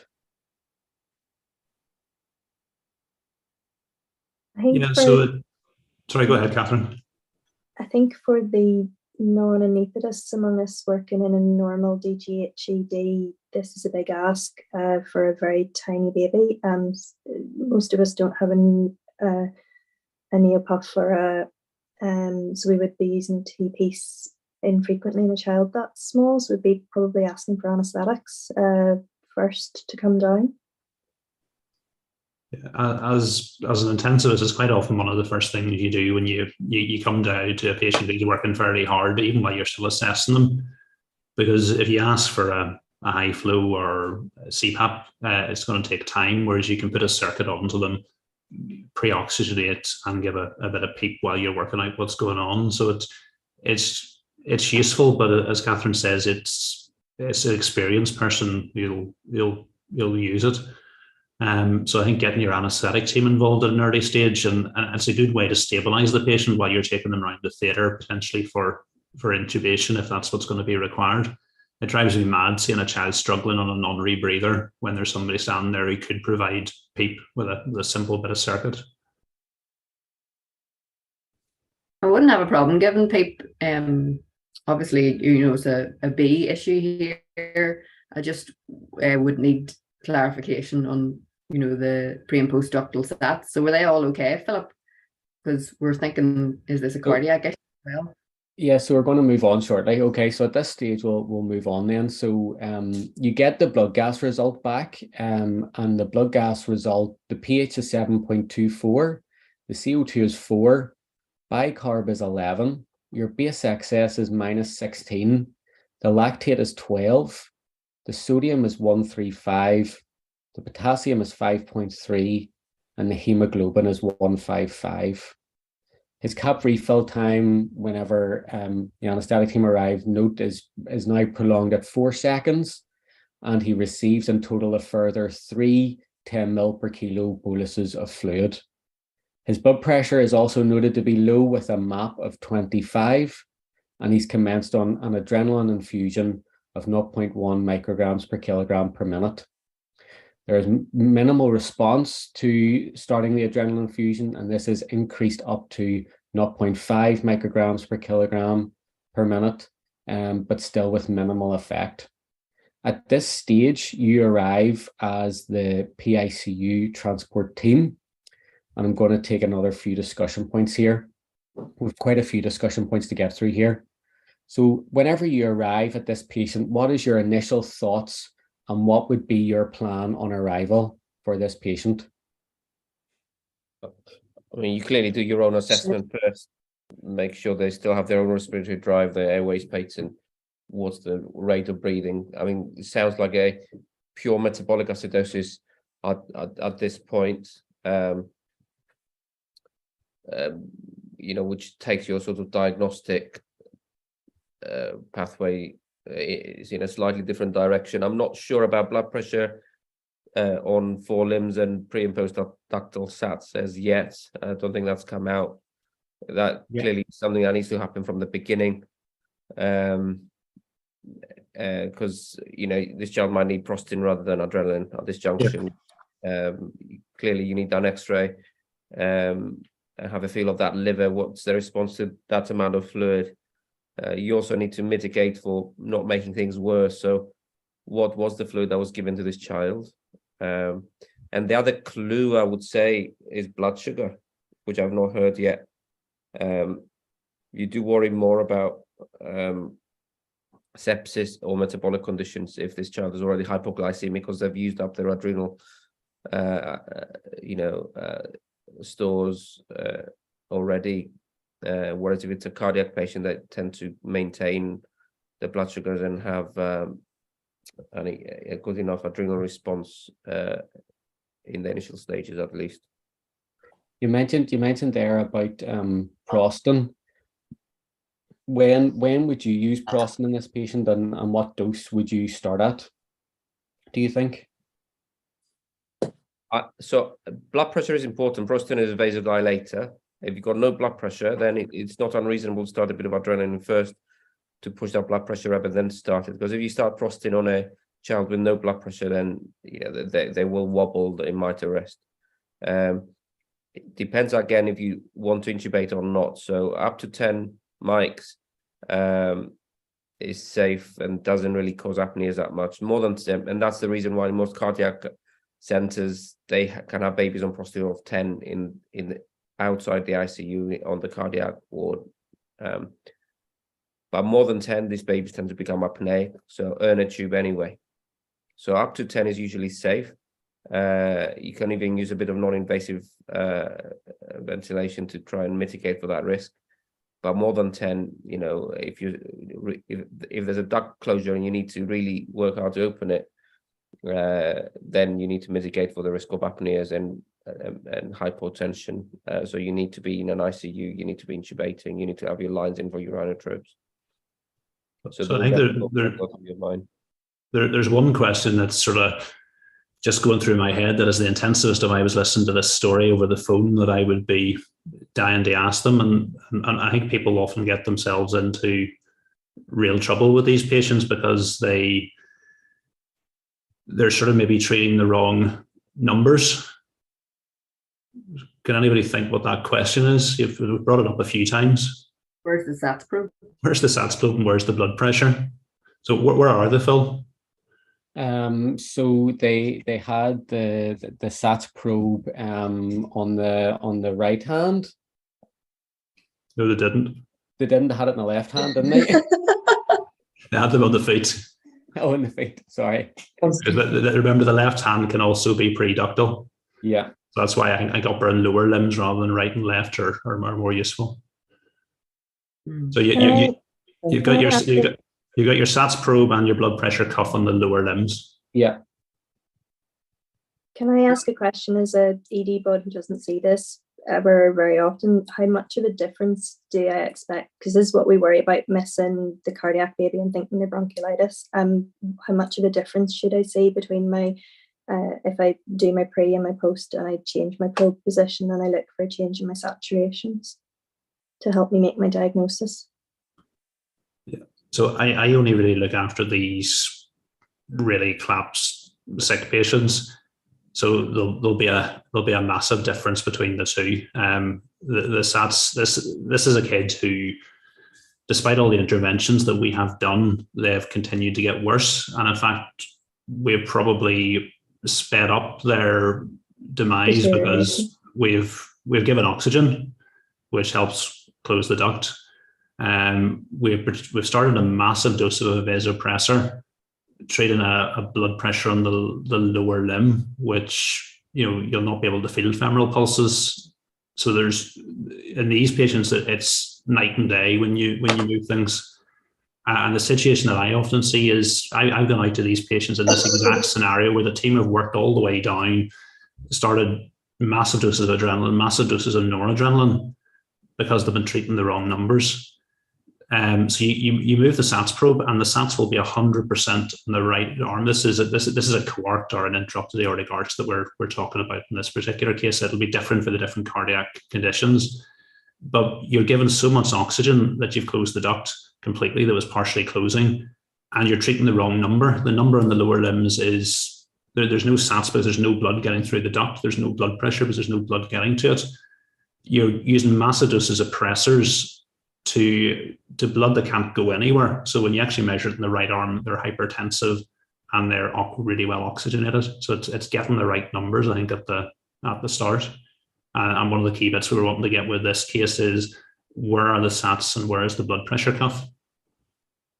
And just to further that, Catherine, with regards to the non-experts in district general settings or in unfamiliar territory, it's just being mindful as clinicians about confirmation bias and diagnostic bias. And while it's bronchiolitis and much more common than critical cardiac conditions, this in totality, appreciating the story, a very young baby, critical bronchiolitis, where's the prodrome, where's the coryza, where's the additional factors to suggest that the aggressive initiation of high flow and oxygenation may be appropriate in that setting. But if things aren't responding at an early stage, like Chris is suggesting, it's having the courage of your conviction as a clinician within your team to stand back at an early stage and say, is this definitely on the right track? I agree. I just wanted to raise that on the initial assessment, I was waiting for the information to come out. You're expecting a baby who's having an increased respiratory rate. You want to have a feel of those femorals. Are those femorals present? Is there a liver? Because you want to have a wider perspective, as Peter was saying, of your diagnosis instead of getting fixated on the one. So, low saturations not improving with oxygenation, a tachycardia, a metabolic acidosis. All of these are pointing to something else. And if you get transfixed on that one thing and don't take into consideration all of your clinical examination and the salient signs during that, you're going to miss a diagnosis. The other thing to say is we do on a regular enough basis, we see kids with bronchiolitis with a lactate of 10 pre-intubation. Those kids, you intubate them, and in the next hour, the lactate is 2. It just falls like a stone. And if it doesn't, then you should be thinking of cardiac. It's just, you can occasionally see bronchiolitis presenting just like this, but it fixes quite quickly with intubation. And sorry not to add extra caveats upon caveats, but always trying to consider co-pathology. and just being mindful that the critical cardiac baby can come in with a coexisting trivial illness and comes up RSV positive on a point of care and actually delays diagnosis. So it's just being mindful. We're not trying to add complexity to your memorable takes from today, but just being mindful about your independent clinical assessment and continued vigilance. Is this the expected path that you expect, and challenge yourself and your colleagues to revisit that at a good opportunity promptly at each time, and consider it every a few minutes intervals as it progresses, particularly in a critically unwell infant. We talked a wee bit about prostin dosing as well, and I think for me it always depends what you're trying to do with the prostin. And yes, the side effects will have, as you go up in the dose, you'll expect to see more and more of them. For me, a simple recipe is 5 is a dose that you're going to start to keep a widely open duct open. 20, it would be the minimum sort of dose I would be trying to open a duct with, and very quickly go to 50 off it if it wasn't opening. And 100 would be the maximum that I would go to, and I've had to do that a number of times to a duct that's really closed. And you're trying to get it opened again. But another really important thing is going backwards on some of the other things that are going to be keeping that duct closed. So that 100% oxygen that you're given, good luck trying to open it while you keep doing that. So it's one of the things you're going to want to step back on, because starting a good dose of prostin will keep it running, and that's why it's so important to have your monitoring in the right place, so you're going after the right number. That afterload that you're really squeezing with that high dose adrenaline, how is the heart going to get any blood out from it when you've really squeezed the afterload down inappropriately? So dropping that back is really important as well. So just to touch briefly on, I know this was brought up with the cardiac case earlier, but I think this is an important point to just like to get your opinion, is the intubation plan for this patient then. What drugs and what doses would you be thinking of for induction of this patient? I have an opinion, but I'll let somebody else have a go. I mean, look, I think intensivists, we're over-glorified sometimes. We're simple beings. We like our cocktails that will do their job and do it safely, and we like a couple of tricks up our sleeves in case this child goes wobbly and arrests, to try and prevent that. So, everyone on this listening in will have heard us say we like ketamine, fentanyl, and rock, or the ratio of 1 to 1 to 1, and draw them twice in case you need a bit more. And that's the least cardio unstable cocktail that will cause the least amount of vasodilation to manage that. But unless you resuscitate this child before you intubate, they will arrest. So what do we mean by that? You need just about the enough amount of filling in terms of fluid. You've got someone in an acidotic state already with a high lactate, so try and give fluid that's not going to cause more harm to that physiology. And what I mean by that is, if you've got someone with a lactate of 12, if you give something that's very chloride rich, such as saline, you're going to drop that pH even more. And then at low pH states that your inotropes and your myocardium don't work very well. So ideally, you need a balanced solution, such as Hartmann's or Plasma-Lyte, as your volume, to try and neutralize that pH a bit more and not make things worse for yourself. And then we may or may not have some inotrope running peripherally, such as adrenaline. And if we don't have that running, we will draw dilute adrenaline and give it in 1 ml aliquot. And what we mean by dilute adrenaline is draw up the rhesus dose of adrenaline for that specific child, make it up in a 10 ml syringe, and then give 1 ml aliquot with a big flush of something after, so that it hits the right space. And then that it serves both as a chronotrope and an inotrope, and it's therefore vastly superior to atropine that some people like to use, because this child will have a degree of myocardial dysfunction. So you don't just address the rate of the heart, you also address the ability to generate a decent blood pressure. And those are the basic things we do, and we do them over and over again, and therefore, we can do it well enough. We're not as clever as anaesthetists that have a million different ways and a million different drugs to do the same job. But what we do we do quite well. Is that fair to say, Chris? Yeah, I think I would do something very similar across this. I'm a little bit more stingy with the induction agents than you are. I would give about half per kilo of ketamine, and fentanyl is not part of my standard induction plan for most kids. If Peter's pulmonary hypertension kid would be a kid I would add the fentanyl in, but most patients I'm happy enough just with ketamine and a little bit of ketamine. The adrenaline dosing for these patients, I'd much rather have the infusion than the push dose of adrenaline. Because I think I'd rather have it in prophylactically rather than waiting until you need it. Because the big push of adrenaline that you give, and although it's 1/10 of the dose in a cardiac arrest, it's actually quite a big dose. It's 1 mic per kilo. And a standard infusion, you'd be starting 0.1 mics per kilo. So it's about 10 minutes of a standard adrenaline infusion in like that. So it's still quite a big dose that would put your afterload up. So my preferred recipe is starting about 0.05 mics per kilo per minute of adrenaline, lower inotropic dose, not doing very much for the afterload, and where it can be turned up or turned down, but would have the push dose available as well if I needed it. So again, it's just the subtleties. We're doing the same thing, but you've sort of over the years you build up your own recipe for doing it. And I suppose the one thing with this kid is they're probably in a fluid overload state already because you've been treating the wrong number for a while. You've been thinking the blood pressure is low when it's actually high and the blood can't get out. It's got nowhere to go. So it's once you get the right numbers, you actually realize you've really overdone it with the fluid. Okay, that's really useful. That was great.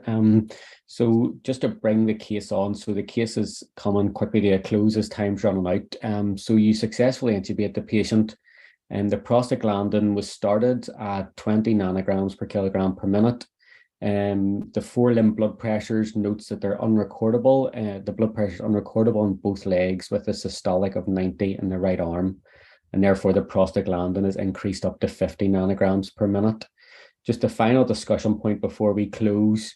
How, and this is something I would be interested in, so what things are you looking for to know that your prostaglandin is working?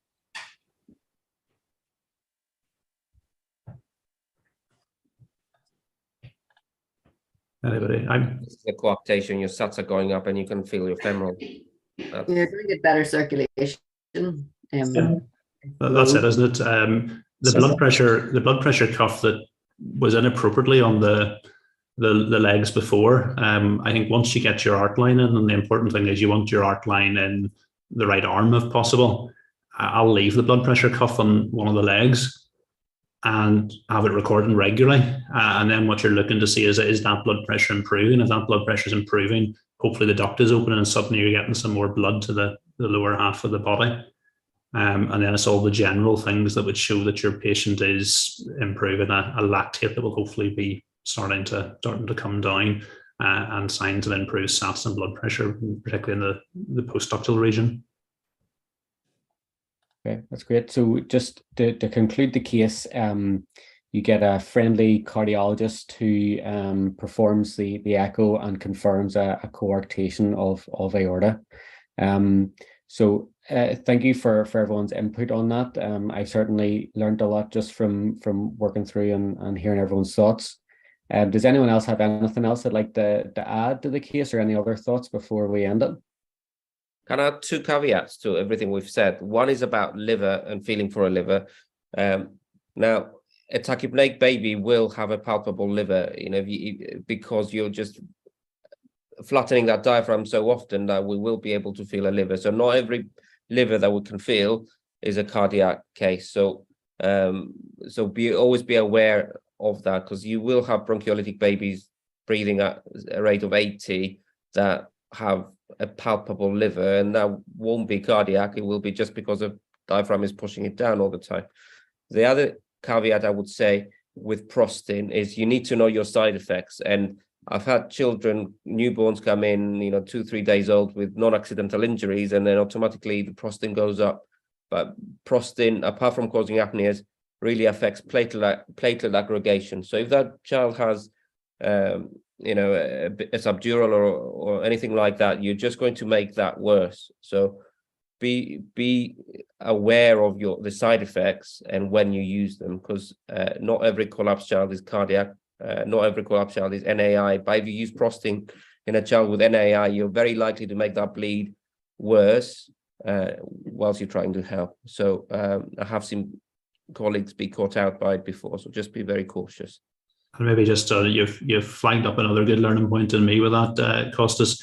Don't be reassured by a normal cranial ultrasound. If you get us a bit of a story, there's nothing really suspicious in non-accidental injury, but I've in the past thought, okay, I'll do a cranial ultrasound, a baby with an open fontanelle, it's normal. And it's only later on you do the CT and it's devastating damage from non-accidental injury. So I think if there's a baby presenting with a cardiac arrest, for example, and it's a bit suspicious, I would have a lower threshold for doing a CT now to pick that up at an early stage. Okay, thank you, everybody. I think on the interest of time, that's us over. So thank you, everyone, for your input. I'll pass you back to Ben.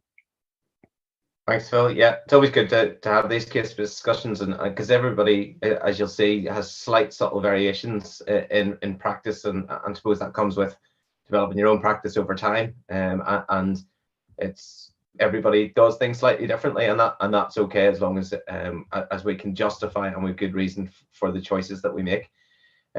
It's lunchtime now. You'll be glad to hear it's been a busy morning. Hopefully you've enjoyed it. We will be starting again at 2 o'clock sharp. So please do join us then, and enjoy your break, and we'll see you then. Thanks.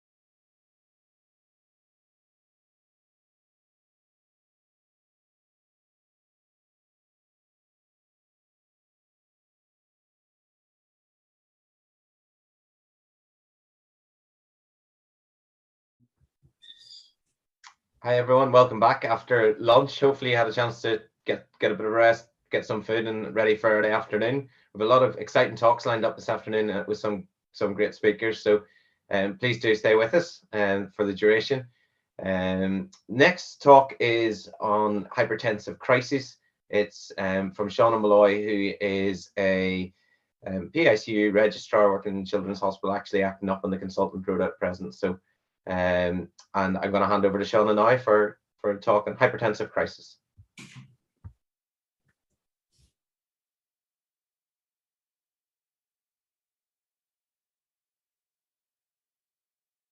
Hi, my name's Seana Molloy. I am a PICU grad trainee about to finish my training, and I'm going to talk to you today about hypertensive emergencies in the PICU, but more so how you deal with them if presented in a district general hospital. So I'm just going to lead you in with a case to start off with. So think about an 11-year-old young boy who's admitted under plastics for treatment of presumed Stevens-Johnson syndrome, which had escalated to toxic epidermal necrolysis, which encompassed greater than 90% of his surface area. He was escalated quite quickly to intensive care, intubated, ventilated, and had massive sedation and analgesia requirement. And this included thiopentone, and hemodynamically was on extensive pressor and inotropic support, as well as hydrocortisone for inotropic resistance. He did then follow on to have significant systemic hypertension following cessation of thiopentone, requiring IV labetalol, which was transitioned to IV sodium nitroprusside and hydralazine boluses. His cardiovascular instability was felt to be autonomically driven, and treatment involved enteral antihypertensives. And then with reduction in sedation, there was new concerns re his neurology and delirium, and with ongoing issues of bradycardia and hypertension. He went on to have a CT brain, followed by an MRI, and was diagnosed with posterior reversible encephalopathy syndrome, otherwise known as PRES. So just think about that case as we go through my talk. So I'm going to just basically go through learning objectives today in terms of hypertensive emergencies, definition, diagnosis, some of the causes, and workup and management. It's a big topic, so I'm going to restrict it to the immediate management rather than ongoing care. Hypertension occurs when there's an increase in the blood flow or vascular resistance across a vascular bed. And hypertensive crisis, however, is an acute life-threatening elevation of blood pressure complicated by acute end organ damage. And based on the National Institute of Health blood pressure tables for children and adolescents, hypertension is defined as a systolic BP and or diastolic BP of greater than 95%, 95th percentile, which is based on your gender, age and height. Hypertensive emergency is defined as a severe elevation in blood pressure accompanied by life-threatening symptoms and or acute end organ damage. So to diagnose this, you really ideally need an arterial invasive blood pressure monitor, but if that's not available, non-invasive blood pressure, cuff pressures is most reliable, and that should be measured in your right upper extremity, ensuring that you've got the right cuff size, because if it's too small it can lead to elevated false BP readings. So any disorder that causes hypertension can give rise to a hypertensive crisis, as outlined in the table that you can see. Renal parenchymal disorders, endocrine, drugs, and cardiovascular problems. The etiology is complex, whereby the endothelium in resistance vessels initially attempts to compensate for the changes in the vasculature resistance by releasing vasodilator substances like nitric oxide and prostacyclin. But with sustained severe hypertension, these processes are just overwhelmed and causes mechanical stress and injury to the microvasculature. Endothelial damage occurs, and then you get activation of the renin-angiotensin system, and oxidative stress then further potentiates vicious cycles, which causes further release of these additional vasoactive mediators, pro-inflammatory cytokines and reactive oxygen species. These reactive oxygen species also act as potent nitric oxide, which is a really good vasodilator, scavengers, and then reduce its bioavailability, which predisposes to further constriction and further hypertension. So it just continues to spiral out of control. As we said, a hypertensive crisis is an acute life-threatening elevation of blood pressure, complicated by acute end organ damage. The risk of development of the hypertensive crisis is greater with secondary hypertension than with essential hypertension, or primary hypertension as we call it. Therefore, the absolute BP isn't really as relevant to focus on. It's more so the rate of elevation of the systemic BP. In the neonate, the symptoms can be quite vague, as with everything. They can include lethargy and irritability, whereas in the older child, symptoms like headache, dizziness, blurred vision and nosebleeds can occur. Clinically altered mental state, papilledema and pulmonary edema can reflect end organ damage. Hypertensive encephalopathy is characterised by headache, nausea, vomiting, blurred vision and altered GCS, which may progress to focal or generalised seizures, focal neurological deficits, reduced peripheral vision and cortical blindness. And fundoscopy can really show evidence of end organ damage like papilledema, retinal hemorrhages, evidence of retinopathy and exudates. And if not treated, these neuro complications can lead to hemorrhage, coma and even death. Therefore, but it's really important in this circumstance to differentiate from acute neurological events that may be associated with hypertension, like cerebral infarct or hemorrhage. Hypertension in response to cerebral ischemia can be caused by brainstem ischemia or increased intracranial pressure, such as in the Cushing's triad, where you get this bradycardia, increase in systolic blood pressure and reduced respiration. Here the aim really is to manage your ICP and not lower the systemic blood pressure, as this will compromise your cerebral perfusion pressure and lead to worsening outcomes. When the ICP and central venous pressure are normal, cerebral blood flow is related to mean arterial pressure and inversely related to your cerebral vascular resistance. Therefore, in normal adult cerebral blood flow, it's constant over a wide blood pressure range, as you can see in the diagram. The range of autoregulation therefore shifts in the right in chronically hypertensive patients, and this autoregulation is maintained by adjustments in the cerebrovascular resistance. Hypertensive encephalopathy occurs when your MAP, or your mean arterial pressure, exceeds the upper limit of autoregulation. Acute stroke with severe hypertension poses a diagnostic and management challenge, as the hypertension may be a reflex response to maintain this cerebral perfusion pressure or the cause of the basic stroke. And in many patients in whom the hypertension is secondary to stroke, it just needs to take time to resolve, and usually will resolve within 48 hours without any further intervention. So you need to be careful when dealing with neurological manifestations. From a cardiovascular point of view, the effects on the left ventricle are reflective of the work needed to generate force due to the sudden increase in your afterload, which is associated with this hypertensive crisis. And it's associated with an increased O2 demand and reduced O2 supply. Your myocardial ischemia will result if there's no increase in coronary blood flow. And then a persistence and increase in workload leads to LV failure, elevated LV and diastolic pressure and pulmonary edema, and this all is evidenced clinically by chest pain, tachypnea, orthopnea, cough and even hemoptysis.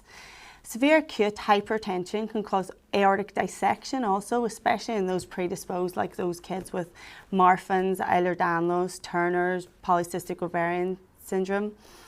And the diagnosis should be suspected in any hypertensive patient who has an abrupt onset of chest or abdominal pain, pulse deficits and signs of end organ circulatory compromise. From a renal point of view, acute renal dysfunction can be a cause or an effect of hypertensive crisis, and in children, renal or renovascular disease is the most common cause of hypertension. 60 to 80% is due to renal parenchymal abnormalities. This can be reflective clinically with elevated serum creatinine, mild proteinuria, and may be caused by primary renal disease or maybe secondary manifestation of severe hypertension, as in glomerulonephritis.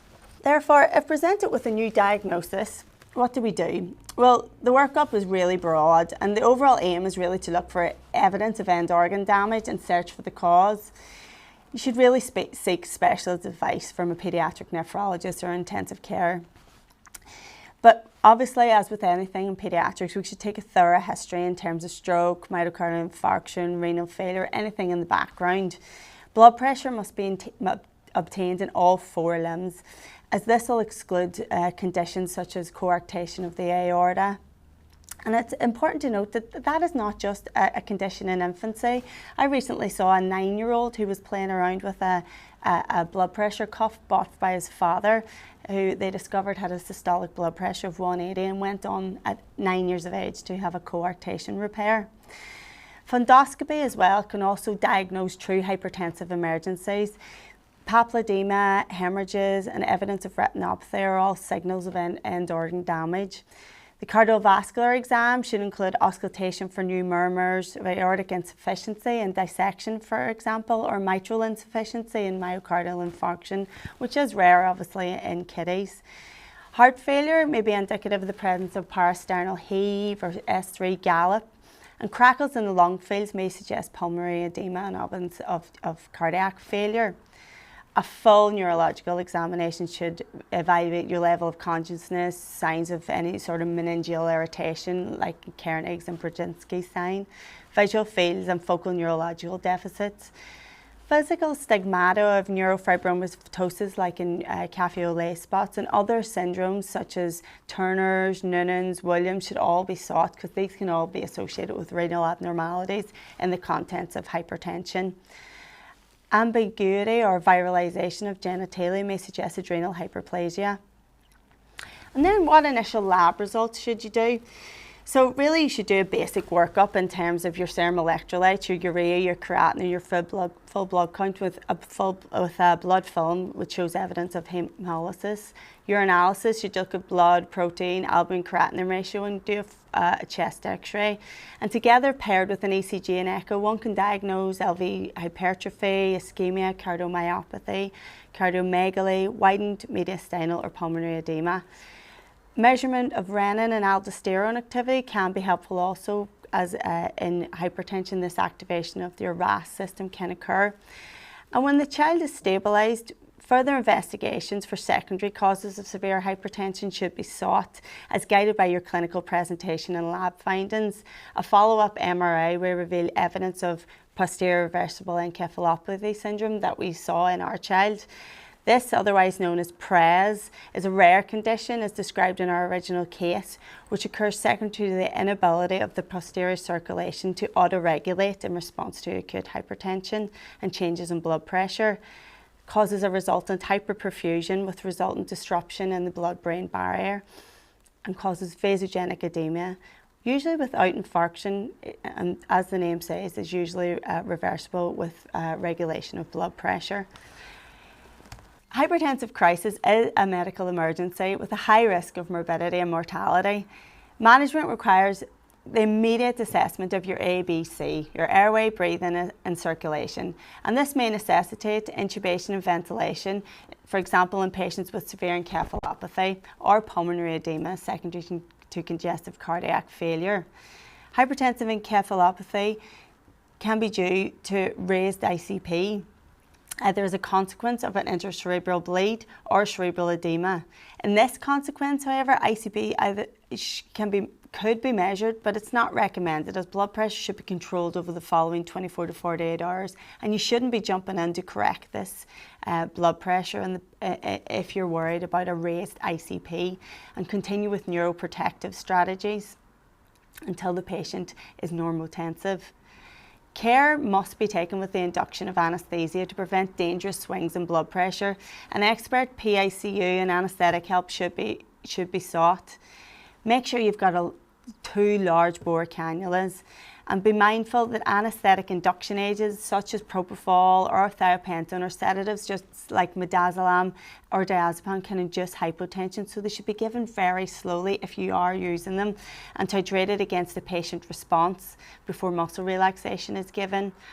On the other hand, intubation can be really stimulating and can aggravate the hypertension.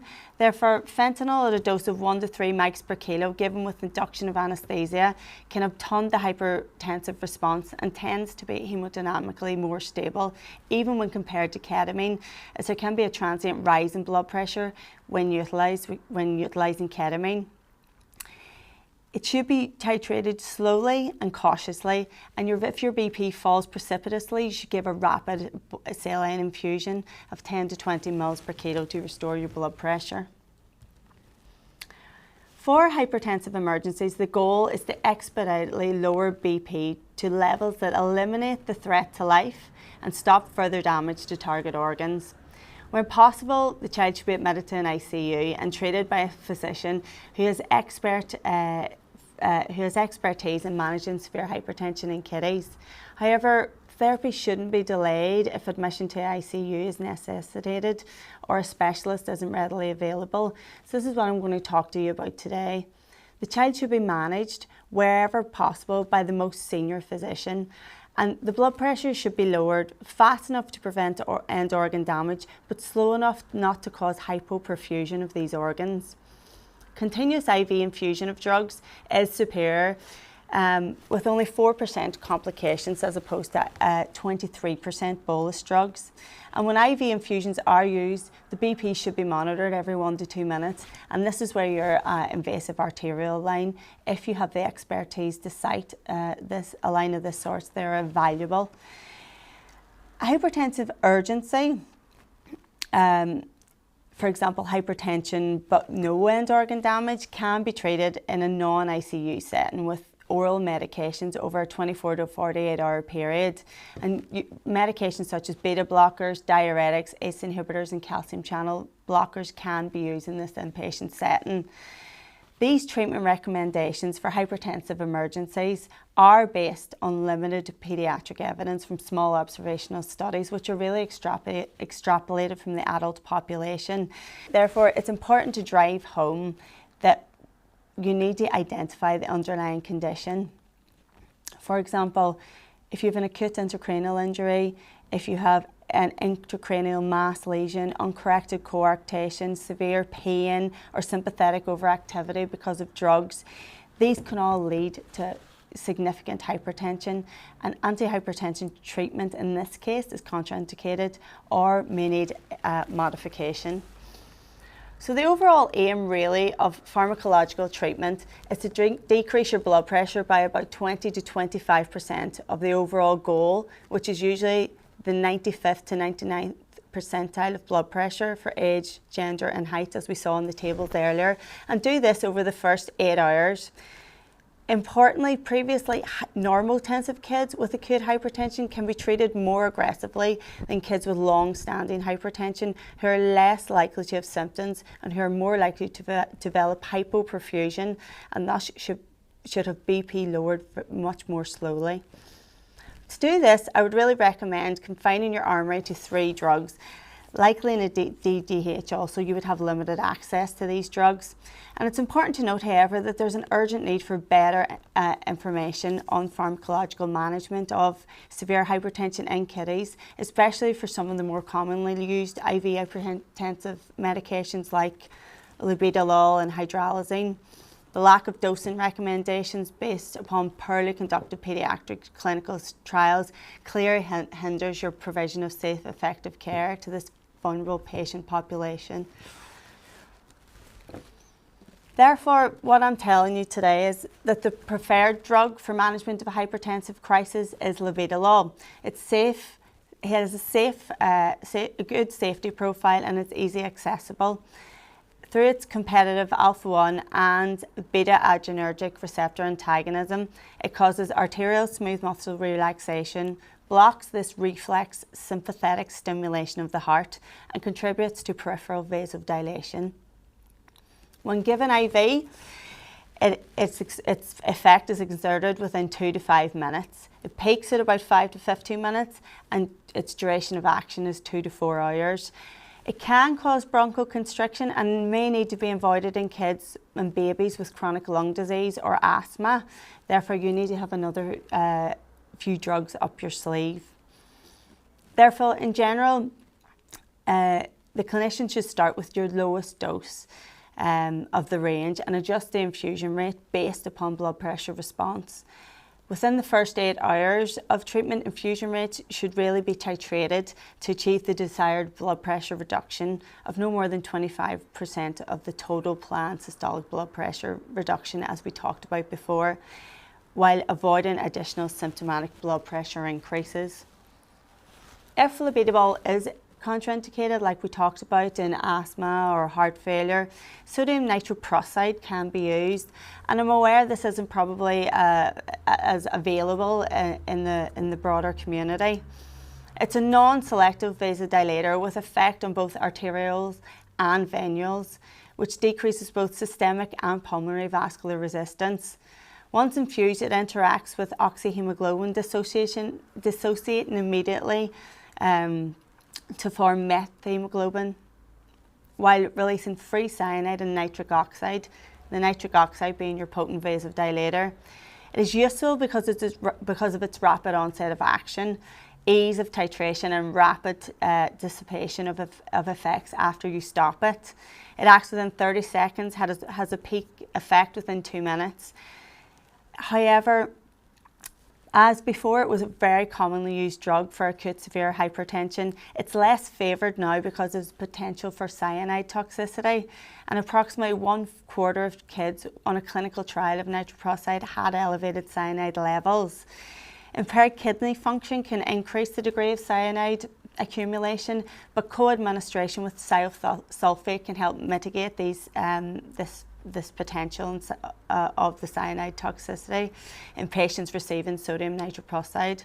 But generally, if beta blocker is contraindicated in patients with chronic kidney disease, they should be treated with an alternative other than sodium nitroprusside. Hydralazine is next up our sleeve. It's a direct vasodilator of arterial smooth muscle.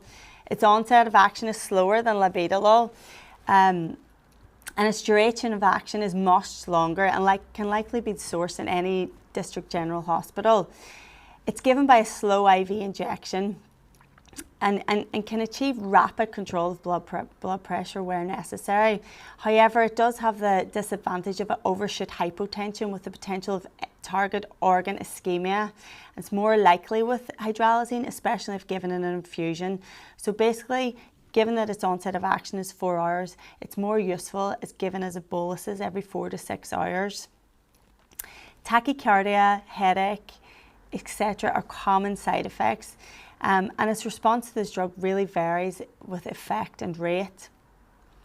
Esmolol is another cardioselective beta-1 blocker with rapid onset and offset of action, which can be useful in certain patient populations such as following cardiac surgery.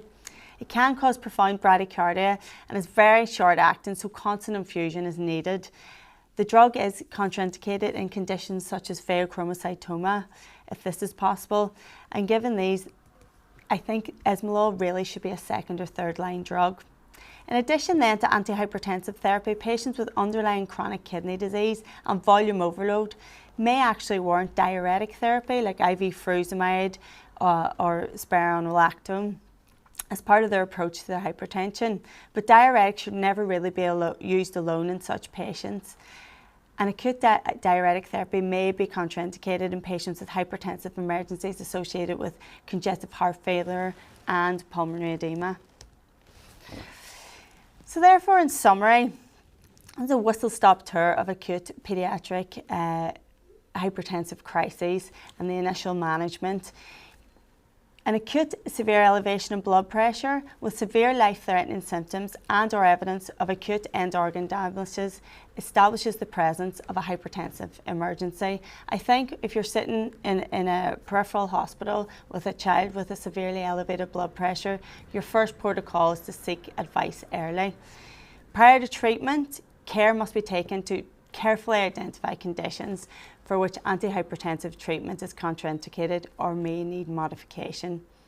Emergency administration of intravenous labetalol or, if contraindicated, IV hydralazine or sodium nitroprusside should lower systolic BP in a controlled fashion by no more than 25% of the difference between the current systolic blood pressure and the goal systolic blood pressure over the first 8 hours of treatment, and you should really be considering transferring this patient out.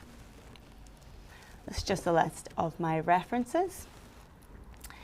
And I'd just like to say thank you for listening, and I'm happy to take any questions.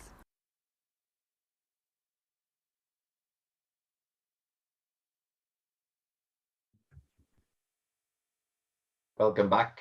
Listen, thanks, Seana, for that talk. Pediatric hypertensive crisis is something we don't see that commonly, thankfully, but it is something that probably makes us uncomfortable. So it's really good to go through sort of structured approach to the management of it. I suppose one of the themes that's kind of come out and it's coming through in our panel discussion as well is with regards to pharmacological management. There's not a lot of evidence for the use of the various agents in children. And you discussed a few, including labetalol, SNP. And we were having a bit of discussion just amongst the panel about preferences and what we feel is sort of the best agents. Do you want to maybe share a little bit about your thoughts and rationale of why you may choose one over the other in these circumstances? I mean, as you said, there's not a lot of evidence anywhere going through all the literature about what we should use. I haven't spoke to a few intensivists and renal physicians. I think in the peripheral hospital is a different scenario to in a ICU where you have monitoring, etc. And you don't have the luxury of arterial line and arterial access and monitoring in your DGHs. But having spoken consensus, I think labetalol is probably a drug by infusion that's probably the most easily accessible and safe and more familiar with the wider population in the DGHs as opposed to just pediatric intensivists and cardiologists, etc. I know when having worked in cardiac ICUs, SNP, sodium nitric oxide, is quite a familiar and common drug to use, but I haven't worked in that many DGHs that I have seen that they have had access with SNP. It's, labetalol is 2 to 5 minutes onset, but hangs around for about 2 to 4 hours. So ease of titration and stopping probably isn't as good as SNP, as it's fast acting, fast offset. And as we were saying, you don't want your blood pressure to reduce very quickly. You want to have a 20 to 25% reduction over 8 hours. So SNP is probably superior from a mechanism of action point of view, but labetalol, I would presume, would probably be the most comfortable for people around the region and nationally to use, but I don't know what everybody else's thoughts would be on that. In the discussion, Peter, you're sort of strong advocate for SNP. Yeah, I think, when you're in an emergency and you want to take control, you need to be aware of the risks of the medication you give. And as Seana says, labetalol does hang around for a little bit longer and you don't want the blood pressure to drop quickly. So if you start some labetalol and your blood pressure falls, what are you going to do about it? You've created a bit of a difficult situation for yourself. And also, if these people have relatively normal physiological feedback mechanisms when they're hypertensive, you'd presume they'd be relatively bradycardic potentially, and then you're going to go and beta block them and potentially make that even worse. So for me, SNP is a no-brainer. It's a much better drug to use. You can turn it on, you can titrate it to effect, and if you overshoot, you turn it off, and it'll be cleared pretty quickly. So it's safer, it's faster. I think it's a better drug to use, particularly in the emergency scenario, because you can just be really gentle in terms of how you increment it. But Seana's right, most places in terms of DGHs and stuff will not stock it, but it was absolutely the drug that I would be using as my first line. There was a comment in the chat as well about any role for GTN and hypertension in pediatrics. Now, it's probably not something that we've really seen used in pediatrics. Catherine, you had mentioned maybe something more in adult practice that you'd see. Yeah, we would use labetalol or GTN in adult practice. GTN, everybody's moved away a wee bit from because we're not using it as much anymore in heart failure either. So I would certainly, I don't think SNP in my cupboard, but I would have labetalol. I suppose you're limited by what you have, but the point about titration and knowing how your drugs work and if there's a better option and you can get it, and somebody can teach you or tell you how to use that, then it's worth considering. I think a point I had made about the drugs during the chat, I think for Peter, I think SNP is the right drug. He's very experienced with using it in a cardiac centre. But you probably might have a bit more reserves with the paediatric reg starting that in a DGH without an art line, in a busy ED. Because it's always, to me, been described as the Formula One car of antihypertensives in terms of the acceleration. So it's rapid onset, rapid offset. And if you don't have the monitoring or the familiarity, even with the dosing, somebody's picking a dose out of the book rather than actually that familiarity that Peter has, that he knows this dose will do roughly this in most of his patients. And I think the guidelines, most of them do recommend labetalol, and it's probably a safety thing rather than anything else. You're not maybe going for what is the best thing for the 1% of people to use. It's for the people with less experience to start with and avoid getting themselves into a lot of trouble with. Yeah, I think the thing with that is that, I rarely follow any guidelines, let's be honest. But, all of these patients need monitored. So all of these patients are going to need moved, right? And if you're going to start a labetalol infusion without your art line in, which is what you're suggesting, in the middle of that transfer, if something happens to your blood pressure, you can turn off that labetalol, but you're not going to fix that scenario, and it's going to be much more difficult to rescue it. So I personally don't know that I buy that, you should only use SNP if you're in an ICU because you can monitor it. You need to monitor whatever drug you use. And I don't think that labetalol is fundamentally the right choice. The questions about GTN are put in the chat. Yeah, fair enough, but I don't see it having a benefit over SNP. So if I'm going to lift for one of those drugs, it would be SNP for me still. Yeah, and I like the drug as well, and it would be something that I would use in the ICU because of the control it gives. I guess there's a wider question here as well about your practice, and well, one drug may be better than the other in theory, but actually it's what you are comfortable with, what the unit you work in, and what you have available, and sometimes we are limited to a certain extent by what we can access and what we have at our hands and at our disposal in that particular time. In the interest of time, we are going to move on to the next talk. So thanks again, Seana, for that talk. The next talk is on pediatric endocrine emergencies. And we're joined by Dr. Emmeline Heffernan, who's a consultant pediatric endocrinologist in the Royal Belfast Hospital for Sick Children, who's kindly recorded this talk. So thank you to Emmeline, and we'll hand over to her now.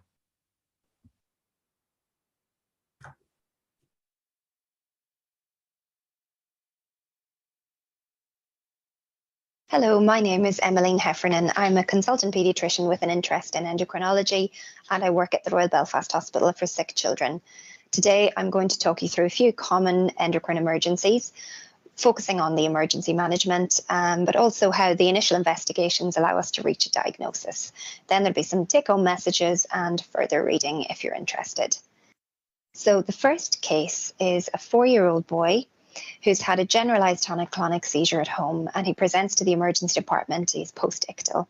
His parents say he's been complaining of dizzy spells for the last few months. He's quite tired with headaches, abdominal pain, and tingling and cramping of his hands and feet. He has a diagnosis of febrile convulsions, but importantly has not had a fever with this seizure. On initial assessment, he has an intermittent stridor.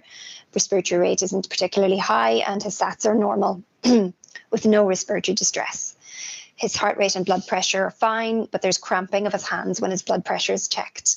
His GCS is 14 and pupils are equal and reactive. His gas looks okay, but you notice that the ionized calcium is low at 0.8. So you suspect this child has had a hypocalcemic seizure or stridor. What is your next step? A, admit him for management of hypocalcemia and cardiac monitoring. B, give IV calcium gluconate as a bolus.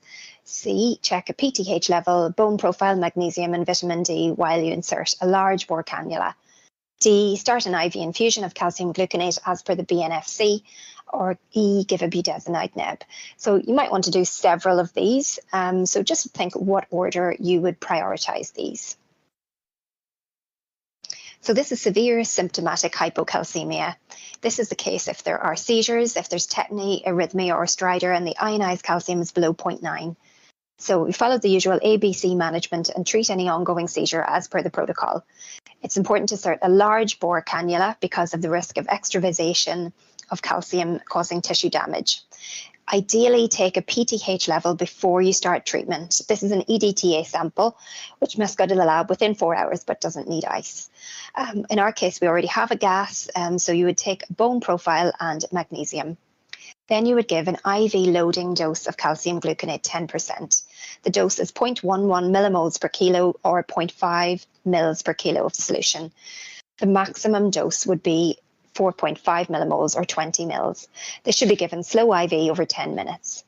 This is followed up by a calcium infusion between 0.5 to 1 millimoles of calcium per kilo per day. The maximum daily dose is 8.8 millimoles, and this is diluted as below, and that the details of that are in the BNFC. If you can't dilute it to that, you need central access. If the magnesium is low, particularly if it's below 0.5, then you should also give IV magnesium infusion. This is really important because if the magnesium is very low, it suppresses release of parathyroid hormone from the parathyroid glands. So the lab phone to let you know the corrected calcium is low, it's 1.6. The phosphate is high at 2.9, but the magnesium is okay. At this stage, your patient has completed the bolus of calcium gluconate and has started on the IV infusion.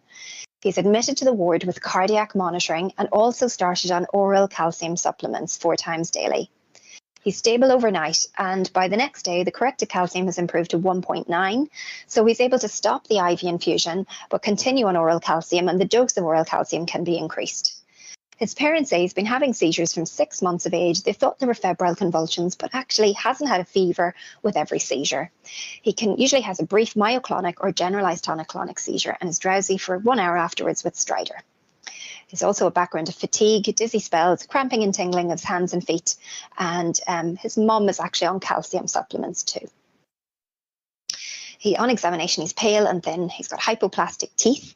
Chostek sign is negative. So this is when you tap on the facial nerve and you should get spasm of the muscles on that side of the face in hypocalcemia. Trousseau sign is when we inflate the blood pressure cuff and the ischemia causes carpopedal spasm like this. So those signs are both negative now, but his calcium has improved. He has no features of rickets and there's no subcutaneous calcification.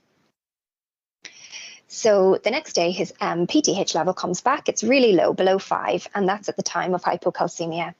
Vitamin D was fine, and there was no calcium in his urine. So what do you think could be the diagnosis here? Well, this slide just shows the homeostasis of calcium in the blood. So 99% of the calcium in our body is actually in our bones. Only 1% circulates, and half of that is ionized. So when you have an ionized calcium on a gas, you can assume that the corrected calcium in blood will be double that. So when the calcium level falls, this stimulates the parathyroid glands to release parathyroid hormone as long as the magnesium level is over 0.5. This then, PTH then stimulates release of calcium from the bones. It increases calcium uptake in the kidneys, activates vitamin D, and increases calcium uptake in the intestines as well, restoring a normal calcium level. So this flow chart is just a basic diagram to show you, how you can figure out the cause of the hypocalcemia. So the PTH level might be back after a day, but in the meantime, you do have a phosphate level available to you. So if the phosphate is high, you expect that the PTH level will be low. As long as the magnesium is normal, then the diagnosis is going to be hypoparathyroidism. So that was the case with our patient. There's many causes of hypoparathyroidism. Particularly common is 22q deletion, but there are also genetic forms. And in our patient, it did turn out they had an autosomal dominant hypoparathyroidism caused by a mutation of the calcium sensing receptor. You can also get hypoparathyroidism post-thyroid surgery or in autoimmune conditions. On the other side of the diagram, if the PTH, if the phosphate's low or normal, you expect the PTH will be high. So that could be vitamin D deficiency or resistance to vitamin D, liver failure, renal failure, or GI or renal losses.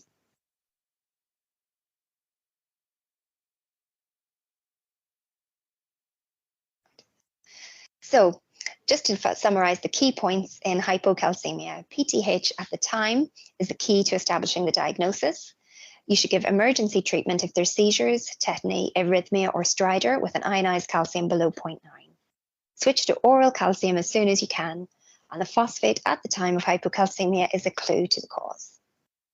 So moving on to our second case, this is a 9-day-old baby presenting with reduced feeds, vomiting and lethargy. He's a full-term baby born by normal vaginal delivery, and he's lost 10% of his birth weight. On initial assessment, he's crying, his respiratory rate and SATs are okay, but he's tachycardic, hypotensive, and cap refill is very delayed at 5 seconds. His gas shows a metabolic acidosis, and it also has a low sodium and high potassium, but glucose is fine. So can you think of any differential diagnoses here? Could you think of 2 or 3 conditions that might cause this presentation? You suspect this child has a salt-wasting adrenal insufficiency. So what would you like to do next? A, give IV hydrocortisone 25 milligrams. B, give a salbutamol neb. C, give IV calcium gluconate loading dose. D, start an insulin infusion and dextrose infusion. E, check cortisol, 17-OHP and ACTH. F, give 20 ml per kilo saline bolus. Or G, give hypertonic saline 3% to correct the sodium to 135. So if you even think of the top 3 things you'd like to do and what order you'd like to do them in. So this, the emergency management then of adrenal crisis, obviously ABC approach, IV access, and really you should take blood for cortisol before you give treatment, as well as electrolytes, glucose and ACTH. If this is the first presentation for this patient, ideally, if you can get an ACTH level as well, that's brilliant. That's another purple top, which goes on ice to the lab within 30 minutes. And in a younger child, you might take other bloods such as 17-OHP, and you can check a urine for urine steroid profile as well. You then want to give IV hydrocortisone 2 milligrams per kilogram, or as in this case, it could be 4 milligrams per kilogram because of shock.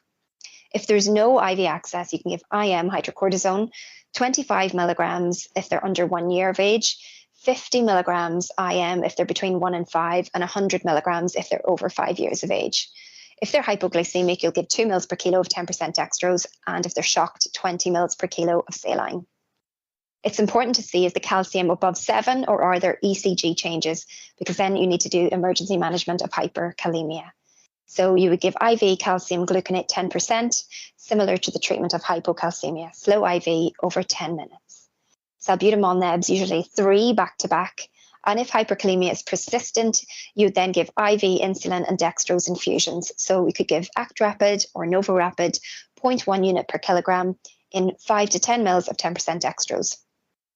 If there's a significant metabolic acidosis, you could consider sodium bicarbonate as well. So ongoing management, these children often need ongoing IV hydrocortisone 6 hourly. The dose can be given as 12.5 to 25 milligrams per meter squared per dose, or an IV infusion of hydrocortisone can be used. It's very important if there has been severe hyponatremia less than 120, particularly very low sodiums that we sometimes see, such as 105, that you try to avoid too rapid correction of the sodium because of the risk of osmotic demyelination. So ideally aim to increase the sodium by 0.5 millimoles per hour.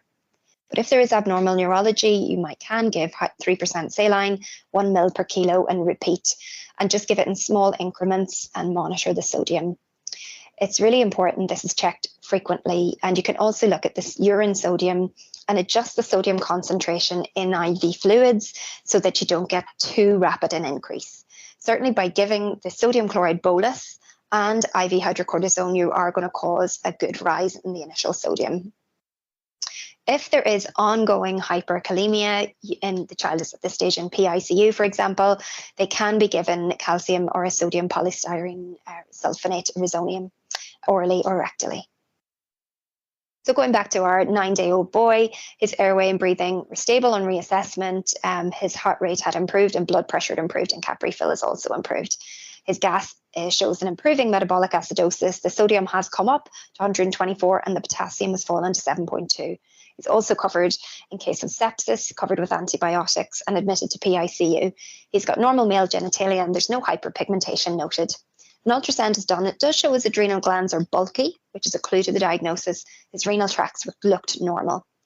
Shortly after, the lab phones to say his cortisol level is only 18 nanomoles per litre. And the next day, his ACTH level comes back really high, and that confirms primary adrenal failure. A 17-OHP is also elevated, and that leads us to the diagnosis of congenital adrenal hyperplasia. So this is a genetic condition caused by a deficiency of the 21-hydroxylase enzyme in the adrenal glands. So this causes prevention of production of aldosterone, leading to salt wasting, lack of production of cortisol, leading to shock, and then the pathway is shunted over to the right, and this leads to an increase in androgen levels.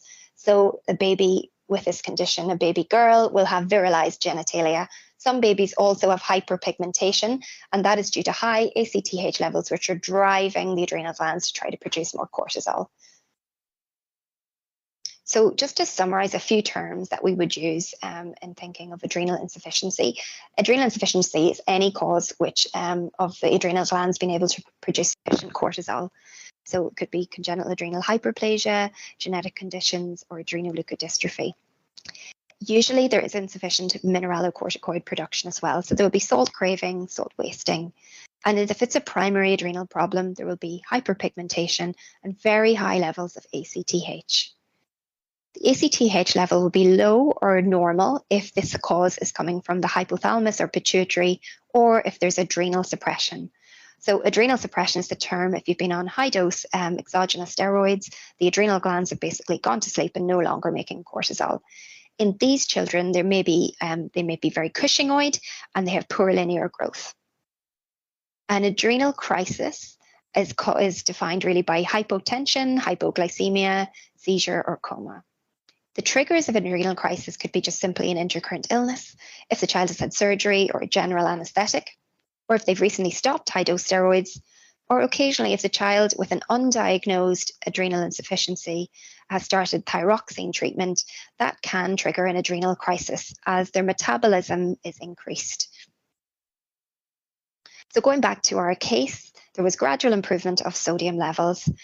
He continued on IV hydrocortisone and then was converted to stress dose of hydrocortisone and then reduced to kind of normal 3 times daily dosing. The high IV doses of hydrocortisone have a good mineralocorticoid effect. So, but when he was on to oral stress dose hydrocortisone, he did start fludrocortisone and sodium supplements. But despite medication, there were ongoing issues with severe hyperkalemia and requiring recurrent doses of IV calcium gluconate, salbutamol nebs, insulin and dextrose infusions. The sodium and fludrocortisone supplements continued to be increased and the potassium level settled. The diagnosis was explained to parents with written information and peer support. So what do parents need to know in a child who's adrenal insufficiency? It's really important they know about the importance of stress dosing if the child is unwell.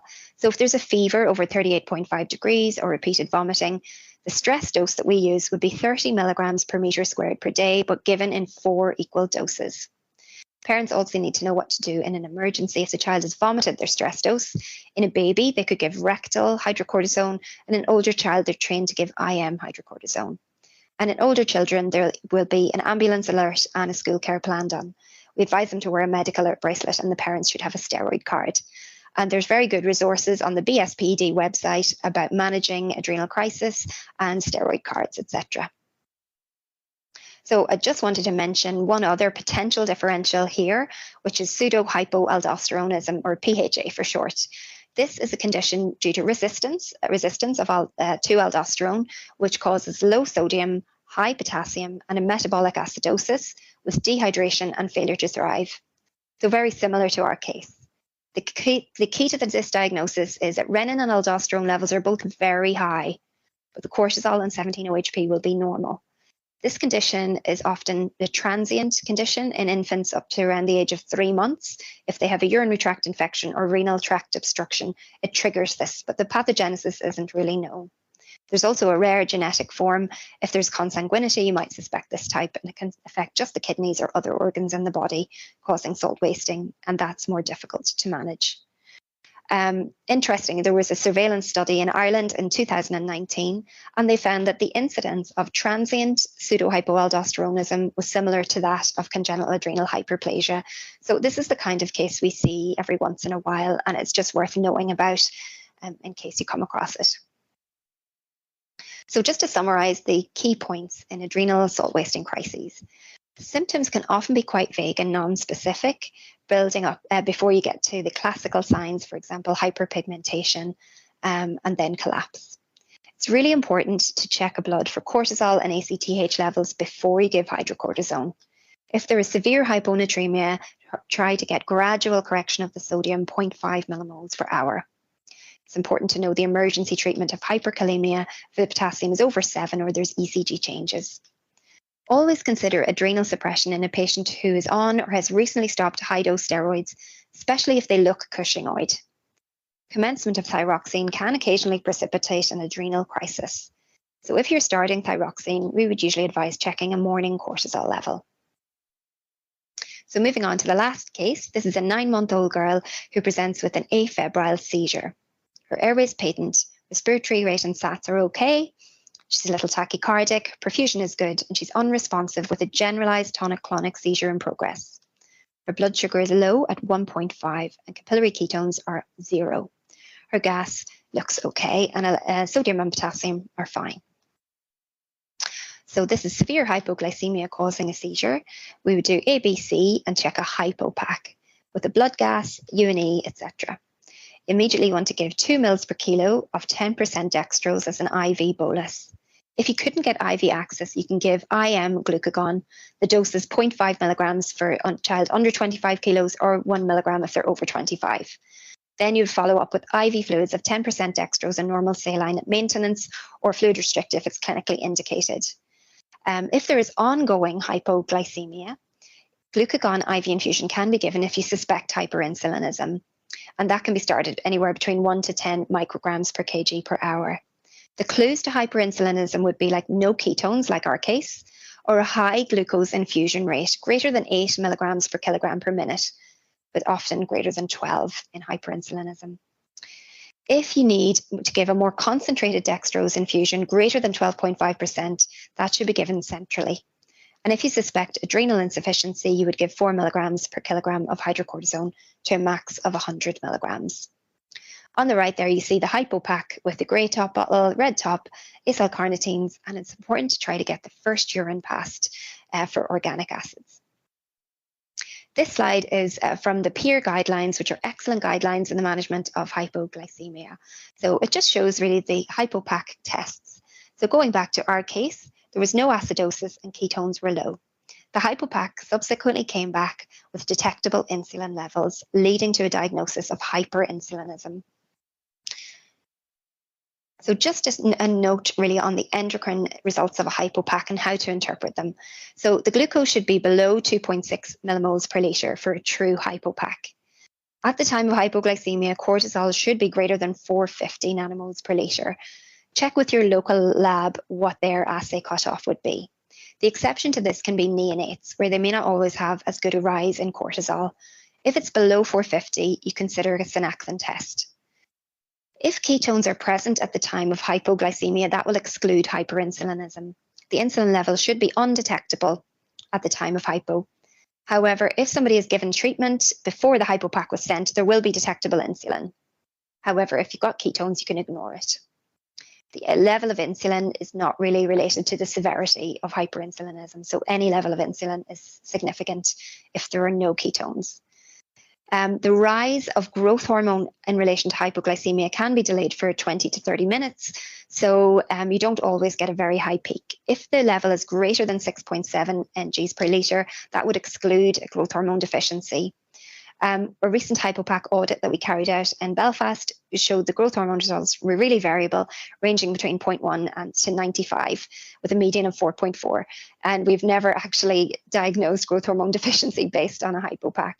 But if the growth hormone level is low, certainly below 6.7, you should plot the child's height on the growth chart, compare it to their genetic target range based on their parents' heights, or if you have a height velocity, look at that.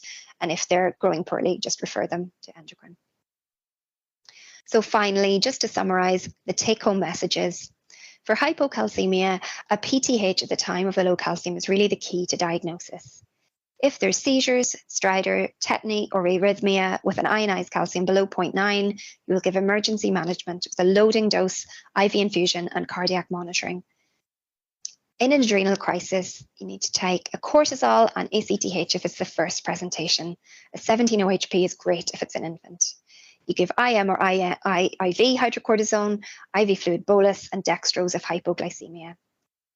You need to correct the sodium gradually if there is severe hyponatremia, and you should know the emergency treatment of hyperkalemia. In hypoglycemia, it's important to take a hypopack if the child is very sick, if it's an unusual presentation or recurrent hypoglycemia. The treatment is IV dextrose or IM glucagon, followed up by IV fluids containing dextrose. So to summarise, these critical investigations sent at the time that you're dealing with the emergency are really essential to get the diagnosis, and they guide the ongoing management. So if you're able to take them, that's fabulous. Thank you very much. So just some references and further reading. And thank you very much for listening. I'm happy to take questions and discuss.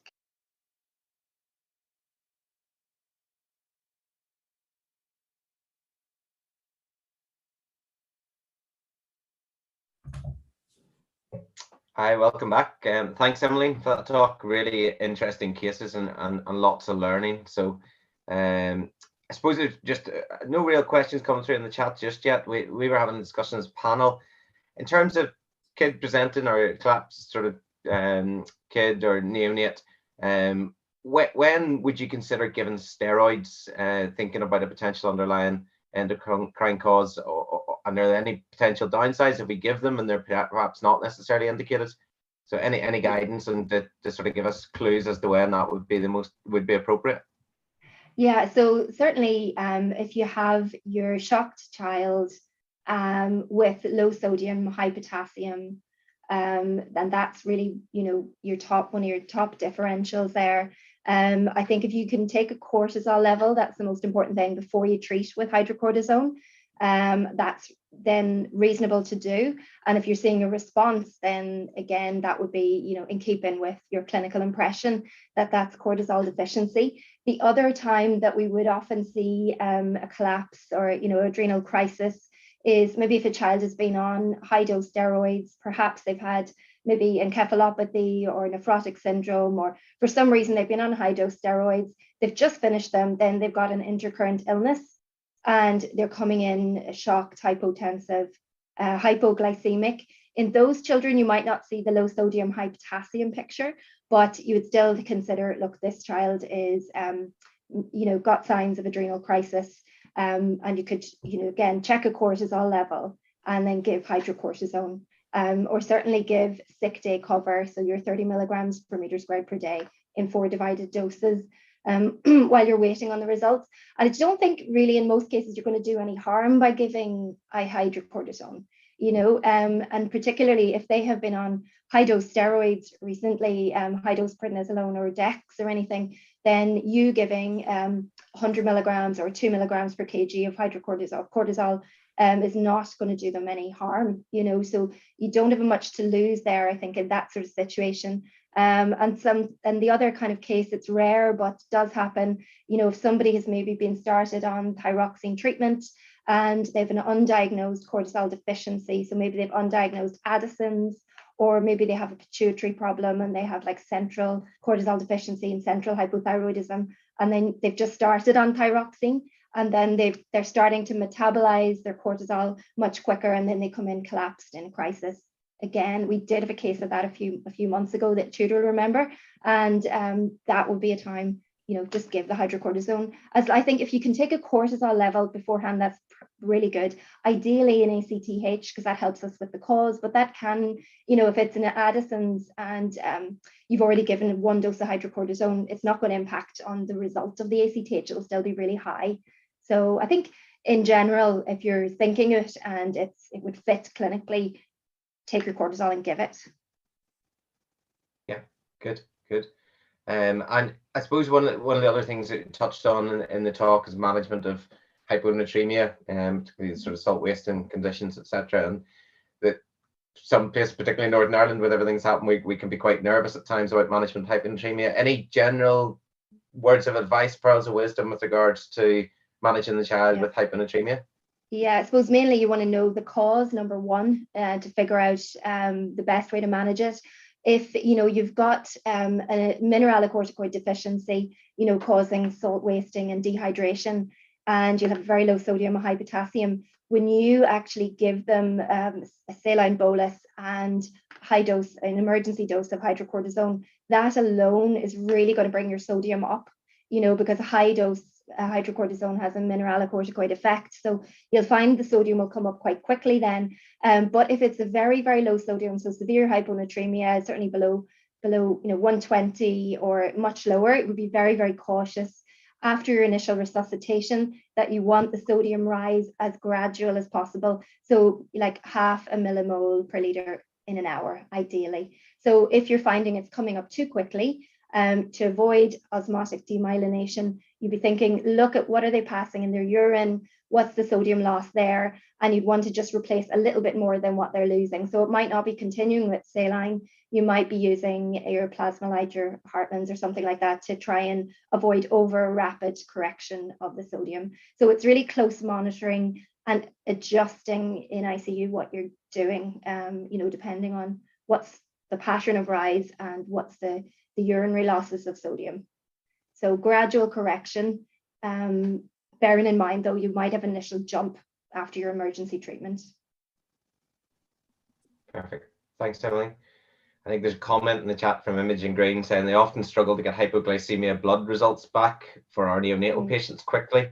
Is this a nationwide problem? It can affect our ongoing management treatment. I suppose there can be sometimes delay in getting, depending on your labs, and getting hypopac results back and so on. So is that something you see as a big issue, or? Yeah, we often Tudor has worked in our guidelines here of when to do a hypopac. So you're not going to do it on every child that's hypoglycemic, but certainly if they're unwell with it, or there's some red flag features like an really relatively unprovoked hypoglycemia or recurrent hypoglycemia, those ones you're definitely going to want to hypopac. It's you'll have the initial useful results initially, like will be your gas and whether or not there's ketones. So if you're seeing a hypoglycemia with no ketones, you're immediately worried, is this hyperinsulinism? You're going to be pushing to get at least the insulin result there, usually back. To be honest, the endocrine results I find are back quite quickly, at least in our lab, but the metabolic ones can take ages. Yes, certainly. But I think if it's a neonate, one of your top differentials is going to be certainly hyperinsulinism or potentially hypopituitarism. If it's usually there'll be other issues though as well. So perhaps there'll be midline defects or with the hyperinsulinemic baby, potentially there is maternal diabetes, for example. So with those things, I suppose it will impact on your later management, but your initial emergency management and giving them dextrose, that's the same. So you can kind of get on with that while awaiting the hypopac. And then if you had no ketones, you'd be thinking this is either going to be hyperinsulinism or a fatty acid oxidation disorder. So don't ask me about those ones. Obviously chatting to metabolic, not just endocrine. The endocrine interpretation of the hypopac is the easy part, but the metabolic differentials are, I would speak to an expert in that one. Grand, thanks, Emily. Any other comments or queries from the panel before we move on to the next talk?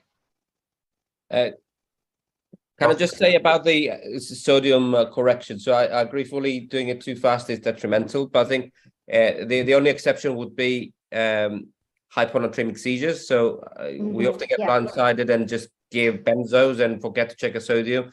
Never ever forget to check a sodium if a child is fitting, especially a baby or a newborn, because we do see hyponatremic seizures especially in the younger child. And the other important differential, if they do come in with hyponatremia and seizures, is cystic fibrosis. So especially in children that have not had the blood spot in the UK, if they were born abroad, I've seen a number of these children who did not get screened for CF and come in fitting, and it took a while to replace the sodium because we're blindsided into giving all the anticonvulsants first. And if you don't fix that sodium, you're not going to stop that seizure. So always think of that. Okay. And Costas, would you generally correct to 125 if they're seizing, and then gradual after that? So I will give 3% saline as a bolus. If that has stopped the seizure, then I will back off, and it's probably the only indication for me to start normal saline until they hit 125, and after that I will change to the balanced solution. But I'll give as much as I need to stop the fit. I'll do a spot check and see where I've pushed the sodium up, and then keep them on saline until they hit 125, and after that I'll change to my balanced solution. Yeah. Thanks, Emily. But normal fine all the time, just to point that out, Costas. Yeah, I knew you'd pipe up, Pete. Listen, thanks. Lots of positive feedback for that talk on the chat, so thank you very much, Emily. We're now going to move on to a pro-con debate featuring two of our panel members, Gail and Ben. So I'm going to hand over to Chris to introduce this section of the study day. Yep, thanks, Ben. So the topic that's going to be debated today is children with status epilepticus should be extubated in the District General Hospital. And Gail Davison, who's one of our grid trainees in paediatric emergency medicine, is going to be arguing for this. And Ben Rafferty, who's a grid trainee in paediatric intensive care, is going to be arguing against it. In terms of the rules, they've got 8 minutes each to put their arguments across. And at the end of each of their talks, they've got 8 minutes to argue it out. At the end of all that, we're going to be asking you to vote on who you think the winner is, and that's going to be done over in the YouTube chat. You're going to have to be signed into YouTube to be able to vote, the same as you need to be signed in to leave a comment. So it's going to appear in the same place you're leaving your comments. Last year, we had lots of people voting before they'd even heard the talks. I am going to have to open the voting a little bit early because I'm controlling about 5 computers here. So it's going to appear a little bit early, but don't vote, please, until the end. In terms of a prize, we've got really quite a nice prize this year, thanks to Healthcare 21. It's a supercar driving experience. I did this really recently. I drove a Ferrari and a Lamborghini around a racetrack. So this is absolutely brilliant. If that doesn't appeal to either of you, I don't know why it wouldn't, but if it doesn't, you can have an Amazon voucher instead. But I know which of the two I would pick. And just a little word, thank you to Healthcare 21. They do have some really nice products. Probably the nicest one is the new McGrath that you might necessarily have heard about. I'll put it up on the screen very briefly here. So you can see the new one over on the right-hand side. That's the new version of the McGrath. And you can see the image quality in it compared to the old one over on the left-hand side. And it's really like night and day. I've done a full review of the new McGrath over on the Paediatric Emergencies website. So if you want to find out more about that, you can check it out. So what we'll do, we'll head over now to the pre-con debate.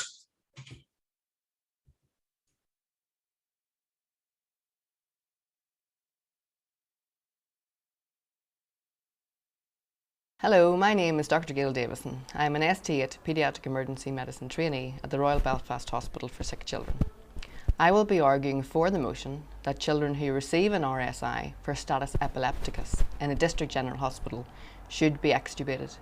In the next few minutes, I will justify why you should support the motion for extubation. Status epilepticus, defined as continuous seizures for 5 minutes or more, or repetitive seizures without regaining baseline consciousness, is one of the most common neurological emergencies that, as paediatric specialists, we face on an almost daily basis. Termination of seizure activity is paramount and central to its management because of the recognised complications, which include excitatory amino acid neurotoxicity mediated death, and this is more likely to occur after 30 minutes of onset. Treatment of reversible causes such as hypoglycemia and a standardised approach to using anti-epileptic drugs is the mainstay of treatment, as shown on the APLS algorithm.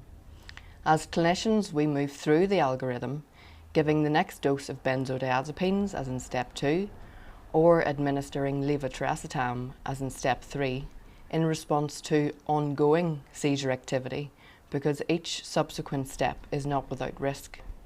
Medications that we use to terminate seizures cause reduced consciousness, respiratory depression, hypotension and cardiac arrhythmias.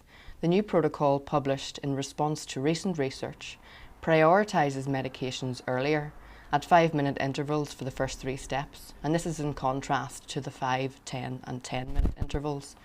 This gives preference as well to levetiracetam, which could be started at 15 minutes and infused over 5, and this then supports a more timely rapid sequence induction if seizure activity is ongoing, and this could be as soon as 30 minutes post seizure initiation. This is a substantial change to our management. Anaesthetic support may be called sooner, and there may be an increased incidence of RSIs for status. Most research on childhood status epilepticus has focused on comparing the effectiveness of anti-epileptic drugs rather than the management post-RSI. The algorithm does not have a 5th step, and Northern Ireland does not have a regional protocol or standardised guidance. Management post-RSI nicely lends itself, therefore, to wider discussion and debate. To help you decide how to vote, let me explain further what I am proposing. I am for the motion that children should be extubated in a district general hospital after an RSI if meeting favourable respiratory, cardiovascular and neurological criteria. The criteria are as follows. There should be minimal respiratory support, such as good saturations, minimal oxygen requirement, low pressures, and the child should be breathing spontaneously with a normal blood gas. There should be cardiovascular stability, no need for vasoactive drugs or recurrent fluid boluses, and there should also be favourable neurological status, no seizure activity or focal neurology or raised intracranial pressure. There should be responsiveness to voice, airway reflexes and normal pupillary responses. I propose that children meeting these criterion should be allowed to regain consciousness and extubated in a district general hospital. This option, I suggest, is preferable to the alternative, which is to administer further unnecessary anaesthetic medications to facilitate a prolonged period of ventilation and critical care transfer to the regional paediatric intensive care unit. There are a number of reasons for choosing this option. This option complements the stepwise approach to management of status epilepticus. It allows for timely assessment of neurology. It reduces risks associated with critical care. It is more cost effective, and there are some research studies to support this. The impetus of treatment, as instructed by the APLS protocol, is to terminate seizures. Once seizures have been halted, then further sedatives or anti-epileptic drugs are not warranted, and treatment can be de-escalated. Administering further sedatives, such as morphine and midazolam infusions, may be thought of as a 5th step, but it's not necessary. Seizure activity is under control, and further sedatives are more likely to cause unwanted side effects, such as behavioural changes, confusion, lethargy, headaches, nausea and vomiting. As well, holding off on further sedatives and allowing the child to wake means that we can assess their neurological status in a timely fashion. Parents are also happier to see their child interacting. Although most parents appreciate the care provided by paediatric intensive care units, all would acknowledge that it's a stressful environment that they could do without. I suggest you should choose for the option also because it reduces the risks associated with critical care. In the District General Hospital, they have done the hard part already. They have intubated and stabilised the child, and according to the criterion set out, the seizure activity has stopped. The skills needed to support extubation are at hand, and paediatric intensive care consultants are readily contactable 24/7 to advise. Facilitating an earlier extubation at the DGH reduces time on the ventilator and the need for critical care transfer and PICU admission. Longer periods of ventilation can cause ventilator-associated pneumonia, barotrauma and pneumothoraces, and therefore are more likely. Additional means of access may also be needed, such as arterial and central lines if there's a prolonged period of intubation, and this can be a source of infection. Anaesthetic teams in district general hospitals might be apprehensive about extubation after an RSI. However, there are only a small number of children who require further intubations after extubation. Cost isn't a primary concern, really, although it would be impractical not to acknowledge the costs associated. Paediatric intensive care beds cost approximately £2,000 per day, and across the UK there has been a 14% rise in PICU admissions, with up to a 22% rise in those requiring invasive ventilation. Staffing in our paediatric intensive care units is an ongoing issue, and a child who is extubated at admission can remain in a paediatric intensive care unit for days, especially if ward beds aren't available or ambulance transfers are not readily available. With the likely increase in children requiring an RSI following the new algorithm, PICU services will be under further pressure to admit children. Transfer teams commonly need to administer boluses to keep children sedated, and on arrival, sedatives are commonly discontinued to allow children to wake. Extensive intensive care support is usually not required, therefore, and it seems like our critical care services, which are limited, could be used more favourably. So what about the data? Ideally, we would want our practice to be evidence-based. In reality, the evidence is severely limited. I completed a Medline literature search using keywords status epilepticus, intubation, rapid sequence induction, and limited this to children with English language articles. No randomised control trials existed to examine management post-RSI. There was, however, one letter to the editor which supported extubation in a district general hospital following changes in their own practice. There was one observational study in West Yorkshire, and there was one protocol. In the observational study, 93 patients were included over a 3-year period. Within those patients then 22% were extubated, and of that 73% were extubated successfully. There were no unforeseen or poor outcomes. We also know that most status is due to febrile convulsions and known epilepsy. Most children presenting to our paediatric intensive care unit are extubated on the first day, sometimes within hours of admission, and PICANET data may soon be available to support further extubation in a district general hospital. Ultimately, further research is needed in this area. So thank you for listening, and I hope you'll choose to support the motion for extubation in a district general hospital. Hi there, my name is Ben Rafferty. I'm one of the ST6 PICU Good trainees, and I'm here today to vote against the motion, or try and get you to vote against the motion, of why we shouldn't extubate children with status epilepticus in district general hospitals. So a wise man once said, the measure of intelligence is the ability to change. But sometimes we don't want to change. And well, personally, from the view of having extubation with regards to status epilepticus, I feel personally that it's something that I have limited experience of, especially when you're a district general hospital. It's difficult to assess the readiness for extubation in these children.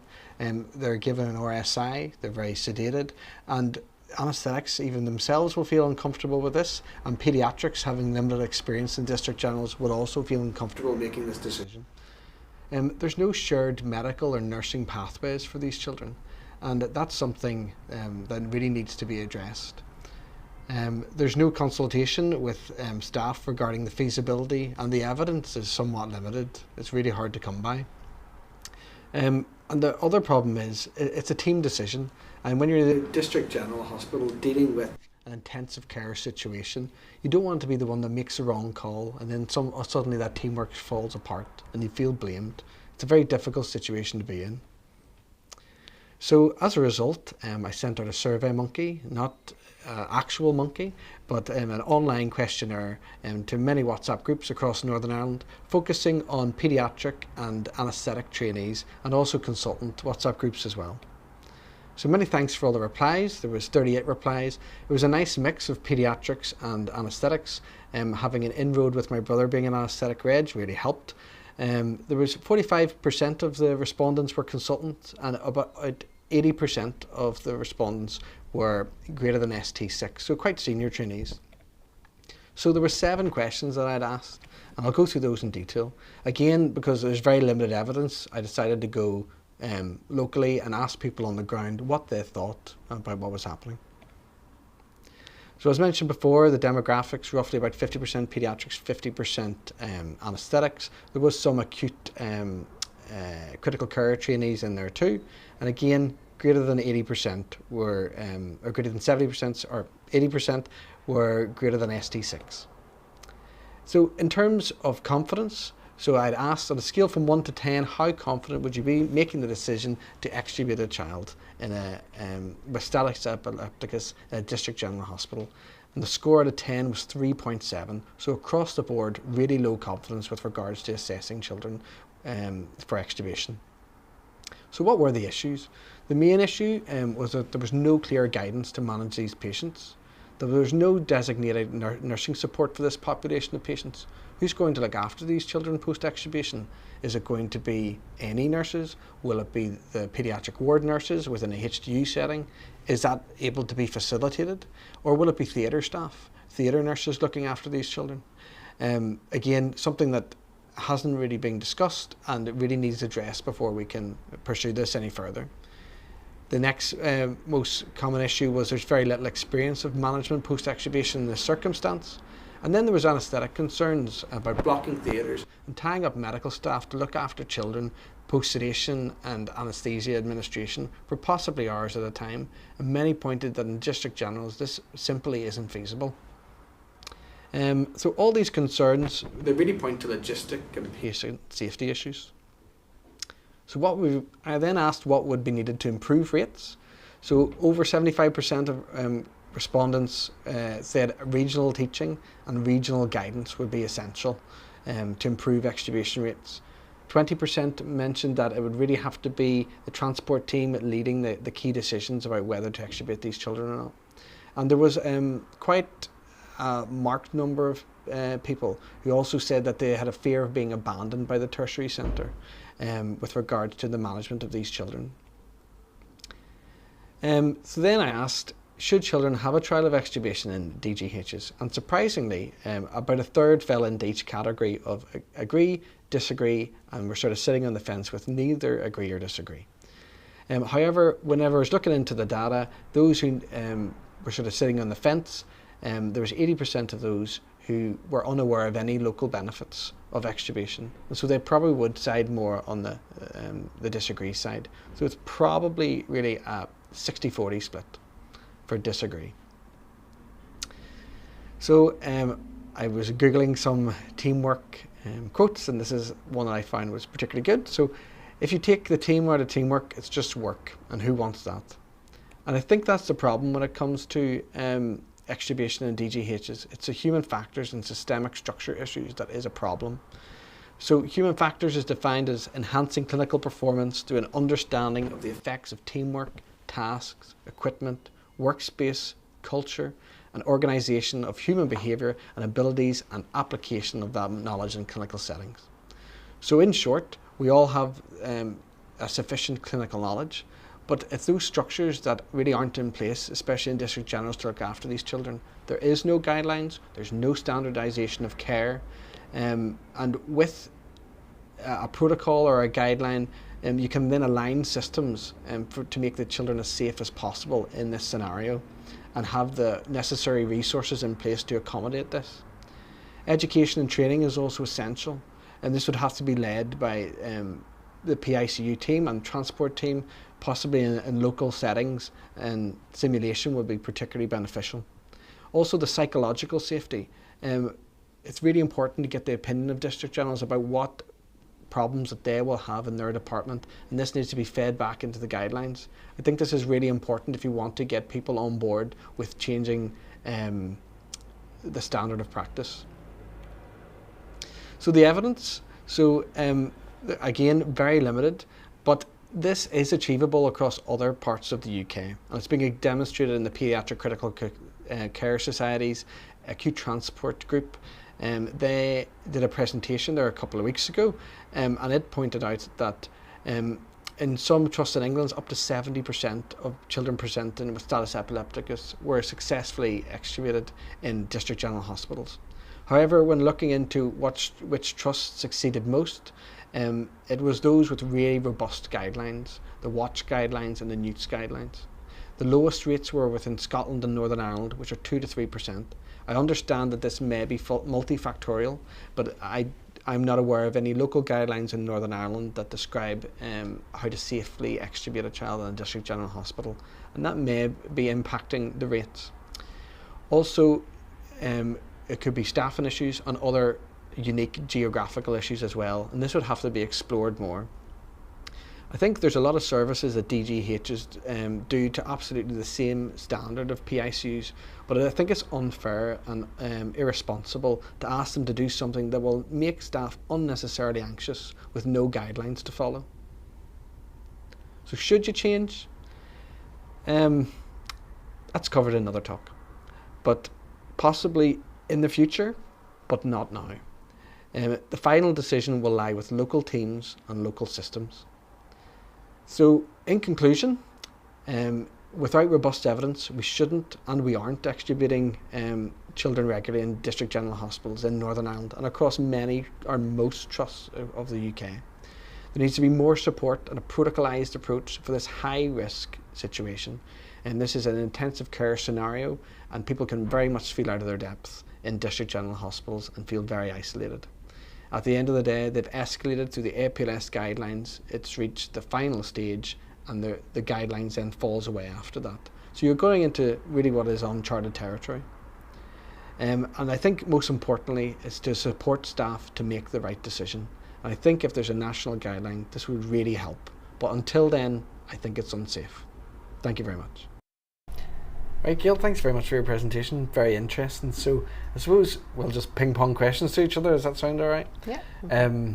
So from today, would you be happy enough to extubate people in your NE department? Oh yes, I would indeed. But I work in a tertiary department, and that's not the question that we're asking here. We're asking, should children be extubated in a district general hospital? Mm-hmm.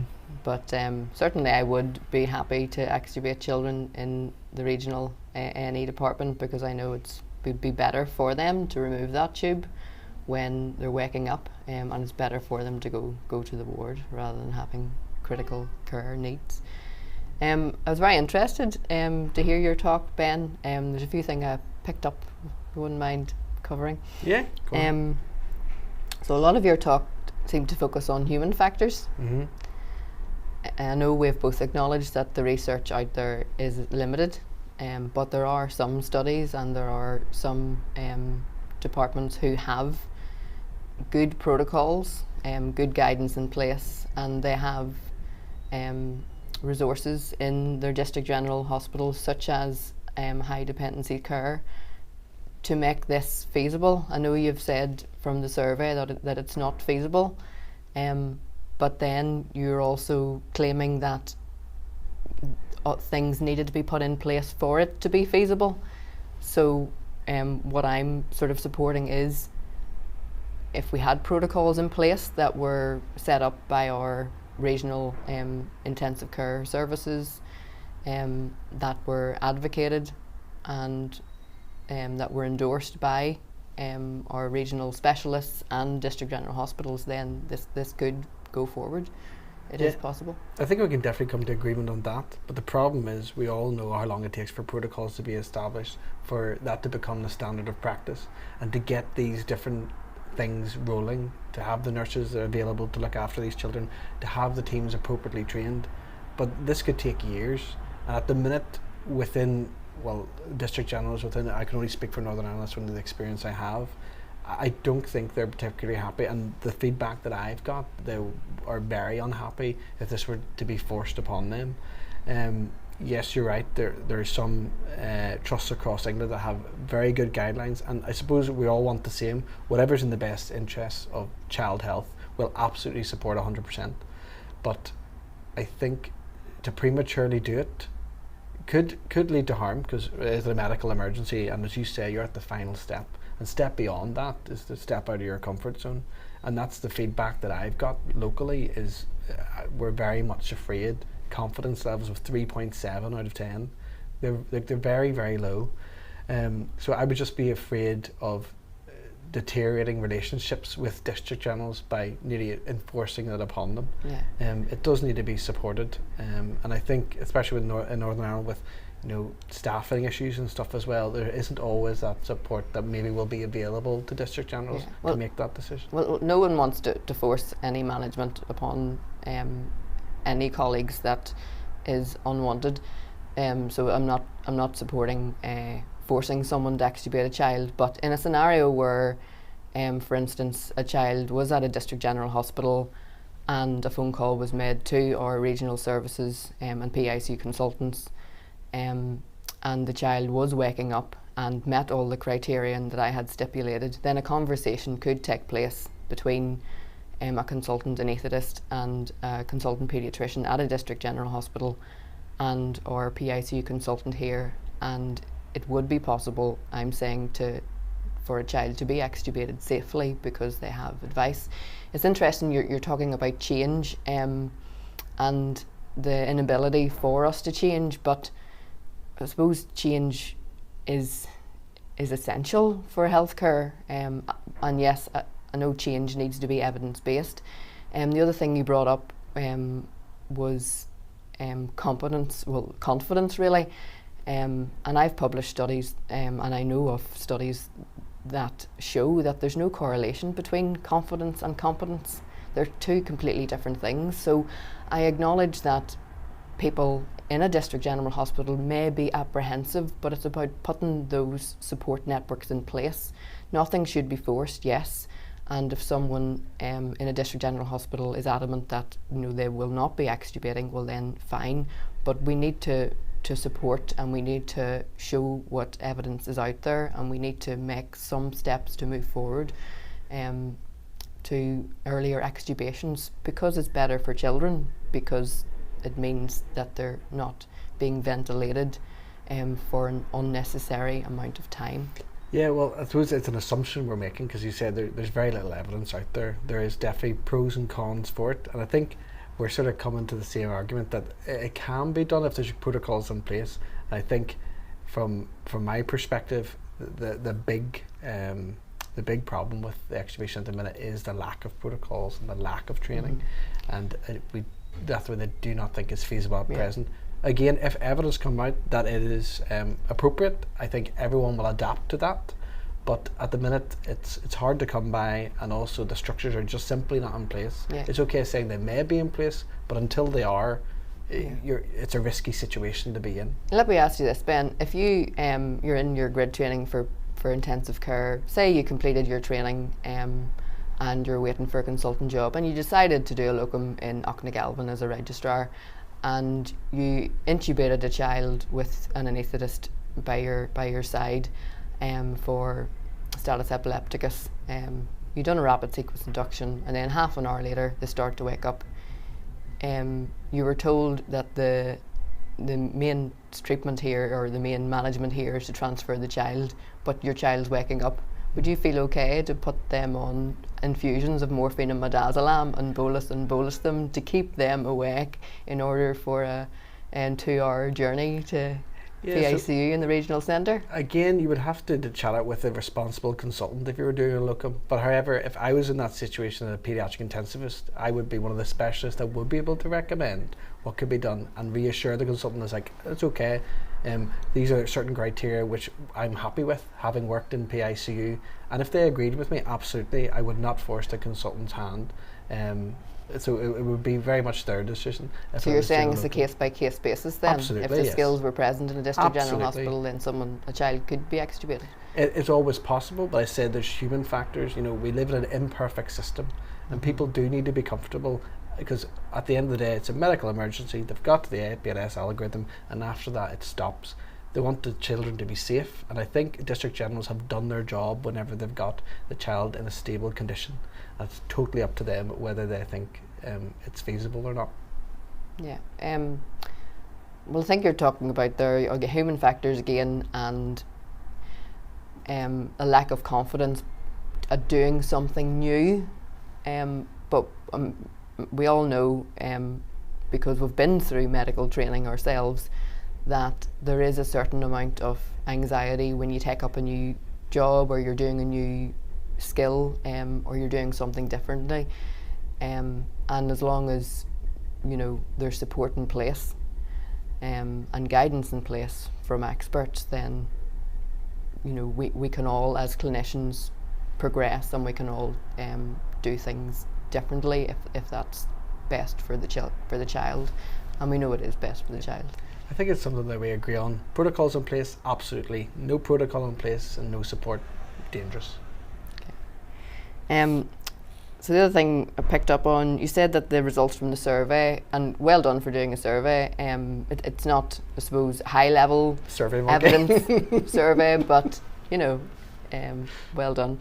You said that the results were 30-30-30, so everyone was on the fence. How did you move from 30-30-30 to 60-40? Well, whenever I broke down the people who were on the fence, 80% didn't realise of any benefits of local extubation, so they would obviously side with the disagree side more. If there was no benefits, why would you do something? So that's your interpretation of their text? I think it's a reasonable interpretation. Yeah. If you don't see a benefit, you wouldn't do it. As a qualitative researcher, I would have to pick holes in your interpretation of a simple text box. We'll let the audience decide. I think possibly, you know, focus group and opening this up to wider discussion rather than moving your numbers from one box to the other. I stand by SurveyMonkey. Thank you very much. Thanks.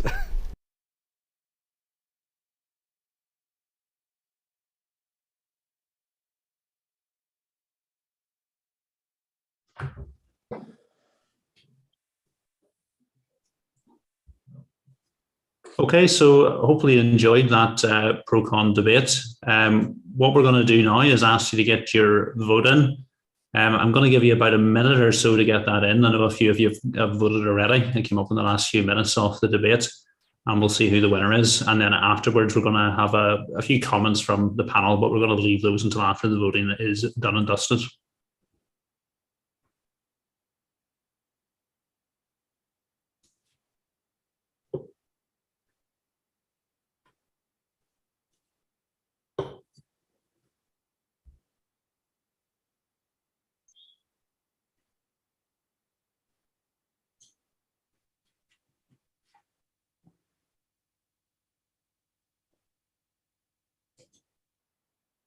Okay, about another 20 seconds or so if anybody else wants to get their vote in.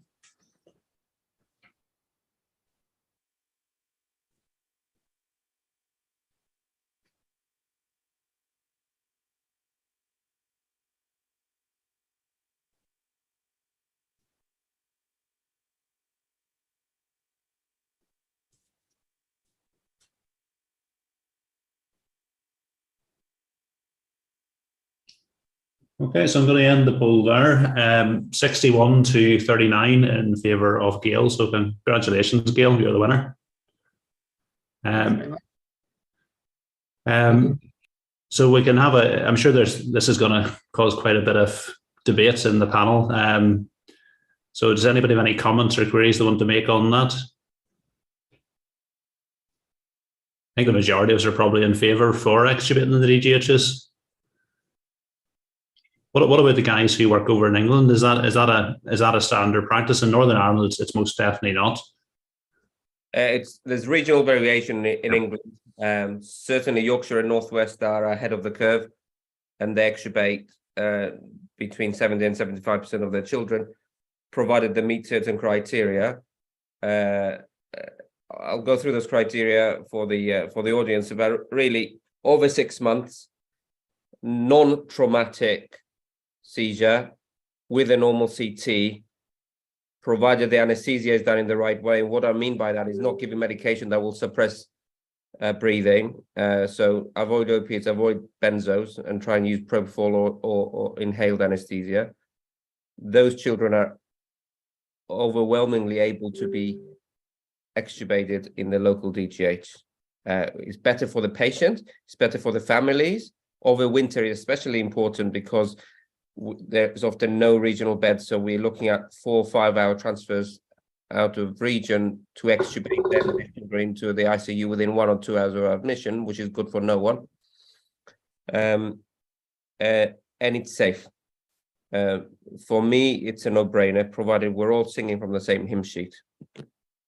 Staffing reasons in the DGH to not do this is not a good enough clinical reason not to extubate the children in DGHs. That's my take on it.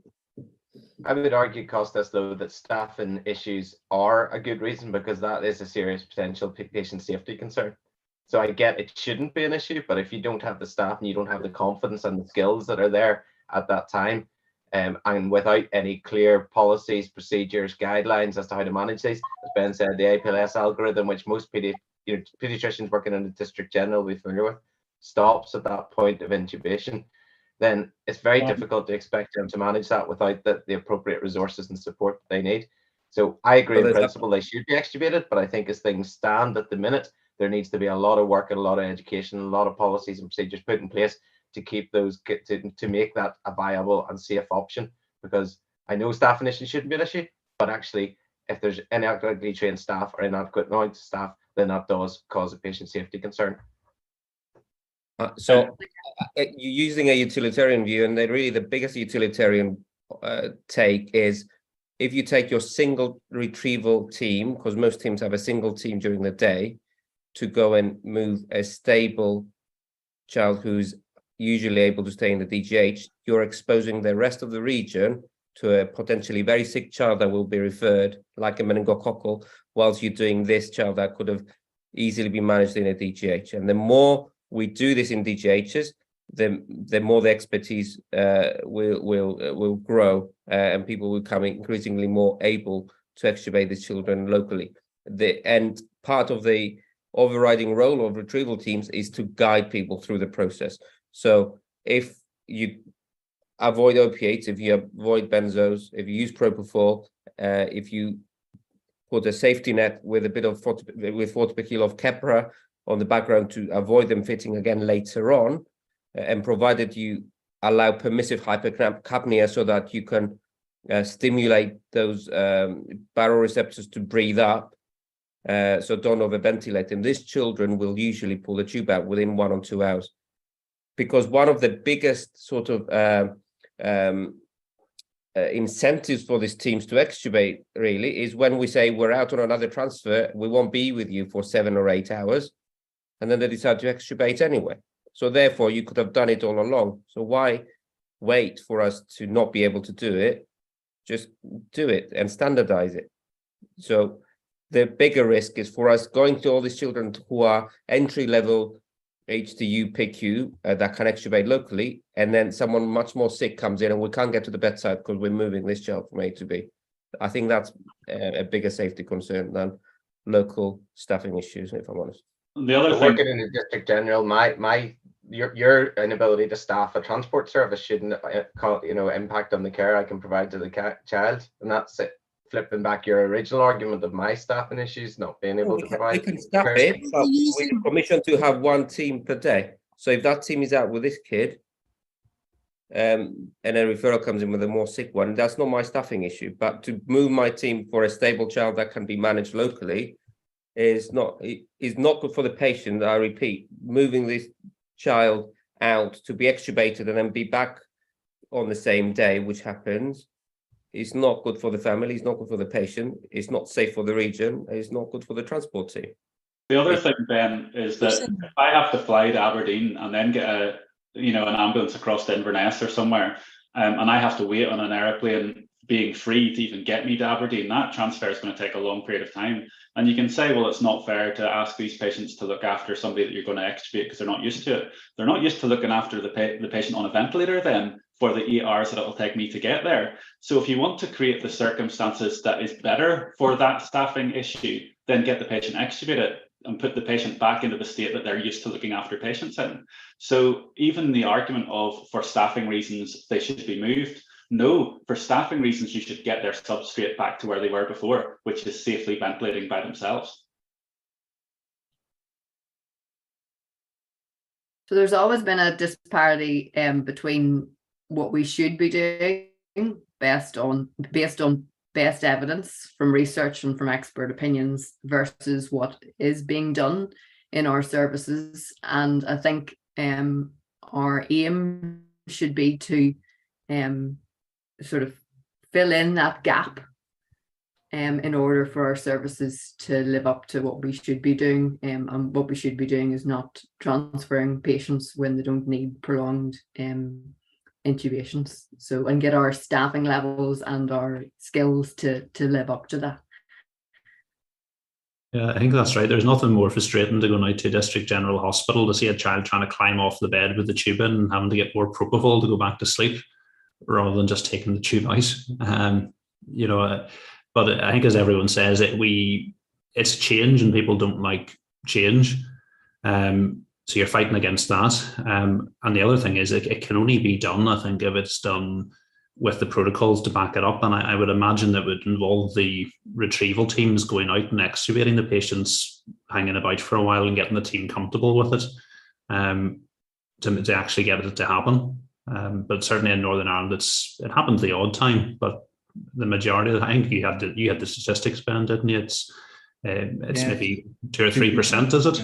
Yeah, and I think Scotland was similar as well. So I don't know, Peter, is there differences in different regions of Scotland, or they seem to have quite a similar rate to Northern Ireland? Or no, it's one transport service, so it depends. Every single time, like you guys, it's a conversation, and many times trying to persuade a DGH to take the tube out.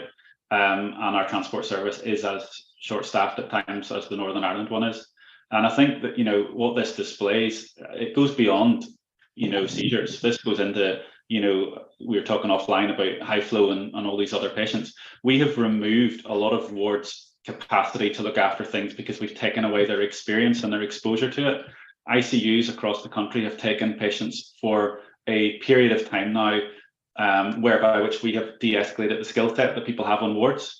And that's probably a problem of our own making, but we need to revise that pretty quickly, given the bed crisis and given the level of, let's not forget the level of skill that the nurses have on wards. They're highly skilled, trained professionals. They're able to do this stuff. As long as we educate them and support them and allow them to do it, they would love to be able to look after their patients in a more holistic, fuller way, rather than having to transfer them down to an ICU for high flow. It's frustrating for them as well. We need to be able to put systems in place that support them and upskill them to what they previously were able to do. Yeah, I think it's sort of what Costas was saying about singing from the same hymn sheet. We just don't have that hymn sheet, that protocol to sing from. And if we did, things may change a lot quicker. Amen. I think both the debaters conducted themselves really well, and the debate's really interesting, and I've learned a lot from it. But it's just to echo some of the views. It's the sort of perpetual challenges within healthcare and the NHS globally about idealism versus pragmatism and the big gap in between it. So, and you can see that reflected in the comments and the strongly held views. But it was, from my perspective, I thought both spoke very well. Yeah. Okay. So I think we probably should wrap it up there. Thanks to both Gail and Ben for debating, and thanks for everyone who voted and the discussion. And so I think we're going on to tea and coffee break now. So timing wise, I think we're pretty much on time. We're very slightly ahead. So we're going to come back at 4:10 then for the last 3 talks of the day.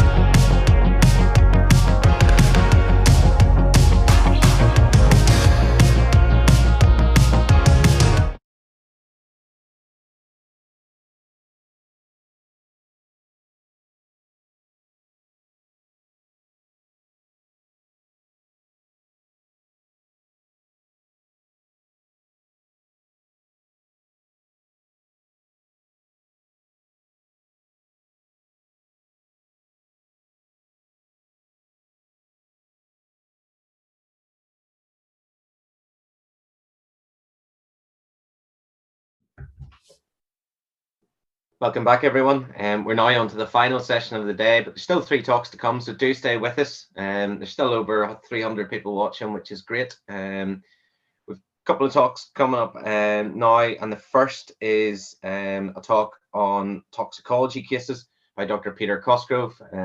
Peter is a consultant in paediatric emergency medicine, working in the Royal Belfast Hospital for Sick Children, and I'm going to hand over for Peter for his talk now. Thanks.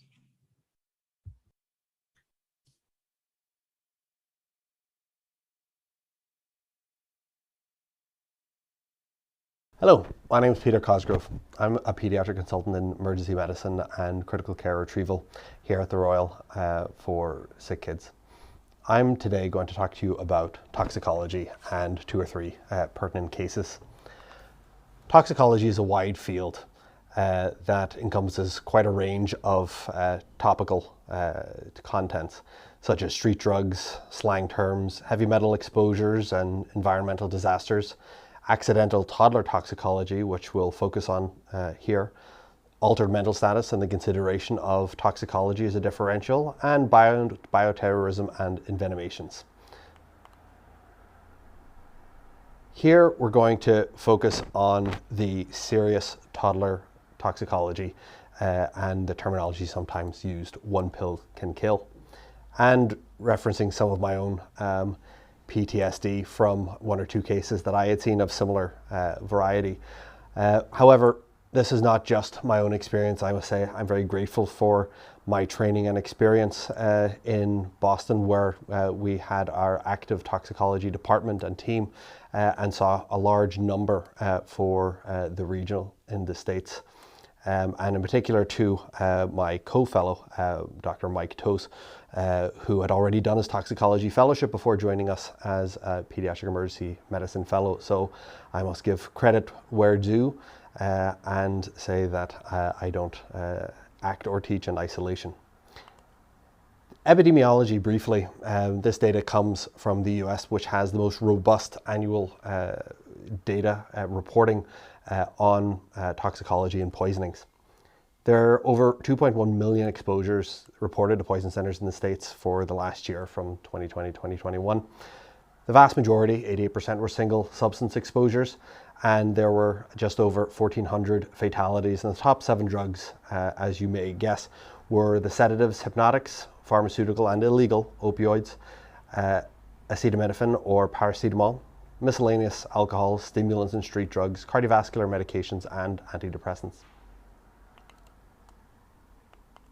This is particularly pertinent to our area of pediatrics because the vast majority of human exposures are in young people and children. As you can see, those less than 6 years of age comprised 42% of all exposures. And as you can see, the next higher peaks are up into your teens and your 20s. Healthcare facility exposures have been increasing steadily over the last 20 years, as you can see here.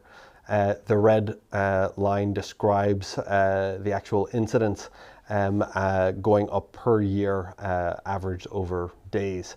And statistical modeling has identified a slightly slower rate of increase over the most recent years, so not a direct linear fit, in the hope that maybe we are plateauing. But you may ask, while we're increasing exposures, are they mild or moderate or severe?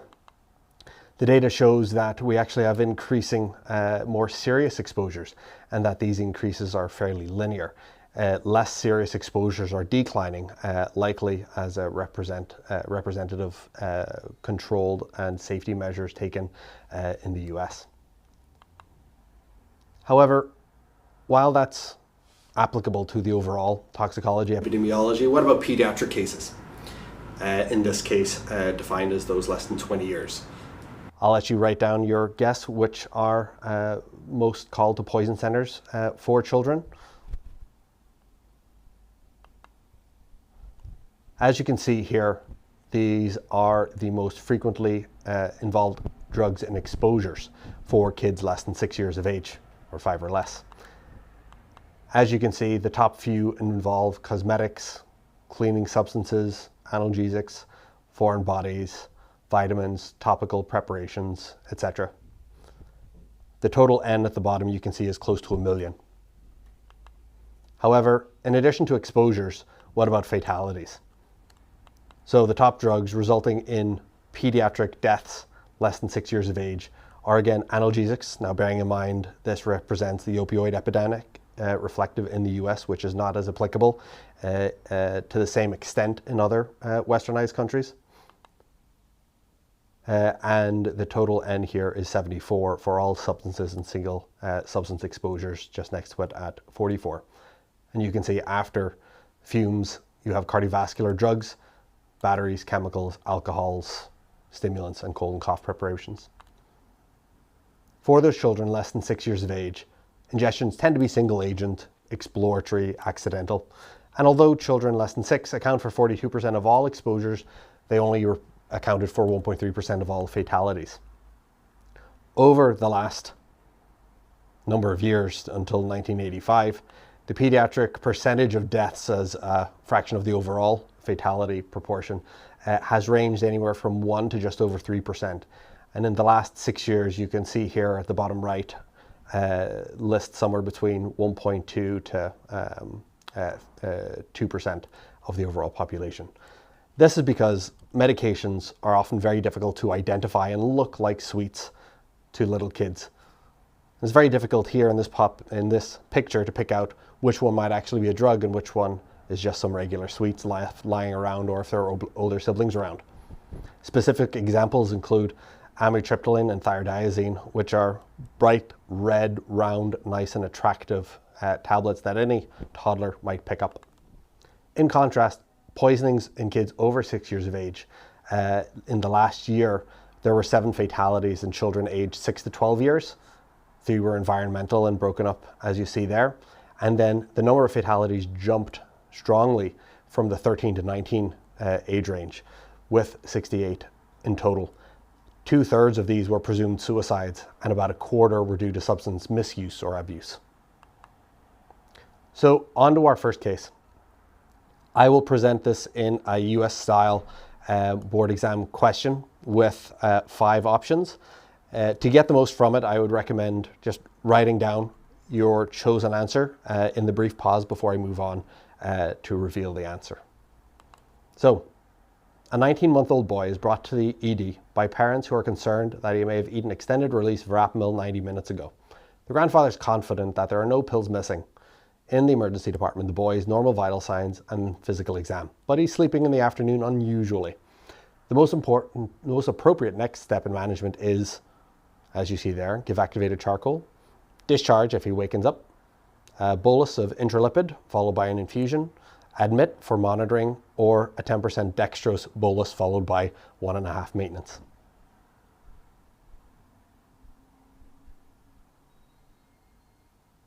So, as you may have guessed or known, the answer is to admit for cardiorespiratory monitoring. Let's unpack that a little. So, newer dihydropyridine medications such as nifedipine and amlodipine are quite safe, and indeed safer than the older calcium channel blockers of Verapamil and diltiazem. Extended release calcium channel blockers may result in symptom onset greater than 12 hours. Activated charcoal can be considered, but typically less than 60 minutes after ingestion, in particular in young children who will take it voluntarily. In this case, there's no specific indication for dextrose-containing IV fluid.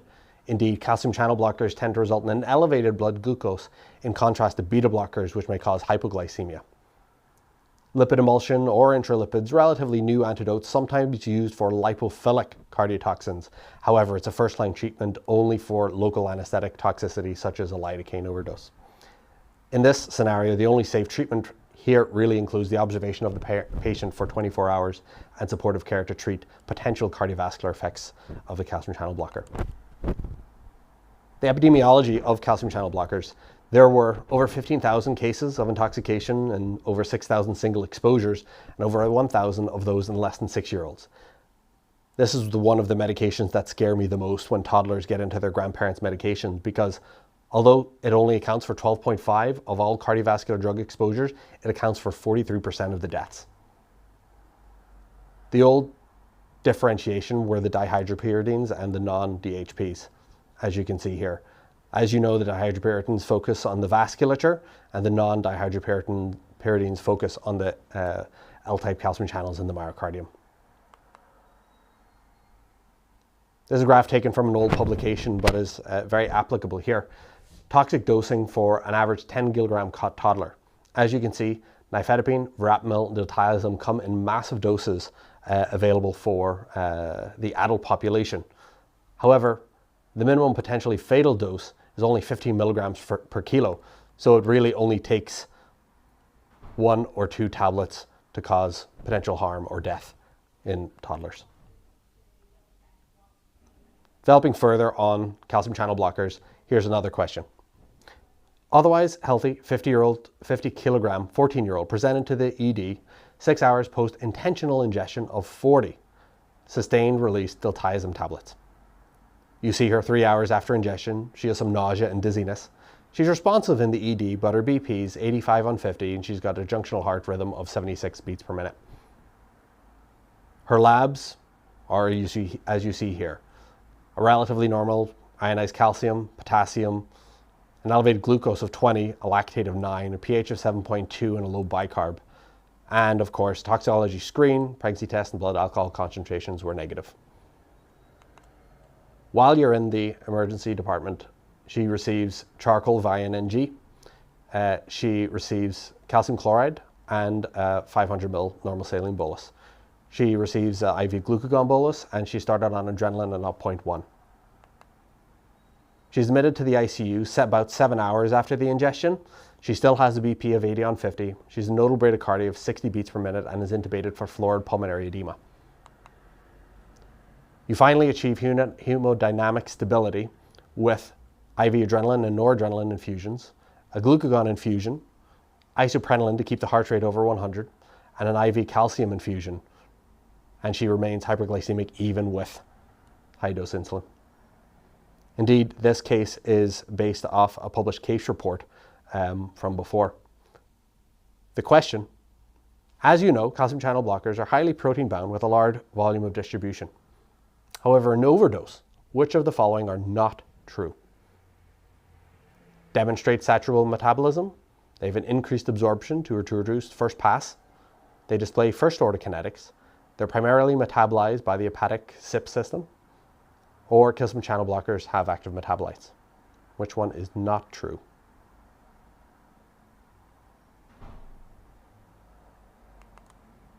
What is not true is they display first order kinetics in overdose.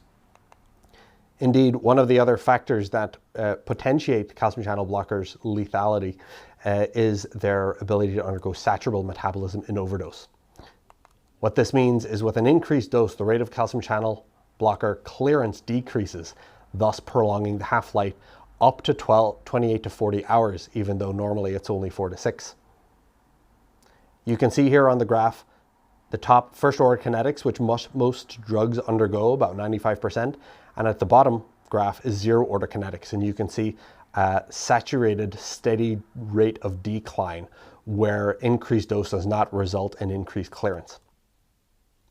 This patient in particular had taken so much diltiazem that her metabolism had been saturated. Indeed, to facilitate excretion, she received charcoal hemoperfusion. You can see on the graph here, outlined by hours post-drug ingestion on the x-axis, and on the y, she has her drug levels. The charcoal hemoperfusion rounds are indicated by CHP, and the arrow indicating the precipitous drop in her drug levels of the diltiazem.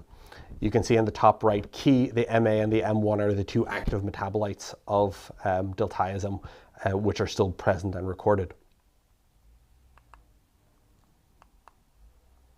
Indeed, as part of the hyperglycemia and the high-dose insulin required, up to 0.5 or 1 units per kilo per hour, bearing in mind this is 10-fold or greater times the amount that you'll typically start in a DKA, you have to watch the electrolytes, namely the potassium and the magnesium, which often drop quite precipitously in response to the high-dose insulin.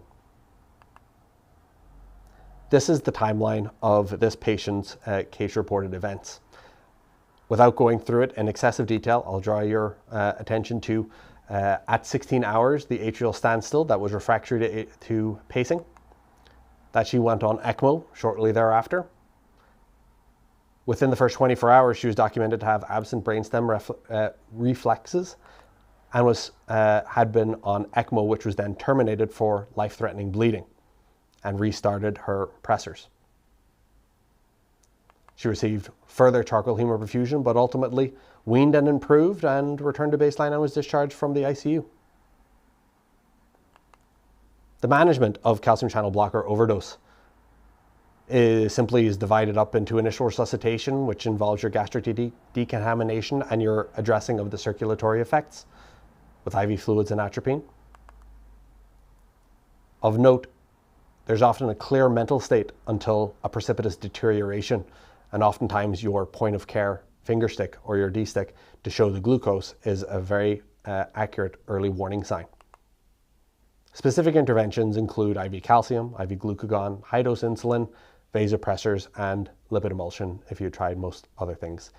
These two pictures are another example of what calcium channel blockers look like and how attractive they can be to a little toddler. Gastric decontamination. Options include orogastric lavage, activated charcoal, even if they're asymptomatic and you catch them in the first 1 to 2 hours, and even whole bowel irrigation, particularly if there's sustained release, notably the non-dihydropyridines, even if they're asymptomatic but have taken a massive amount. As you know, this is polyethylene glycol, and while adults can take 2 hours per liter, depending on the size of the child or teenager, you consider anything underneath. Specific therapies include atropine, which is going to be your first line go-to in standard dosing, IV calcium, and glucagon, which increases your intracellular cyclic AMP. Your atropine will be given, obviously, for symptomatic bradycardia.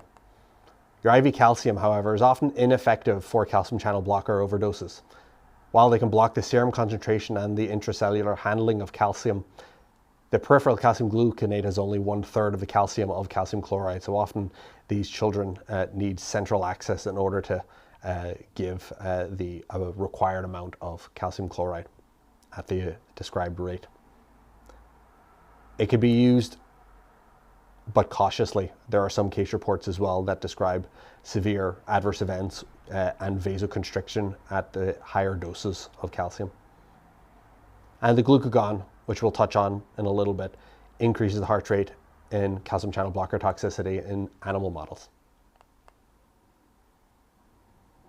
Last specific therapy is your insulin or your hyperinsulin and sugar, where the hyperinsulin will give positive inotropy effects. And we'll start with a unit dose or an IV bolus of 1 unit per kilo of a short-acting insulin. And be careful to watch your electrolytes. However, given the nature of the toxicity and the pharmacokinetics in overdose, not all patients actually require supplemental dextrose, even on a dose of insulin 10 times that in DKA. The second case. A 2-year-old toddler attends the emergency department with his maternal grandmother. The grandmother is concerned he may have taken one of her tablets. A pill count reveals a missing extended release metoprolol. The toddler is sleepy, vitals as you see there with a heart rate of 52, BP of 50 on 38, and 100% saturations. The sugar is 4.9. He receives 2 fluid boluses and atropine, given without improvement in the heart rate or BP. What is your next best treatment? Is it an intralipid bolus, higher atropine dosing, insulin glucose bolus, subcutaneous adrenaline, or IV glucagon?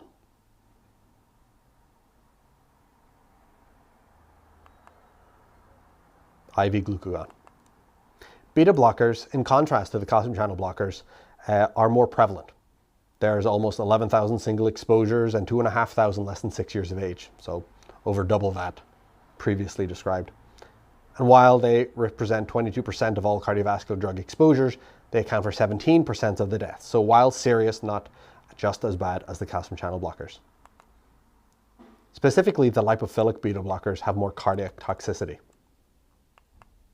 Your propranolol, acetobutol, and labetalol have effects causing decreased contractility, bradycardia, and conduction delays leading to hypotension. Glucagon, as described in this infographic, binds to your beta receptor and causes increased conversion of ATP to cyclic AMP. This increases the intracellular pool of calcium availability for release during depolarization, augmenting the contractility. Hypoglycemia as a key feature to beta blocker overdose, in contrast to the hyperglycemia seen in calcium channel blockers, can be critical and difficult to detect. It's caused by the decreased lipolysis, glycogenolysis, and gluconeogenesis by the beta blocker. It retards recovery, although less with the beta 1 selective, and it also masks your sign of hypoglycemia. So this highlights the importance of always getting an early finger stick to check what the sugar is. Causes toxicologically of hypoglycemia can be remembered by the acronym HOBBIES, which outline your hypoglycemics, your others, which include the picture here, which is an unripe ackee fruit, which is indigenous to Jamaica and commonly seen in Central and North America. Your beta blockers, your insulin, your ethanol, which has a similar effect to the beta blockers, resulting in low glycogen stores, and your salicylates as a late complication in the course. The lipophilicity of certain beta blockers results in CNS depression in the same way as the cardiac toxicity. The beta receptor blockade leads to bradycardia and hypotension, and decreased cytosolic calcium disabled your G protein cyclic AMP conversion. Although in overdose you lose your selectivity and can also block your beta 2 and 3 receptors, leading to bronchospasm and reduced inotropy. Your lipophilicity leads to CNS depression, although with those less lipid soluble, like atenolol, you get minimal sedation. Paper describing ECG effects looks at your PR interval, causing AV blocks, and your QRS, which leads to your ventricular dysrhythmias. And of note, a lot of these are involving the lipophilic propranolol, which is a key offender. This is caused by sodium channel blockade. To highlight the cardiac myocyte action potential, you get a delayed phase 0 for your calcium influx, and this is often caused by your lipophilic beta blockers, such as propranolol, your TCAs, some anti-epileptic drugs, and your typical antipsychotics. The management, however, is often quite similar to the calcium channel blockers. You have urinary resuscitation, focusing on your circulation, the IV fluids and atropine, and your gastric decontamination. Your specific interventions are quite similar. Your IV calcium, your IV glucagon, your high-dose insulin and glucose, your vasopressors, and your intralipid. Specifically for your beta blockers, your atropine will be used in the same way, in the same dosage. However, glucagon will be reached for a lot sooner. This increases your intracellular cyclic AMP as described. However, there's also a degree of tachyphylaxis, namely that it's effective early on, but there's a bit of a plateau effect after ongoing treatment. You can give it as an initial bolus, which has an effect within a few minutes and peaks at 5 to 7 minutes. Other considerations include IV calcium in the same way to improve inotropy.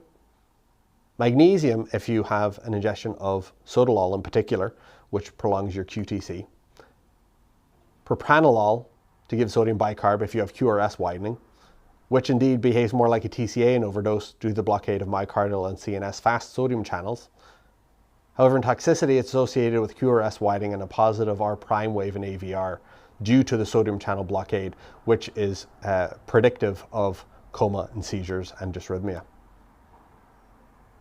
Hemodialysis, however, is only really effective with hydrophilic, minimally protein-bound beta blockers such as atenolol, and has less effect for the lipophilic propranolol.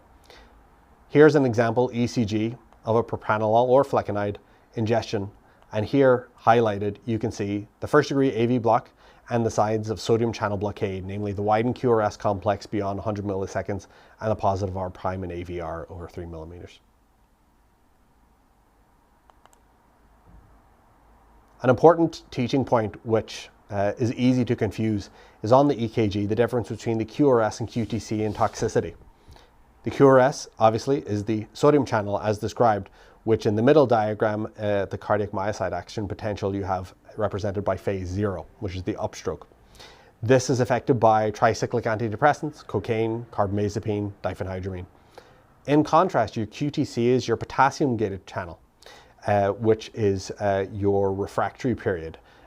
your antipsychotics, your azithromycin, your ondansetron, and cisapride.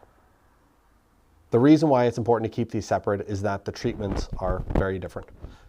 For your QRS complex, your sodium channel blockade will lead to ventricular dysrhythmia, as highlighted in the two diagrams immediately opposite. It is treated with sodium bicarb to provide competitive inhibition for the sodium channels, or even hypertonic saline for the same purpose. Lastly, possibly intralipid. In contrast, QTC is a potassium channel problem that will lead to torsades de pointe with a QTC most notably over 500 milliseconds, and for these you give magnesium to shorten the QTC. In theory, a lot of sodium bicarb can alkalinize the serum and potentially drop your potassium or magnesium due to electrical shifts, which if given for QTC will prolong your QTC. You give your sodium bicarb for a widened QRS to provide sodium competition, and you don't for prolonged QTC. So the take-home points. So I aimed to encourage a proactive interest in toxicology, a healthy respect for grandparents' medications if you have toddlers, the fact that toxokinetics in overdose, such as the calcium channel blocker and zero-order kinetics, do not equal their normal pharmacokinetics, and drugs behave very differently in massive non-therapeutic overdose. Calcium channel blockers in particular are deadly to a toddler and demonstrate satural metabolism in overdose. For beta blockers, those who are lipophilic, like propranolol, result in CNS depression and cardiotoxicity, and indeed propranolol has a notable sodium channel effect. Extended release preparations, even an accidental overdose of cardiovascular medication, should be observed for a minimum of 24 hours. That is it. I'd like to say thank you very much for the opportunity to talk, to Chris for setting this up, and to my old toxicology colleagues that have taught me almost everything I know in this regard. And if anyone is interested, there's a growing interest in the role of scoping reviews and their utility in medical toxicology. Thank you.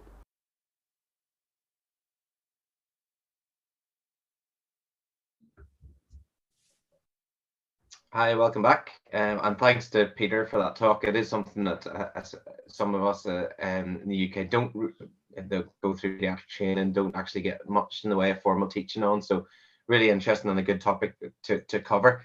In terms of questions in the chat, there was a question from Marilyn about asking whether gastric decontamination is still worthwhile if you're over 60 minutes following ingestion. Any thoughts on that? So, like a lot of questions in medicine, the best answer is it depends. First point is there are some things that charcoal decontamination does not work for, notably heavy metals, and you can look up the rest depending. But assuming it's for something that would apply, like these two cases, it kind of depends how much someone's taken and how worried you are about them. In a real fussy toddler who is not cooperative and it's 60, 90 minutes out, the trade-off, might be tough, and you might be better served focusing on access and hemodynamic monitoring. On the other hand, if it is a 15, 16-year-old intentional overdose and they come in even 60 plus 90 minutes and it's an extended release preparation and you want to hit them with everything possible, then, it's not unreasonable to still try and give them something, because while it's 60 minutes after, remember one of the key take-home points is that pharmacokinetics don't equal toxokinetics. And in rare circumstances, if someone takes a handful of medications, they can even become somewhat impacted or form a bezoar in the stomach. So charcoal could, in theory, still possibly have a role even around that window. So if it's someone that you're generally concerned about who will take it, there's no specific downside in that case, unless they're somnolent and you're worried about the airway, which then goes back to they can't take it. If you're using it, put it into a coffee cup with a lid on and put a straw through it because it's black and their teeth end up black and it doesn't look nice to drink, so make it pleasant for them. Pleasant might be pushing it, but but yeah, good tips. And I suppose one of the things we were talking about as a panel while we were listening to you talk there, Peter, was regards to the fact that within paediatric training, certainly there's not, in the UK, there's not a big discussion or emphasis on training around toxicology and the management of it, which is slightly different from adults and maybe other places. So any thoughts on why that might be, probably in terms of ages that we've typically looked after, and what should we be doing about that, I guess? Yeah. I'm not entirely sure. I'm an outsider to going through the entirety of UK training as I was elsewhere, in Dublin in the States, but it's become much more tangible in the last few years as the age limit for pediatrics has started to increase. And the simple point of fact is that as you raise your age from 14 up to the later teens, you're not only dealing with larger sized equipment and older children, you're also encountering new pathology in buckets, one of which specifically is toxicology and intentional overdoses, which come much more to the fore. And I think this has probably just been an area of oversight to a degree, even though ToxSpace as a resource has been excellent, and is very good and very helpful. And the MPIS service in Scotland, England, and Wales is fabulous, although we don't necessarily have the same access to it ourselves in Northern Ireland. So that's one of the main driving features that has made this point more visible in the last few years. But I was surprised doing this talk. I went and researched and was very shocked to find out that RCBCH didn't include toxicology as subspecialty curriculum for either emergency medicine nor critical care under the pediatric umbrella. And as you can see from the baseline data, a lot, if not the greatest proportion of exposure occur in children and young kids, even though, yes, most of them are fine. But it should clearly be a recognized part of protected learning. Catherine, you work in an adult ED. Is it something that adult ED guys tend to get more training in, or? Yeah, so as an adult trained ED, this is a huge part of our curriculum. It's part of our bread and butter. Unfortunately, we'd see an awful lot of toxicology. I actually wasn't aware that it wasn't part of you guys' curriculum, so I think that's a good thing for the ED bods to be aware of, because we have a greater experience of that and can help out. So do print out your tox space, do follow your tox space, and do phone poisons for advice. There, anytime I've ever contacted them, they've been extremely helpful. I think for us, we get in the DGHs, we get a little bit of toxicology fatigue. We see an awful lot of deliberate self-harm, we see an awful lot of overdoses, and the calcium channel blocker and the beta blocker overdoses, they can get really sick really quickly, and you need to take them seriously. And they're the ones you want to pick out from all of the other lots of overdoses that are sitting in your DGH pile.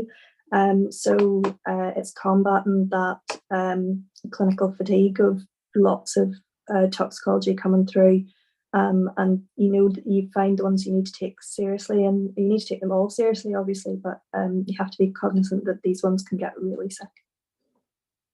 I think also there's the fact that the pandemic has had a significant impact on adolescent mental health as well. And that's another reason why we're seeing a lot more overdoses than we would have previously. We certainly would link in with our adult ICU colleagues if we need to, but we've had a push locally to improve and increase our adolescent education so that we are a bit more savvy with those sorts of things as well. And I think that's really important. But in terms of curriculum, I think Peter's right. The RCPCH is reviewing and finding that there's a whole spectrum of pediatric now conditions that we probably need to think about in a bit more detail. They've got a new spin module out on sleep medicine that we never had before. They're looking into more depth in terms of gender identity medicine and things like that. This is another avenue that also needs to be explored, but the field is getting wider and wider. Yeah, it's always a challenge. That's great, thank you. I think we'll move on to our next talk. And our next speaker is Dr. Ben McNaughten, who's been chairing the sessions today. Ben is a consultant in paediatric respiratory medicine in the Royal Belfast Hospital for Sick Children, and he's going to be talking about tracheostomy troubleshooting in the emergency setting.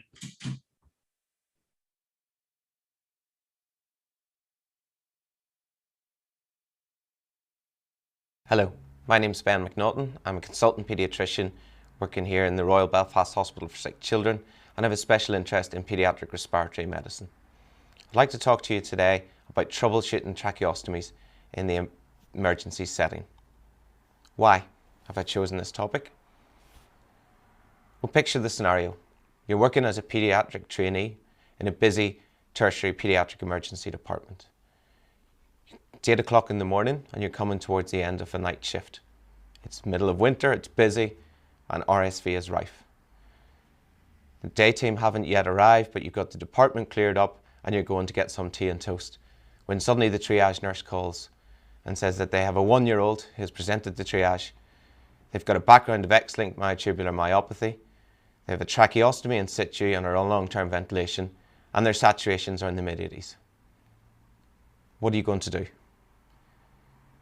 There is a degree of assumed knowledge around tracheostomies, and whilst those of us who work in respiratory, ENT, or paediatric intensive care or high dependency units may be familiar with them, actually the reality is that a lot of medics panic when we're forced to deal with tracheostomies, partly because we don't get teaching or training in their management, and also because often it's parents and nurses who have done the basic troubleshooting before we are asked to see these children.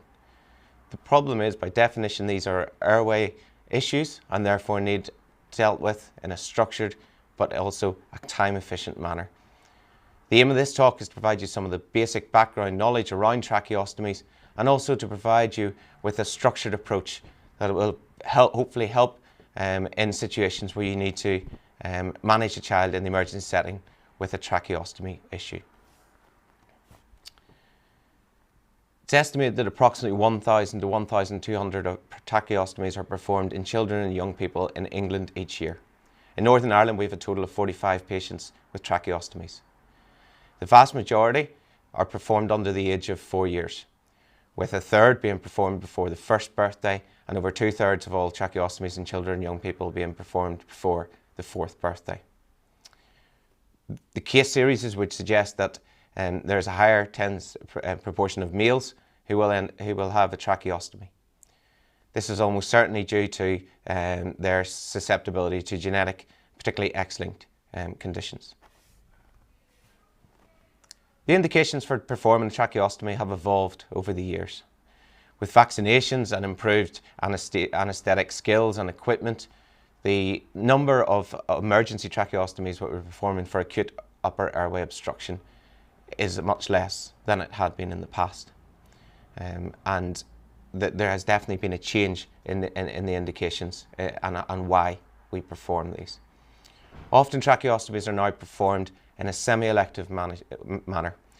These follow prolonged admissions to hospital and multiple discussions between the various members of the multidisciplinary team, families of these patients, and when appropriate, the patients themselves. There are 3 main reasons as to why we may choose to insert a tracheostomy. The first is where we have actual or anticipated need for long-term ventilation. The second is for management of bronchopulmonary secretions, for example in patients with bulbar palsy. The third is when we have the presence of a fixed upper airway obstruction. This may be something like subglottic stenosis, vocal cord palsy, tumours, or congenital upper airway abnormalities. Whether tracheostomy is potentially reversible will really depend on the indication for the initial insertion, but when possible we do like to proceed to decannulation, and this is more likely to be in cases where there is a reversible, treatable or acquired pathology.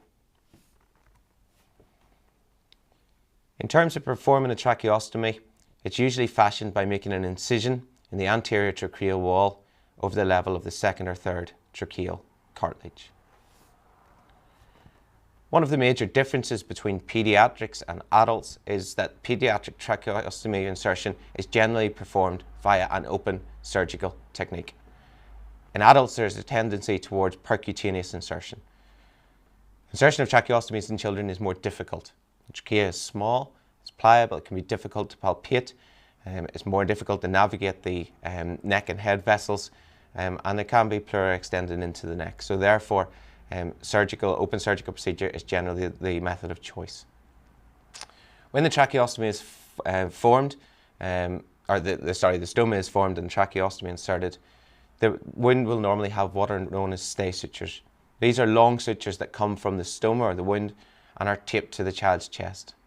And the purpose of these stay sutures is really to try and maintain the patency of the stoma in the event that there was an accidental dislodgement or that the tracheostomy needs changed sooner than anticipated after initial insertion.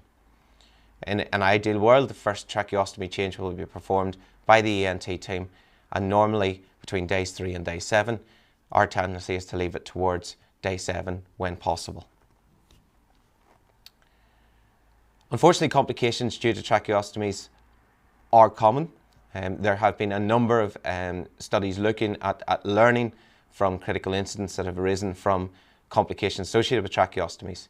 And a number of measures and recommendations have been put in place to try and prevent these occurring. National Tracheostomy Safety Project is an initiative which seeks to form collaboration or encourage collaboration between professionals, patients and their families, and also to promote good tracheostomy practice. Their website is www.tracheostomy.org.uk, and on their website they have some excellent resources for both professionals and parents and families.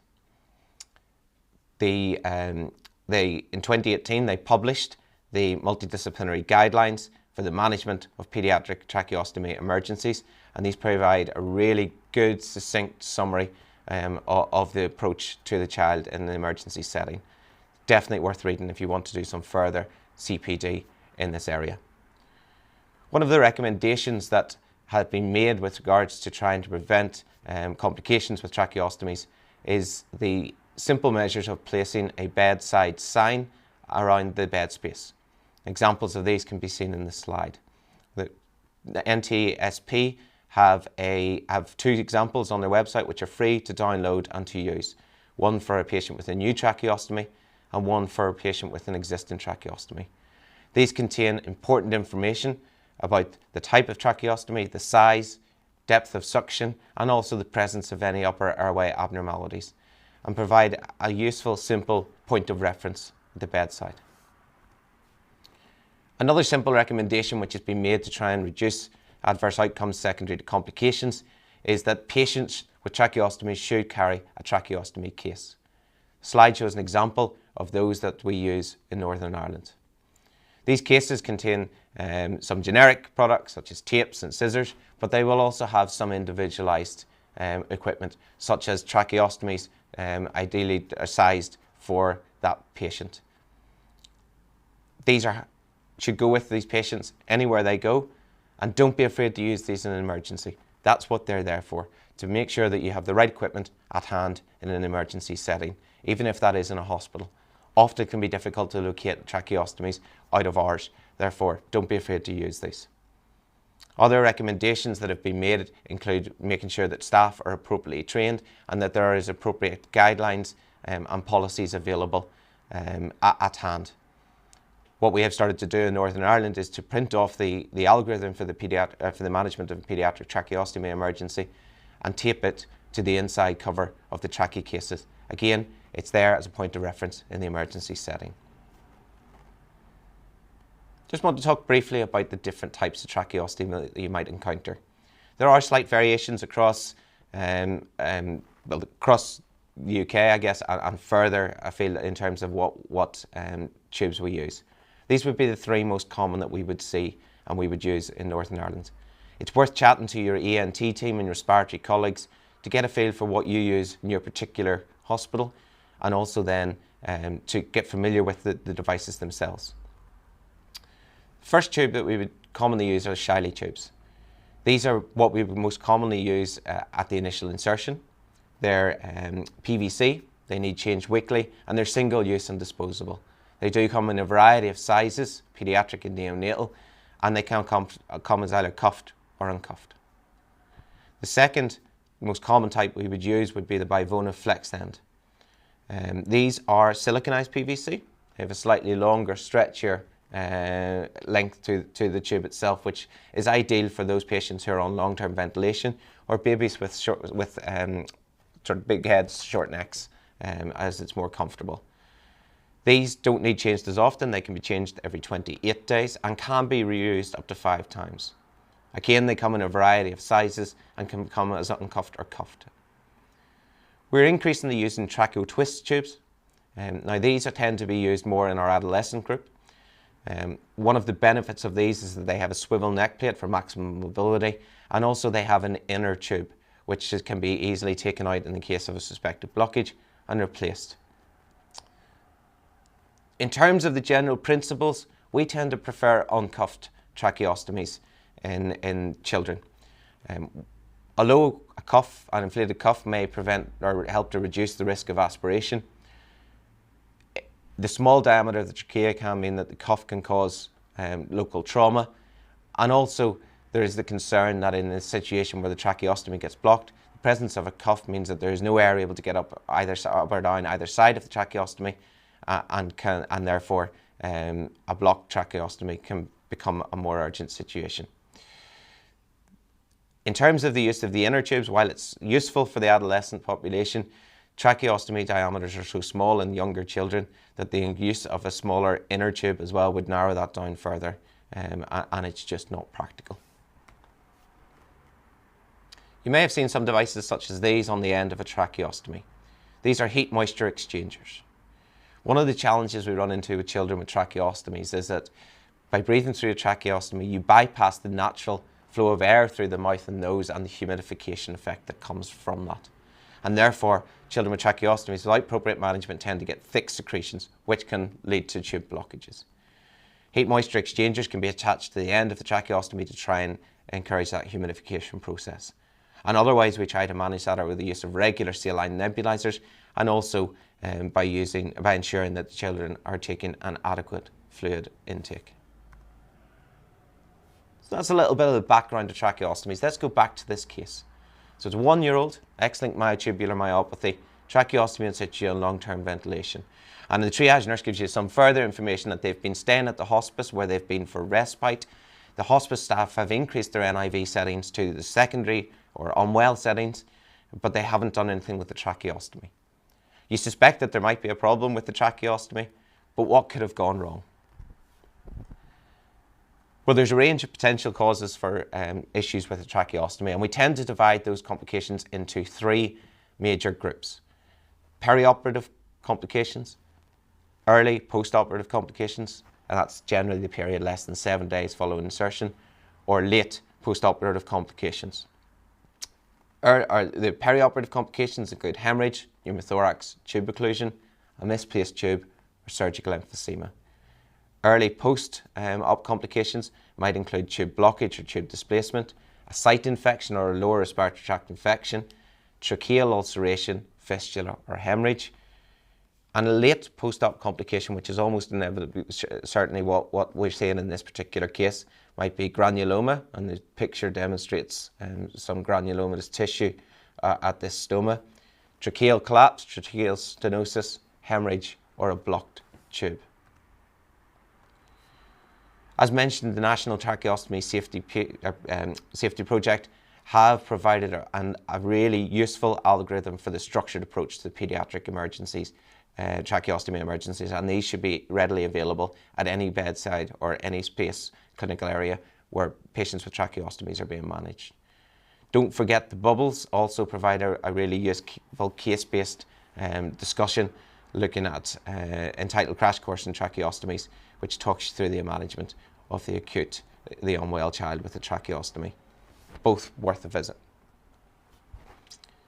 So in this situation, when you're asked to see this patient, the first thing I would recommend is shouting for help. No matter how experienced we are, this is a situation where extra pairs of hands are only going to help. particularly if it comes in terms of holding the patient or you want to do any work with the tracheostomy itself. Consider liaising early with anaesthetics and ENT, and again with any airway management, with any airway issue, these teams are probably likely to prefer to know early rather than at a later stage. Most trusts and clinical areas will have an emergency on-call airway team. Again, useful to try and find out how you contact them in an emergency should it be needed in your area of work. One of the most important things you can do in this situation, and although it seems basic, is basic airway opening manoeuvres. Head tilt, chin lift, jaw thrust, or using a roll under the neck and the shoulders to try and open up the airways. In reality, children with tracheostomies and breathing difficulties often have, it's secondary to clots, mucus plugging, or positioning. Obviously, if a child has a tracheostomy for a fixed upper airway obstruction, this might not make a big difference. But in the likes of this case where we're assuming, we can't say there isn't an upper airway obstruction, but we're assuming that the tracheostomy has been put in for long-term ventilation, position in the airway may actually help to open up the airways. The next step then is to apply oxygen. And the difference, I guess, with a child with a tracheostomy is that we would recommend applying oxygen both over the mouth and nose, but also over the tracheostomy itself, as shown in the picture. Following the application of oxygen, what we need to do at this stage is to work out whether or not the tube, the tracheostomy tube itself, is patent. Bagging to do this is not recommended, as if there is a blockage there, trying to ventilate through it could cause surgical emphysema.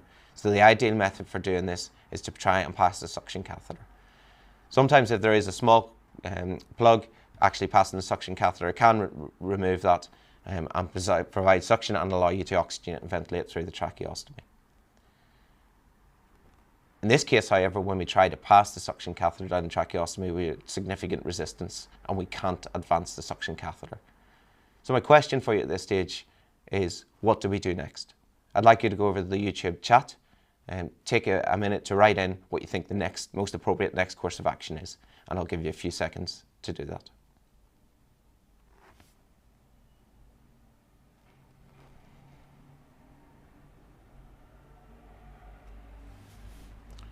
So I hope that most of you have decided that it's time we need to change the tracheostomy.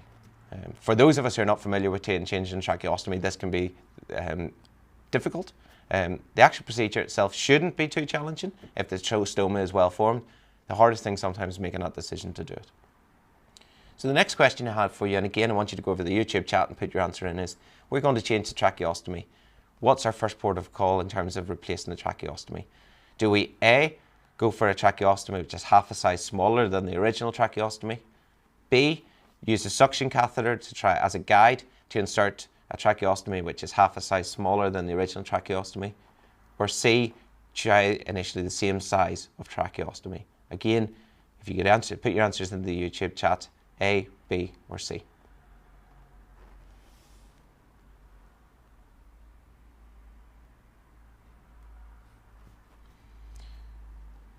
So the general accepted practice would be that we would have a maximum of 3 attempts at replacing the tracheostomy. First attempt that's generally accepted would be to use a tracheostomy of the same size. If you try to insert this and it goes in easily, then you need to again assess patency by listening and feeling over the tracheostomy and using a suction catheter to assess for patency. If not, then a second attempt should be made using a tracheostomy which is half a size smaller than the original tracheostomy. This might make insertion easier. It is important, however, to also rethink about your airway positioning and maybe take steps to try and reposition the airway and bring your trachea to a more anterior position. If you're unsuccessful with the second tracheostomy insertion with the half size smaller, then it's recommended for a third attempt that you use a suction catheter through the stoma and try to railroad the tracheostomy, again half a size smaller, over the suction catheter, almost like a Seldinger technique that we would use for other procedures. In this scenario, unfortunately, you're unsuccessful. We're unable to reinsert the tracheostomy, and patients' oxygen saturations are dropping and the respiratory rate is also falling. So what do we do next? Well, the next step then is to resort to primary emergency oxygenation and ventilation. And there's 2 ways we can do that. One is to cover the stoma either with our hand or with the dressing, and try to oxygen or ventilate via bag valve mask or over the face and nose, mouth and nose, or else using a supraglottic airway. The second is to try and use the stoma and to ventilate through it using a bag valve mask or an LMA, as demonstrated in the pictures. In this case, as we're bagging through using a bag valve mask over the stoma, the oxygen saturations improve, we are able to ventilate, and at that moment the ENT reg conveniently arrives and asks what's all the fuss about. But had we not been able to get a response to that, then we may needed to resort to more invasive procedures. Again, we have two options in this stage. The first, and what we would recommend as a first line, would be to try oral intubation. It's important to prepare for difficult intubation, and we'd recommend choosing an ET tube, which is a half size smaller than the original tracheostomy. Successfully inserted, it's important as well to note that the ET tube should be advanced beyond the level of the stoma. The other option, and again is technically challenging, particularly in younger children, is to try and intubate through the stoma itself. One of the concerns with this is that actually by blindly intubating through the stoma, it's very easy to create a false passage, and therefore in an ideal scenario this would be performed by somebody with airway expertise, and other options or tools such as fibre optic guidance may be of benefit to try and assist with achieving this in the best and safest possible way. So that's a brief run through some of the basic principles underpinning tracheostomies, and also the structured approach to the child with a tracheostomy in the emergency setting. Some key take-home messages really relate to the indications for tracheostomy, and these are most commonly inserted for the use of long-term ventilation, for allowing management of secretions, or for fixed upper airway obstruction. It's important to note that sometimes the simple, cheap methods are some of the most effective in improving outcomes, and the use of bedside signs and tracheostomy cases can help to reduce adverse outcomes in these emergencies. The National Tracheostomy Safety Project have clear guidelines for the structured approach to the paediatric emergency, child with tracheostomy emergency, and I would certainly recommend that these should be readily available in areas where these children are being cared for. And if you would like to find out more, as mentioned, the NTSP and don't forget the Bubbles resources are excellent for further learning around tracheostomies. I'd like to thank you for your time, and I'm more than happy to take any questions that have arisen in the chat in the panel discussion that follows. Thank you.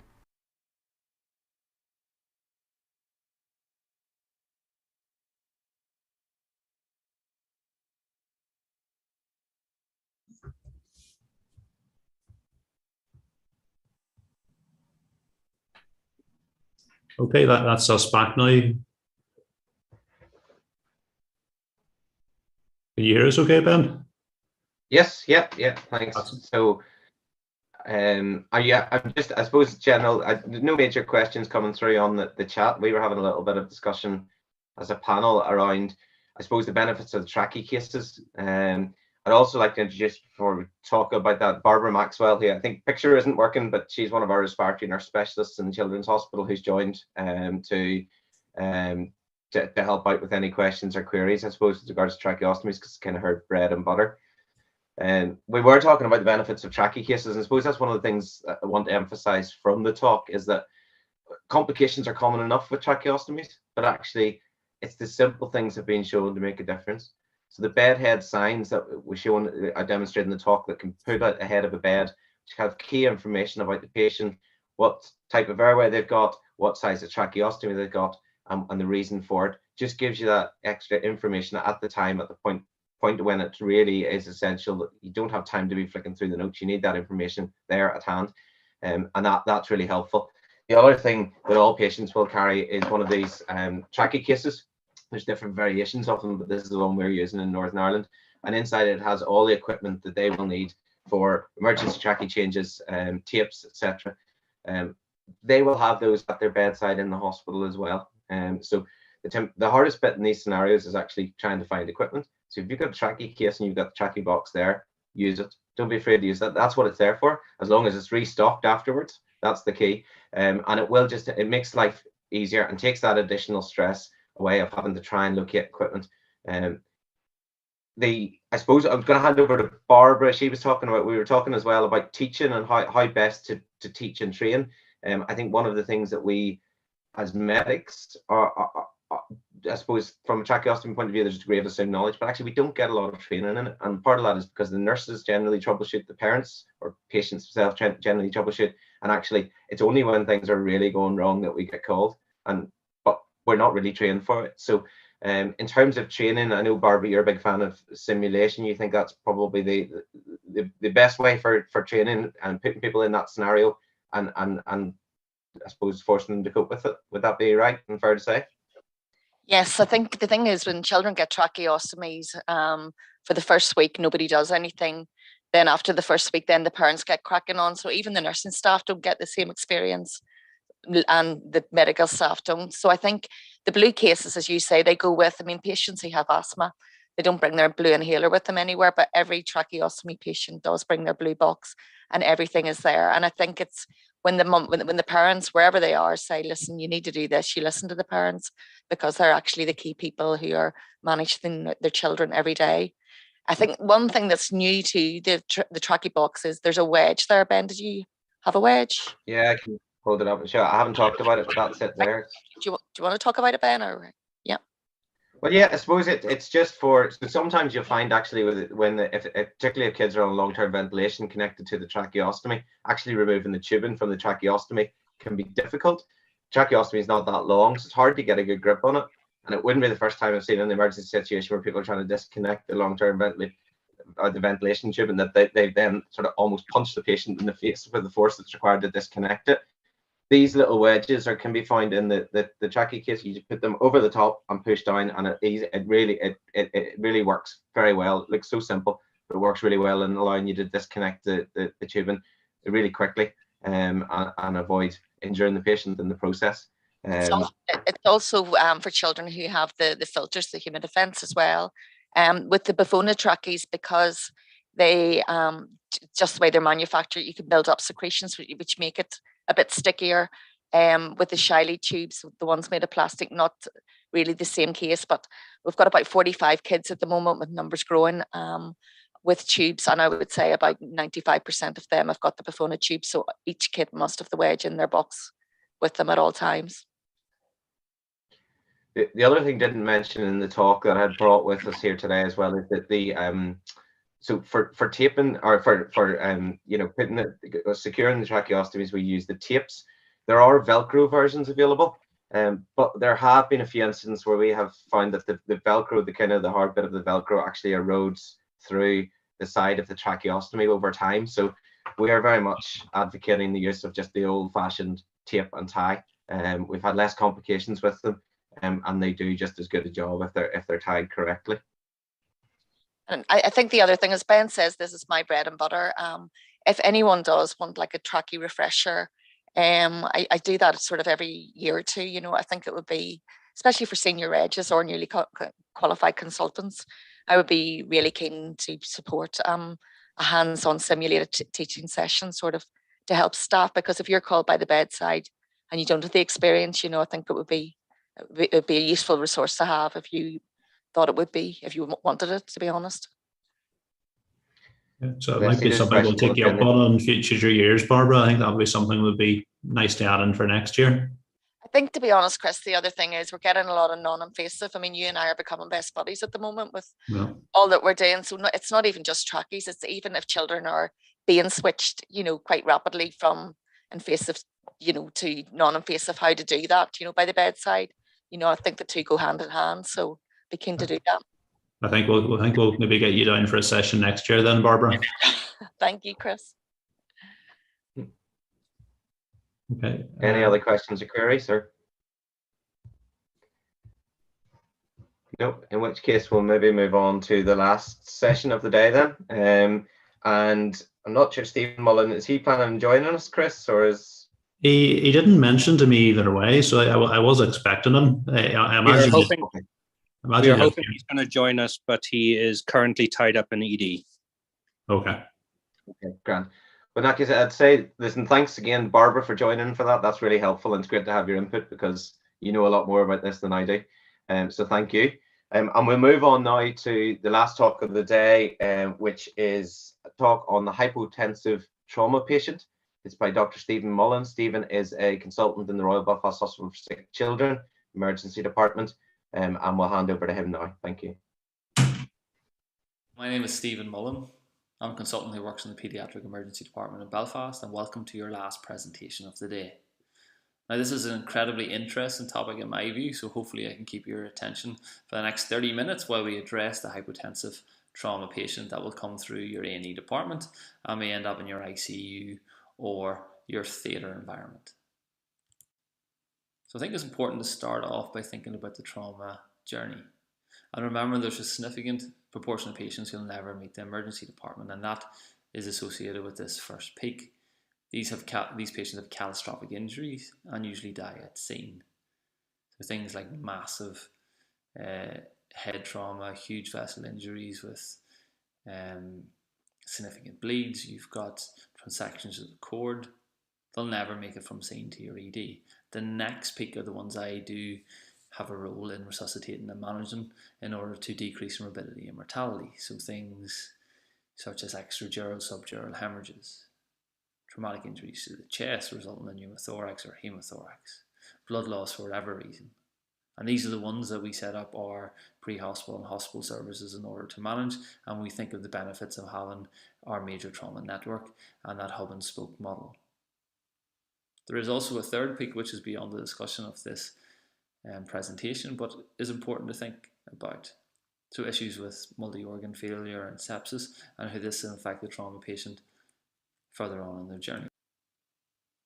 Now, there is some evidence to support the dangers associated with hypovolemic shock and hypotension in trauma patients. This is a really nice single center study involving 134 paediatric patients, looking at the all causes of mortality.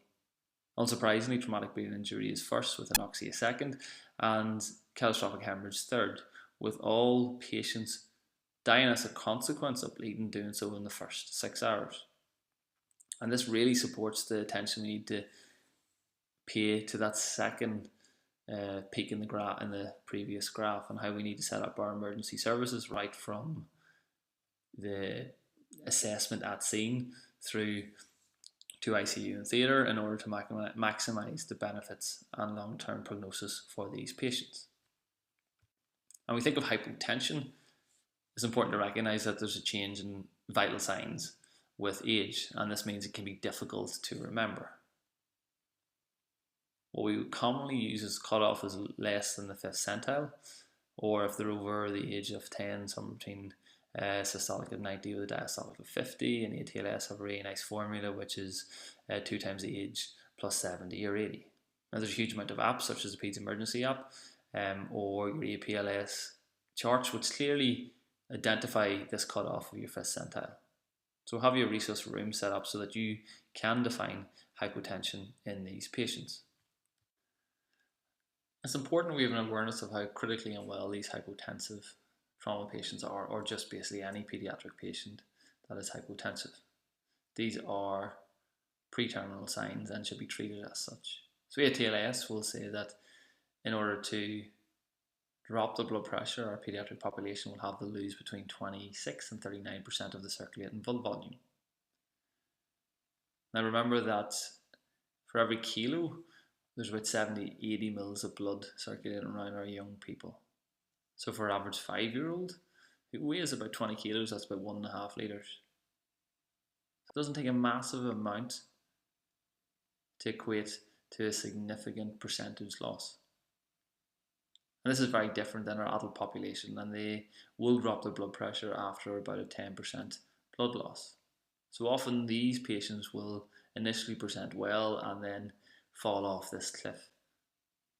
So if you see a patient who is clinically shocked, or certainly a trauma patient who is hypotensive, treat them with the care and respect that they need. Think about getting your team together and resuscitating them aggressively. And one of the key things and one of the most important things you can do is get the basics right. So think about how we approach our trauma patients and how the algorithm changes slightly. So instead of having our ABC approach, we have our C in front of it looking at catastrophic hemorrhage. The evidence has come from Camp Bastion that if you forget the catastrophic hemorrhage and move on to airway, the patient will be dead by the time you try and stop their bleeding. So if they have an obvious bleed, try and stem that either with the use of pressure dressings, coag agents, or the use of tourniquets. Think about how you're set up in order to manage the arrival of these patients. These beautiful red phones which can ring through the department and seem to prick everybody's ear up no matter what you're doing are really important. But also remember that a significant proportion, up to 20-30%, will arrive without a pre-warning. The parents will simply scoop and run. And how's your department set up in order to manage those patients? Think about who's in your trauma team, how you activate them, what parameters you use. Do you have a quota system for certain traumas and a more extensive one for more severe injuries? And SIM it. SIM is a really important learning modality, particularly in these rare high acuity cases. Who do you need? Who's going to do the intervention that's required? And how are you going to manage these patients and where are they going to go? Have an open mind to what the etiology is. By far and away the most common reason our trauma patients are hypertensive is as a result of hypovolemic shock due to ongoing blood loss. Think of where that bleeding can be during your assessment. Is it in the chest wall, the abdomen, the pelvis, the long bone? Are they actively bleeding or have they bled out substantially at the scene of the injury and you're missing that? Think about your obstructive causes. Do they have a tension pneumothorax or a massive hemothorax? Do they have a pericardial tamponade as a result of a vessel injury with blood around the heart, and how you manage those? Who's going to put in your chest drain? Who's going to do your thoracostomy? And who's going to do your clamshell thoracotomy if needed? With a massive increase in knife crime and penetrating injuries to the chest, your department needs to be set up to do these interventions.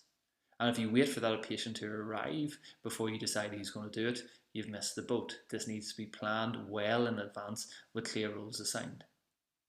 Think of neurogenic shock, how this is such a representation but differs in terms of what you're required to do in order to resuscitate and manage these patients. Think of your other etiologies that might be at play. Your patient may have been involved in a road traffic accident while they were going for a medical assessment and have another reason why they're hypotensive. Incredibly rare, but an open mind certainly benefits all. Now let's get on to the cases. So the first case we're going to discuss is a 4-year-old male. Your red phone goes in the middle of your department. Everybody runs to see what happens. The handover you get is in the form of an ASH ice, which is well known and an easy way in order to get the pertinent information over to the receiving team. So 4-year-old male, RTC, cardiovascular pedestrian, potential head injury with loss of consciousness. He has some concerns of abdominal and pelvic injury. The patient is tachycardic, has prolonged cap refill time, and they've defined him as being hypotensive with a GCS of 14/15. And they're going to arrive in your department in 5 minutes. And these 5 minutes are key. In my opinion, probably the most important part of your resuscitation, this pre-brief. This is how you get your information to your team. You find out who's in your team and what they can do.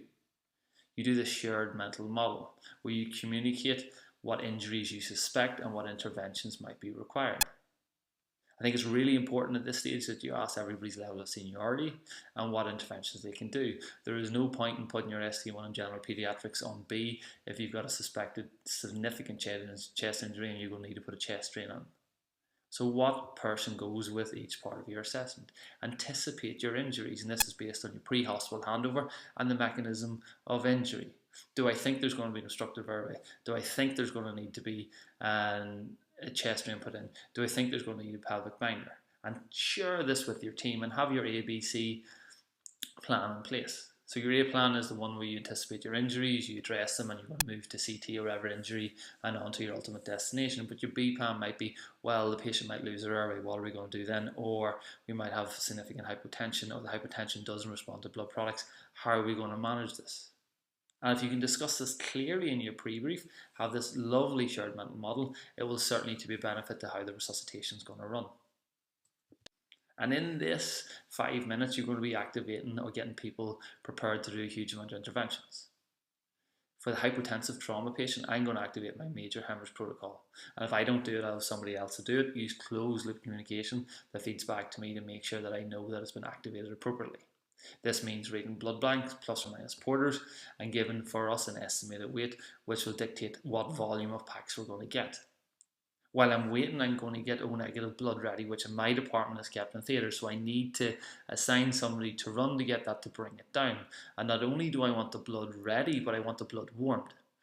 Hypothermia is horrible in trauma patients, so either use your level 1 transfuser or whatever hotline that you have in order to make sure your fluids that are given are warmed. And in my department, we practice blood out, blood in, so we don't give saline or any other form of crystalloids initially. We're going to use blood products, and that's certainly something we would advocate. For suspected pelvic injuries, I want someone to have the binder ready to go on, and these are really part of your resuscitative procedures and shouldn't be basically left to the last minute. And I've been recently involved in a case where a binder has been removed, resulting in a pelvic blood loss, where the systolic blood pressure went from 120 to 60 with over about a 2-minute duration. So not only think about how the binder is put on, but when the binder is going to come off and who makes that decision. Have your TXA ready in the form of your bolus and your ongoing infusion if required. And these patients are usually cold and clapped out. Access is incredibly difficult, so we'll have somebody assigned to use an IO. Remember, if there's suspected pelvic or femoral injury, you want to go above the level of the fracture, so you're really thinking of a humerus and how you assess this. And this is relatively easier in your older patient, your adolescent, but in your younger, chubbier patients, it can be more difficult. TXA is something that we use in paediatric trauma, and the evidence has filtered through from our adult colleagues. Now, there's a growing level of evidence, and some RTCs are starting to recruit, I think, in the Northern Hemisphere, but a really nice systematic review and meta-analysis supported the benefit in our trauma patients, but also reports the concerns with the thromboembolic events we have if given in a prolonged duration. So we like to give it in the first 3 hours of injury at 15 milligrams per kilo, followed by a transfusion if required. Now, there's some elements of practice that we don't take from our adult colleagues, and certainly permissive hypotension is one of them. Now, this principle relies on the general agreed assumption that the first clot, best clot principle. If you increase the blood pressure too early, you blow off the clot and you bleed out. And for most adult severe trauma, they'll aim for a palpable pulse or a blood pressure of 80 or 90 systolic within the first hour. As mentioned before, it takes a large blood loss for our paediatric population to drop their BP. So if they're hypotensive, it's a pre-terminal sign, and resuscitate aggressively. We do not practice permissive hypotension in the paediatric population. The adolescents are less clear, but certainly I don't practice in my adolescents, and there's some evidence to suggest that it's probably better not to do so. Think of hypothermia and be ready to manage it. I live in a cold, damp country where the patient will usually be lying at the roadside before they're picked up. The mode of transport to my hospital is usually not insulated, it's cold and damp. When they arrive in my A&E department, we take all their clothes off to expose them, looking for any injuries. The door may be opened, there may be a draft coming in, and the patients will get more hypothermic. So prep someone. Have your burr hugger ready, have blankets ready, have warm fluids including blood, get your temperature measured as part of your initial observations, and try and get it to an acceptable normal level. We know hypothermia is part of the lethal triad of trauma along with coagulopathy and metabolic acidosis, so try and address it early. As part of your ABC plan, you're going to be thinking about destination, where these patients are going to end up. The two options for me are usually CT to theatre or ICU, or to ward if everything stabilises, or in the very rare cases straight to theatre. I would suggest a little bit of caution on taking your patients straight to theatre. If you've got concerns about polytrauma or a head injury, I would be more reassured if they're about to go under a long operation, that their CT head doesn't show an extradural or significant subdural that requires evacuation. And another area that we differ from our adult colleagues is the use of imaging. So we're aware of the LAR principles as low as reasonably achievable in order to reduce the risk of long-term malignancy associated with radiation exposure. And there's a huge amount of evidence supporting the use of targeted CTs as opposed to pan scan. And I often think we do pan scans because we're not 100% sure in our clinical findings or the mechanism of injury, and we feel that a pan scan means that we're not missing anything. This is not the case. The scan is only a single image in time. The patient can deteriorate with a normal scan, so don't be reassured by a normal pan scan. And I would strongly advocate that we should do targeted CT. And it might be that you need a CT head, neck, chest, abdomen, pelvis, but you should be able to argue this for your case. And in this case, which was the RTC, the main concern was an abdominal injury. So they had a CT abdomen. Now I'll give you a few seconds to have a look at these images. So my wife's a radiologist who I tried to drag in to report this, but somehow managed to decline. But we put a few images on to show you the pertinent features. So the first red arrow shows some blood around the liver. The second one shows a spleen that has just been essentially completely knackered or ruptured. And the third one shows some blood around the kidney. If you work in a large multidisciplinary team as part of resuscitation, you should get a hot debrief, but I think it's a reasonable thing to have some awareness of how to read a CT scan in our trauma patient. This patient done really well and stabilised in our emergency department quite quickly and was transferred to the surgical ward for ongoing management. And this really shows another key difference, and a lot of our visceral injuries in our paediatric population will be managed conservatively and will not go to theatre. Now there's a small proportion that will require theatre in order to switch off the tap, and your team should be ready, or your surgeons and your theatre and ICU team should be ready for such eventualities.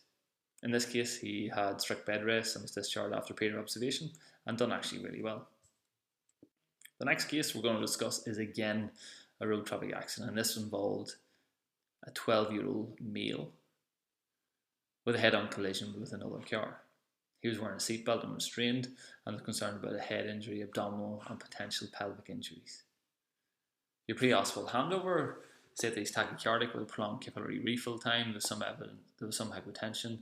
GCS was 14/15 and was complaining of ongoing chest pain.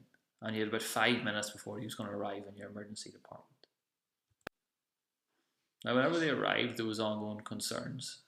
There was a brief loss of pulse or severe hypotension that responded really well to blood transfusion. And when he arrived in the department, he was really stable, was chatty, had some chest wall pain, but no obvious tenderness. So as part of our initial management, we decided to opt for some plain films. Now this isn't this patient's plain film, because in this case actually we went straight to CT. But if we'd done a plain film, this is what it showed. Now the big take home for me from this is that wide and mediastinum, which makes me think of some potential injury to the great vessels. And so this is the patient's actual CT scan. So I'm going to give you a few seconds to have a look to try and identify what you think arrow A, B and C may be.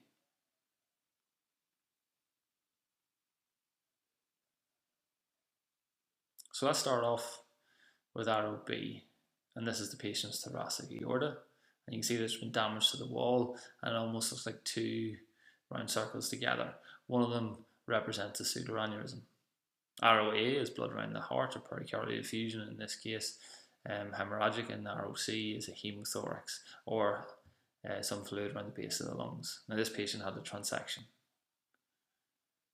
where they bled into the heart and into their lung cavity, and there's a small clot which was essentially keeping this patient from bleeding to death. And you have a variety of different injuries that can occur to your thoracic aorta depending on what is damaged, going from a small intimal tear right through to your pseudoaneurysm and your active rupture. And these are incredibly rare injuries. There's not a huge amount of literature I can find about it. This was a single study. This was a study in a single centre with a 10-year review of their aortic injuries, and they only picked up 11 cases, 8 of which were a consequence of a road traffic accident, 7 which were thoracic, with the other 4 being abdominal. Out of those 7, 4 were transections, 2 an intimal flap, and 1 a pseudoaneurysm. And his presentation was reasonably typical, and I just recently taught it on a European trauma course. which essentially was identical to what he presented as. Usually from road traffic accident, with this massive deceleration because of the seatbelt, you've got the ligament arteriosus, which is tethered to the aorta, and that's where the tear happens. It can be associated with a brief loss of output that responds really well to fluids, and how we manage this depends on whereabouts the injury is. The more proximal ones usually require surgery, and the distal ones can be managed conservatively with blood pressure management and will require ICU input. This case was incredibly complex. And the difficulty I had is that I worked in a paediatric trauma centre that didn't have paediatric cardiothoracics. The other potential avenues, such as interventional radiology and vascular surgery, didn't have equipment and that would fit this patient. And there was an option of transferring him down to Dublin, which was about a 2-hour drive on bumpy roads in an ambulance with a small clot that was keeping this patient alive. And if he lost his output en route, there's pretty much nothing anyone could do in order to save him. So we decided to ditch that idea quite quickly. And we ended up having was a 7 specialty multidisciplinary team meeting with all the experts in the room until cardiothoracics thankfully agreed to take him to the theatre in order to operate, remove the damaged section, graft him, and observe. And what this really taught me was the importance of bringing the key players in to a room together in these very rare events in which mortality is potentially quite high. Bringing all the leads, so the senior regis and consultant in one room, really had a huge benefit to this patient and probably saved his life. Now the last case we're going to discuss is again road traffic accidents, and road traffic accidents are by far and away the most common reason why kids get injured. The age is slightly different, and this was an infant who was in an appropriate car seat and involved in a high-speed RTC. And there was multiple adult, not fatalities, but severely injured people at scene. And this isn't a picture, but it was something similar. Your pre-hospital team are worried about prolonged cap refill time and they're hypotensive. And also the car seat, whenever they arrived, they show you that the car seat had a big crack down the back of it, indicative of the amount of pressure and force that went through it. Your initial assessment is pretty uneventful of this patient, and you see multiple abrasions, but no obvious severe injuries, and your catastrophic hemorrhage right through your E-assessment doesn't bring a huge amount of concerns. However, your vital signs are concerning. The patient is hypotensive with a normal or slightly low blood pressure or heart rate. You decide to do some fluid resuscitation in the form of blood products, as mentioned before, and there's really a poor response. So because the patient is so unwell, you decide to intubate early and perform some imaging, which includes CT scanning. And at all times, you're doing ongoing resuscitation and reassessments. And in some cases, you decide to start with a plain film. And you should all have some skills in how to read a lateral C-spine X-ray. I'll give you a few seconds just to have a look to see if you identify any abnormalities.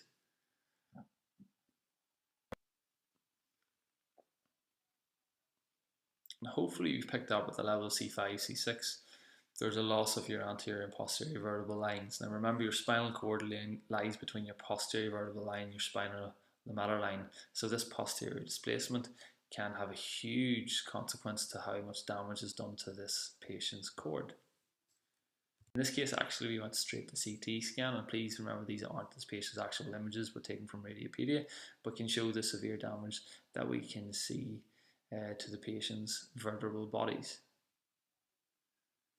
And if you've got neurology or concerns about cord injury, in order to visualize the cord, you're going to be performing an MRI, which is very difficult to get out of hours and might mean the patient needs to stay in even if there's no neurology to get the MRI done the next day. This patient had an emergency MRI which showed severe damage to the cord, quite high in the cervical spine.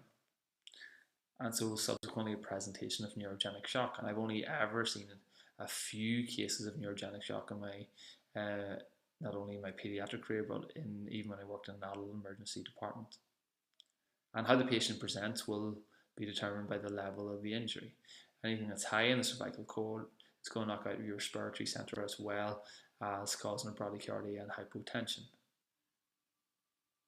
those injuries that are just above T2 or above T2, certainly you'll have a loss or an imbalance between your parasympathetic and your sympathetic tone, resulting in a loss of resulting in vasodilatation as well as bradycardia. So these patients may have lost blood as well as this, but if it's just a spinal cord injury, their hypotension is due to an issue with their vessels and not blood loss. If the injury is just above T6, you'll have hypotension. And please be aware of the difference between neurogenic and spinal shock, which we're not going to talk in detail in this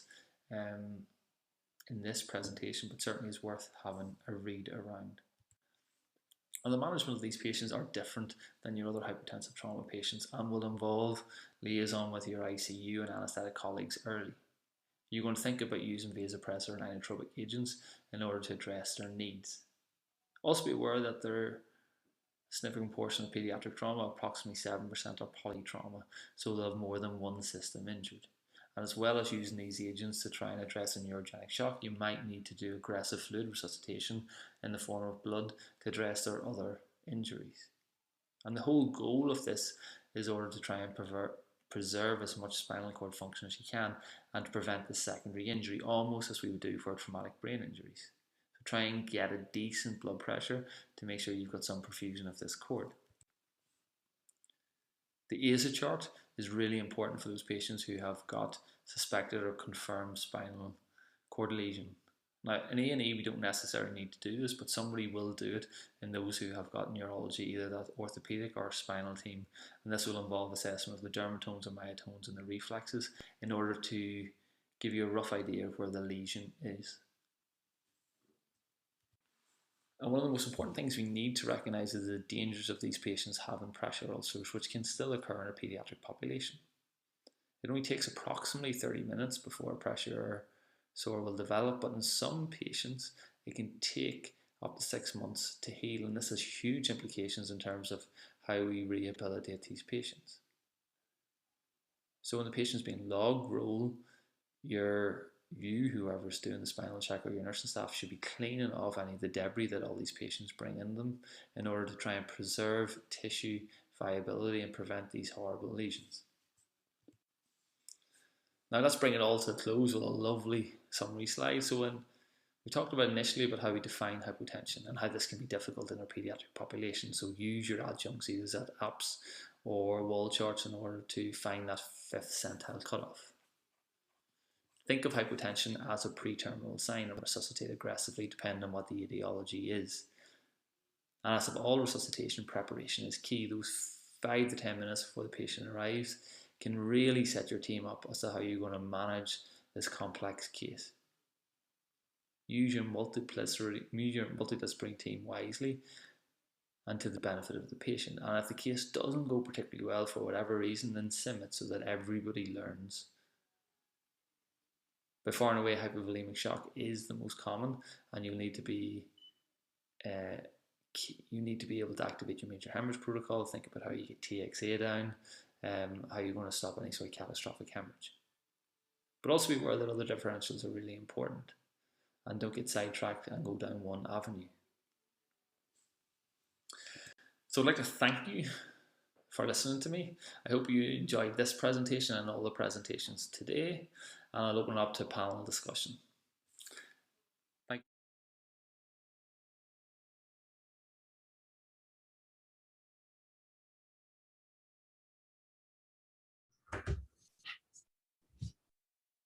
Well, welcome back, everyone, and thank you for staying with us to the end of the day. I know it's been a long day, but we appreciate you staying with us. Thanks very much, Stephen, for that talk. Don't see any specific questions come through on the chat. One of the things we were discussing as a panel was our thoughts, opinions on the use of spinal collars. So maybe that's worth a discussion. Do you want to start, maybe, Stephen? Give us your thoughts on those.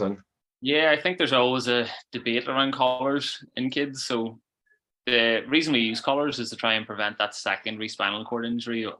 So you've got the primary injury that occurs at the time of the accident. There's nothing anybody can do about that, but the feeling is that by immobilizing the neck, you prevent further movement and further damage to the cord, and therefore improve morbidity and mortality. There certainly a huge amount. There's a lack of evidence that really displays the collars are any benefit, with a lot of concerns that they put the neck into a normal position or potentially cause more damage than they help. The difficulty is always in pediatrics. If you've got a combative kid where you're restraining to try and put a collar on, you are going to cause more movement to that neck and cause more damage. So we in our department take quite a pragmatic approach, in that most of the time we'll get away with blocks and a tape. For those who have a collar on, we'll usually leave it on, but we'll very rarely put one on. Where there is probably a role is those patients who've got low GCS or intubated, and you've got that loss of visual reminder that the C-spine hasn't been cleared. For those, collars can be beneficial, and I've seen some cases where once the patient's gone to ICU, the lack of collar has made the team feel that the C-spine was cleared, and it was only 3 or 4 days later that the ligamentous injury was picked up on MRI.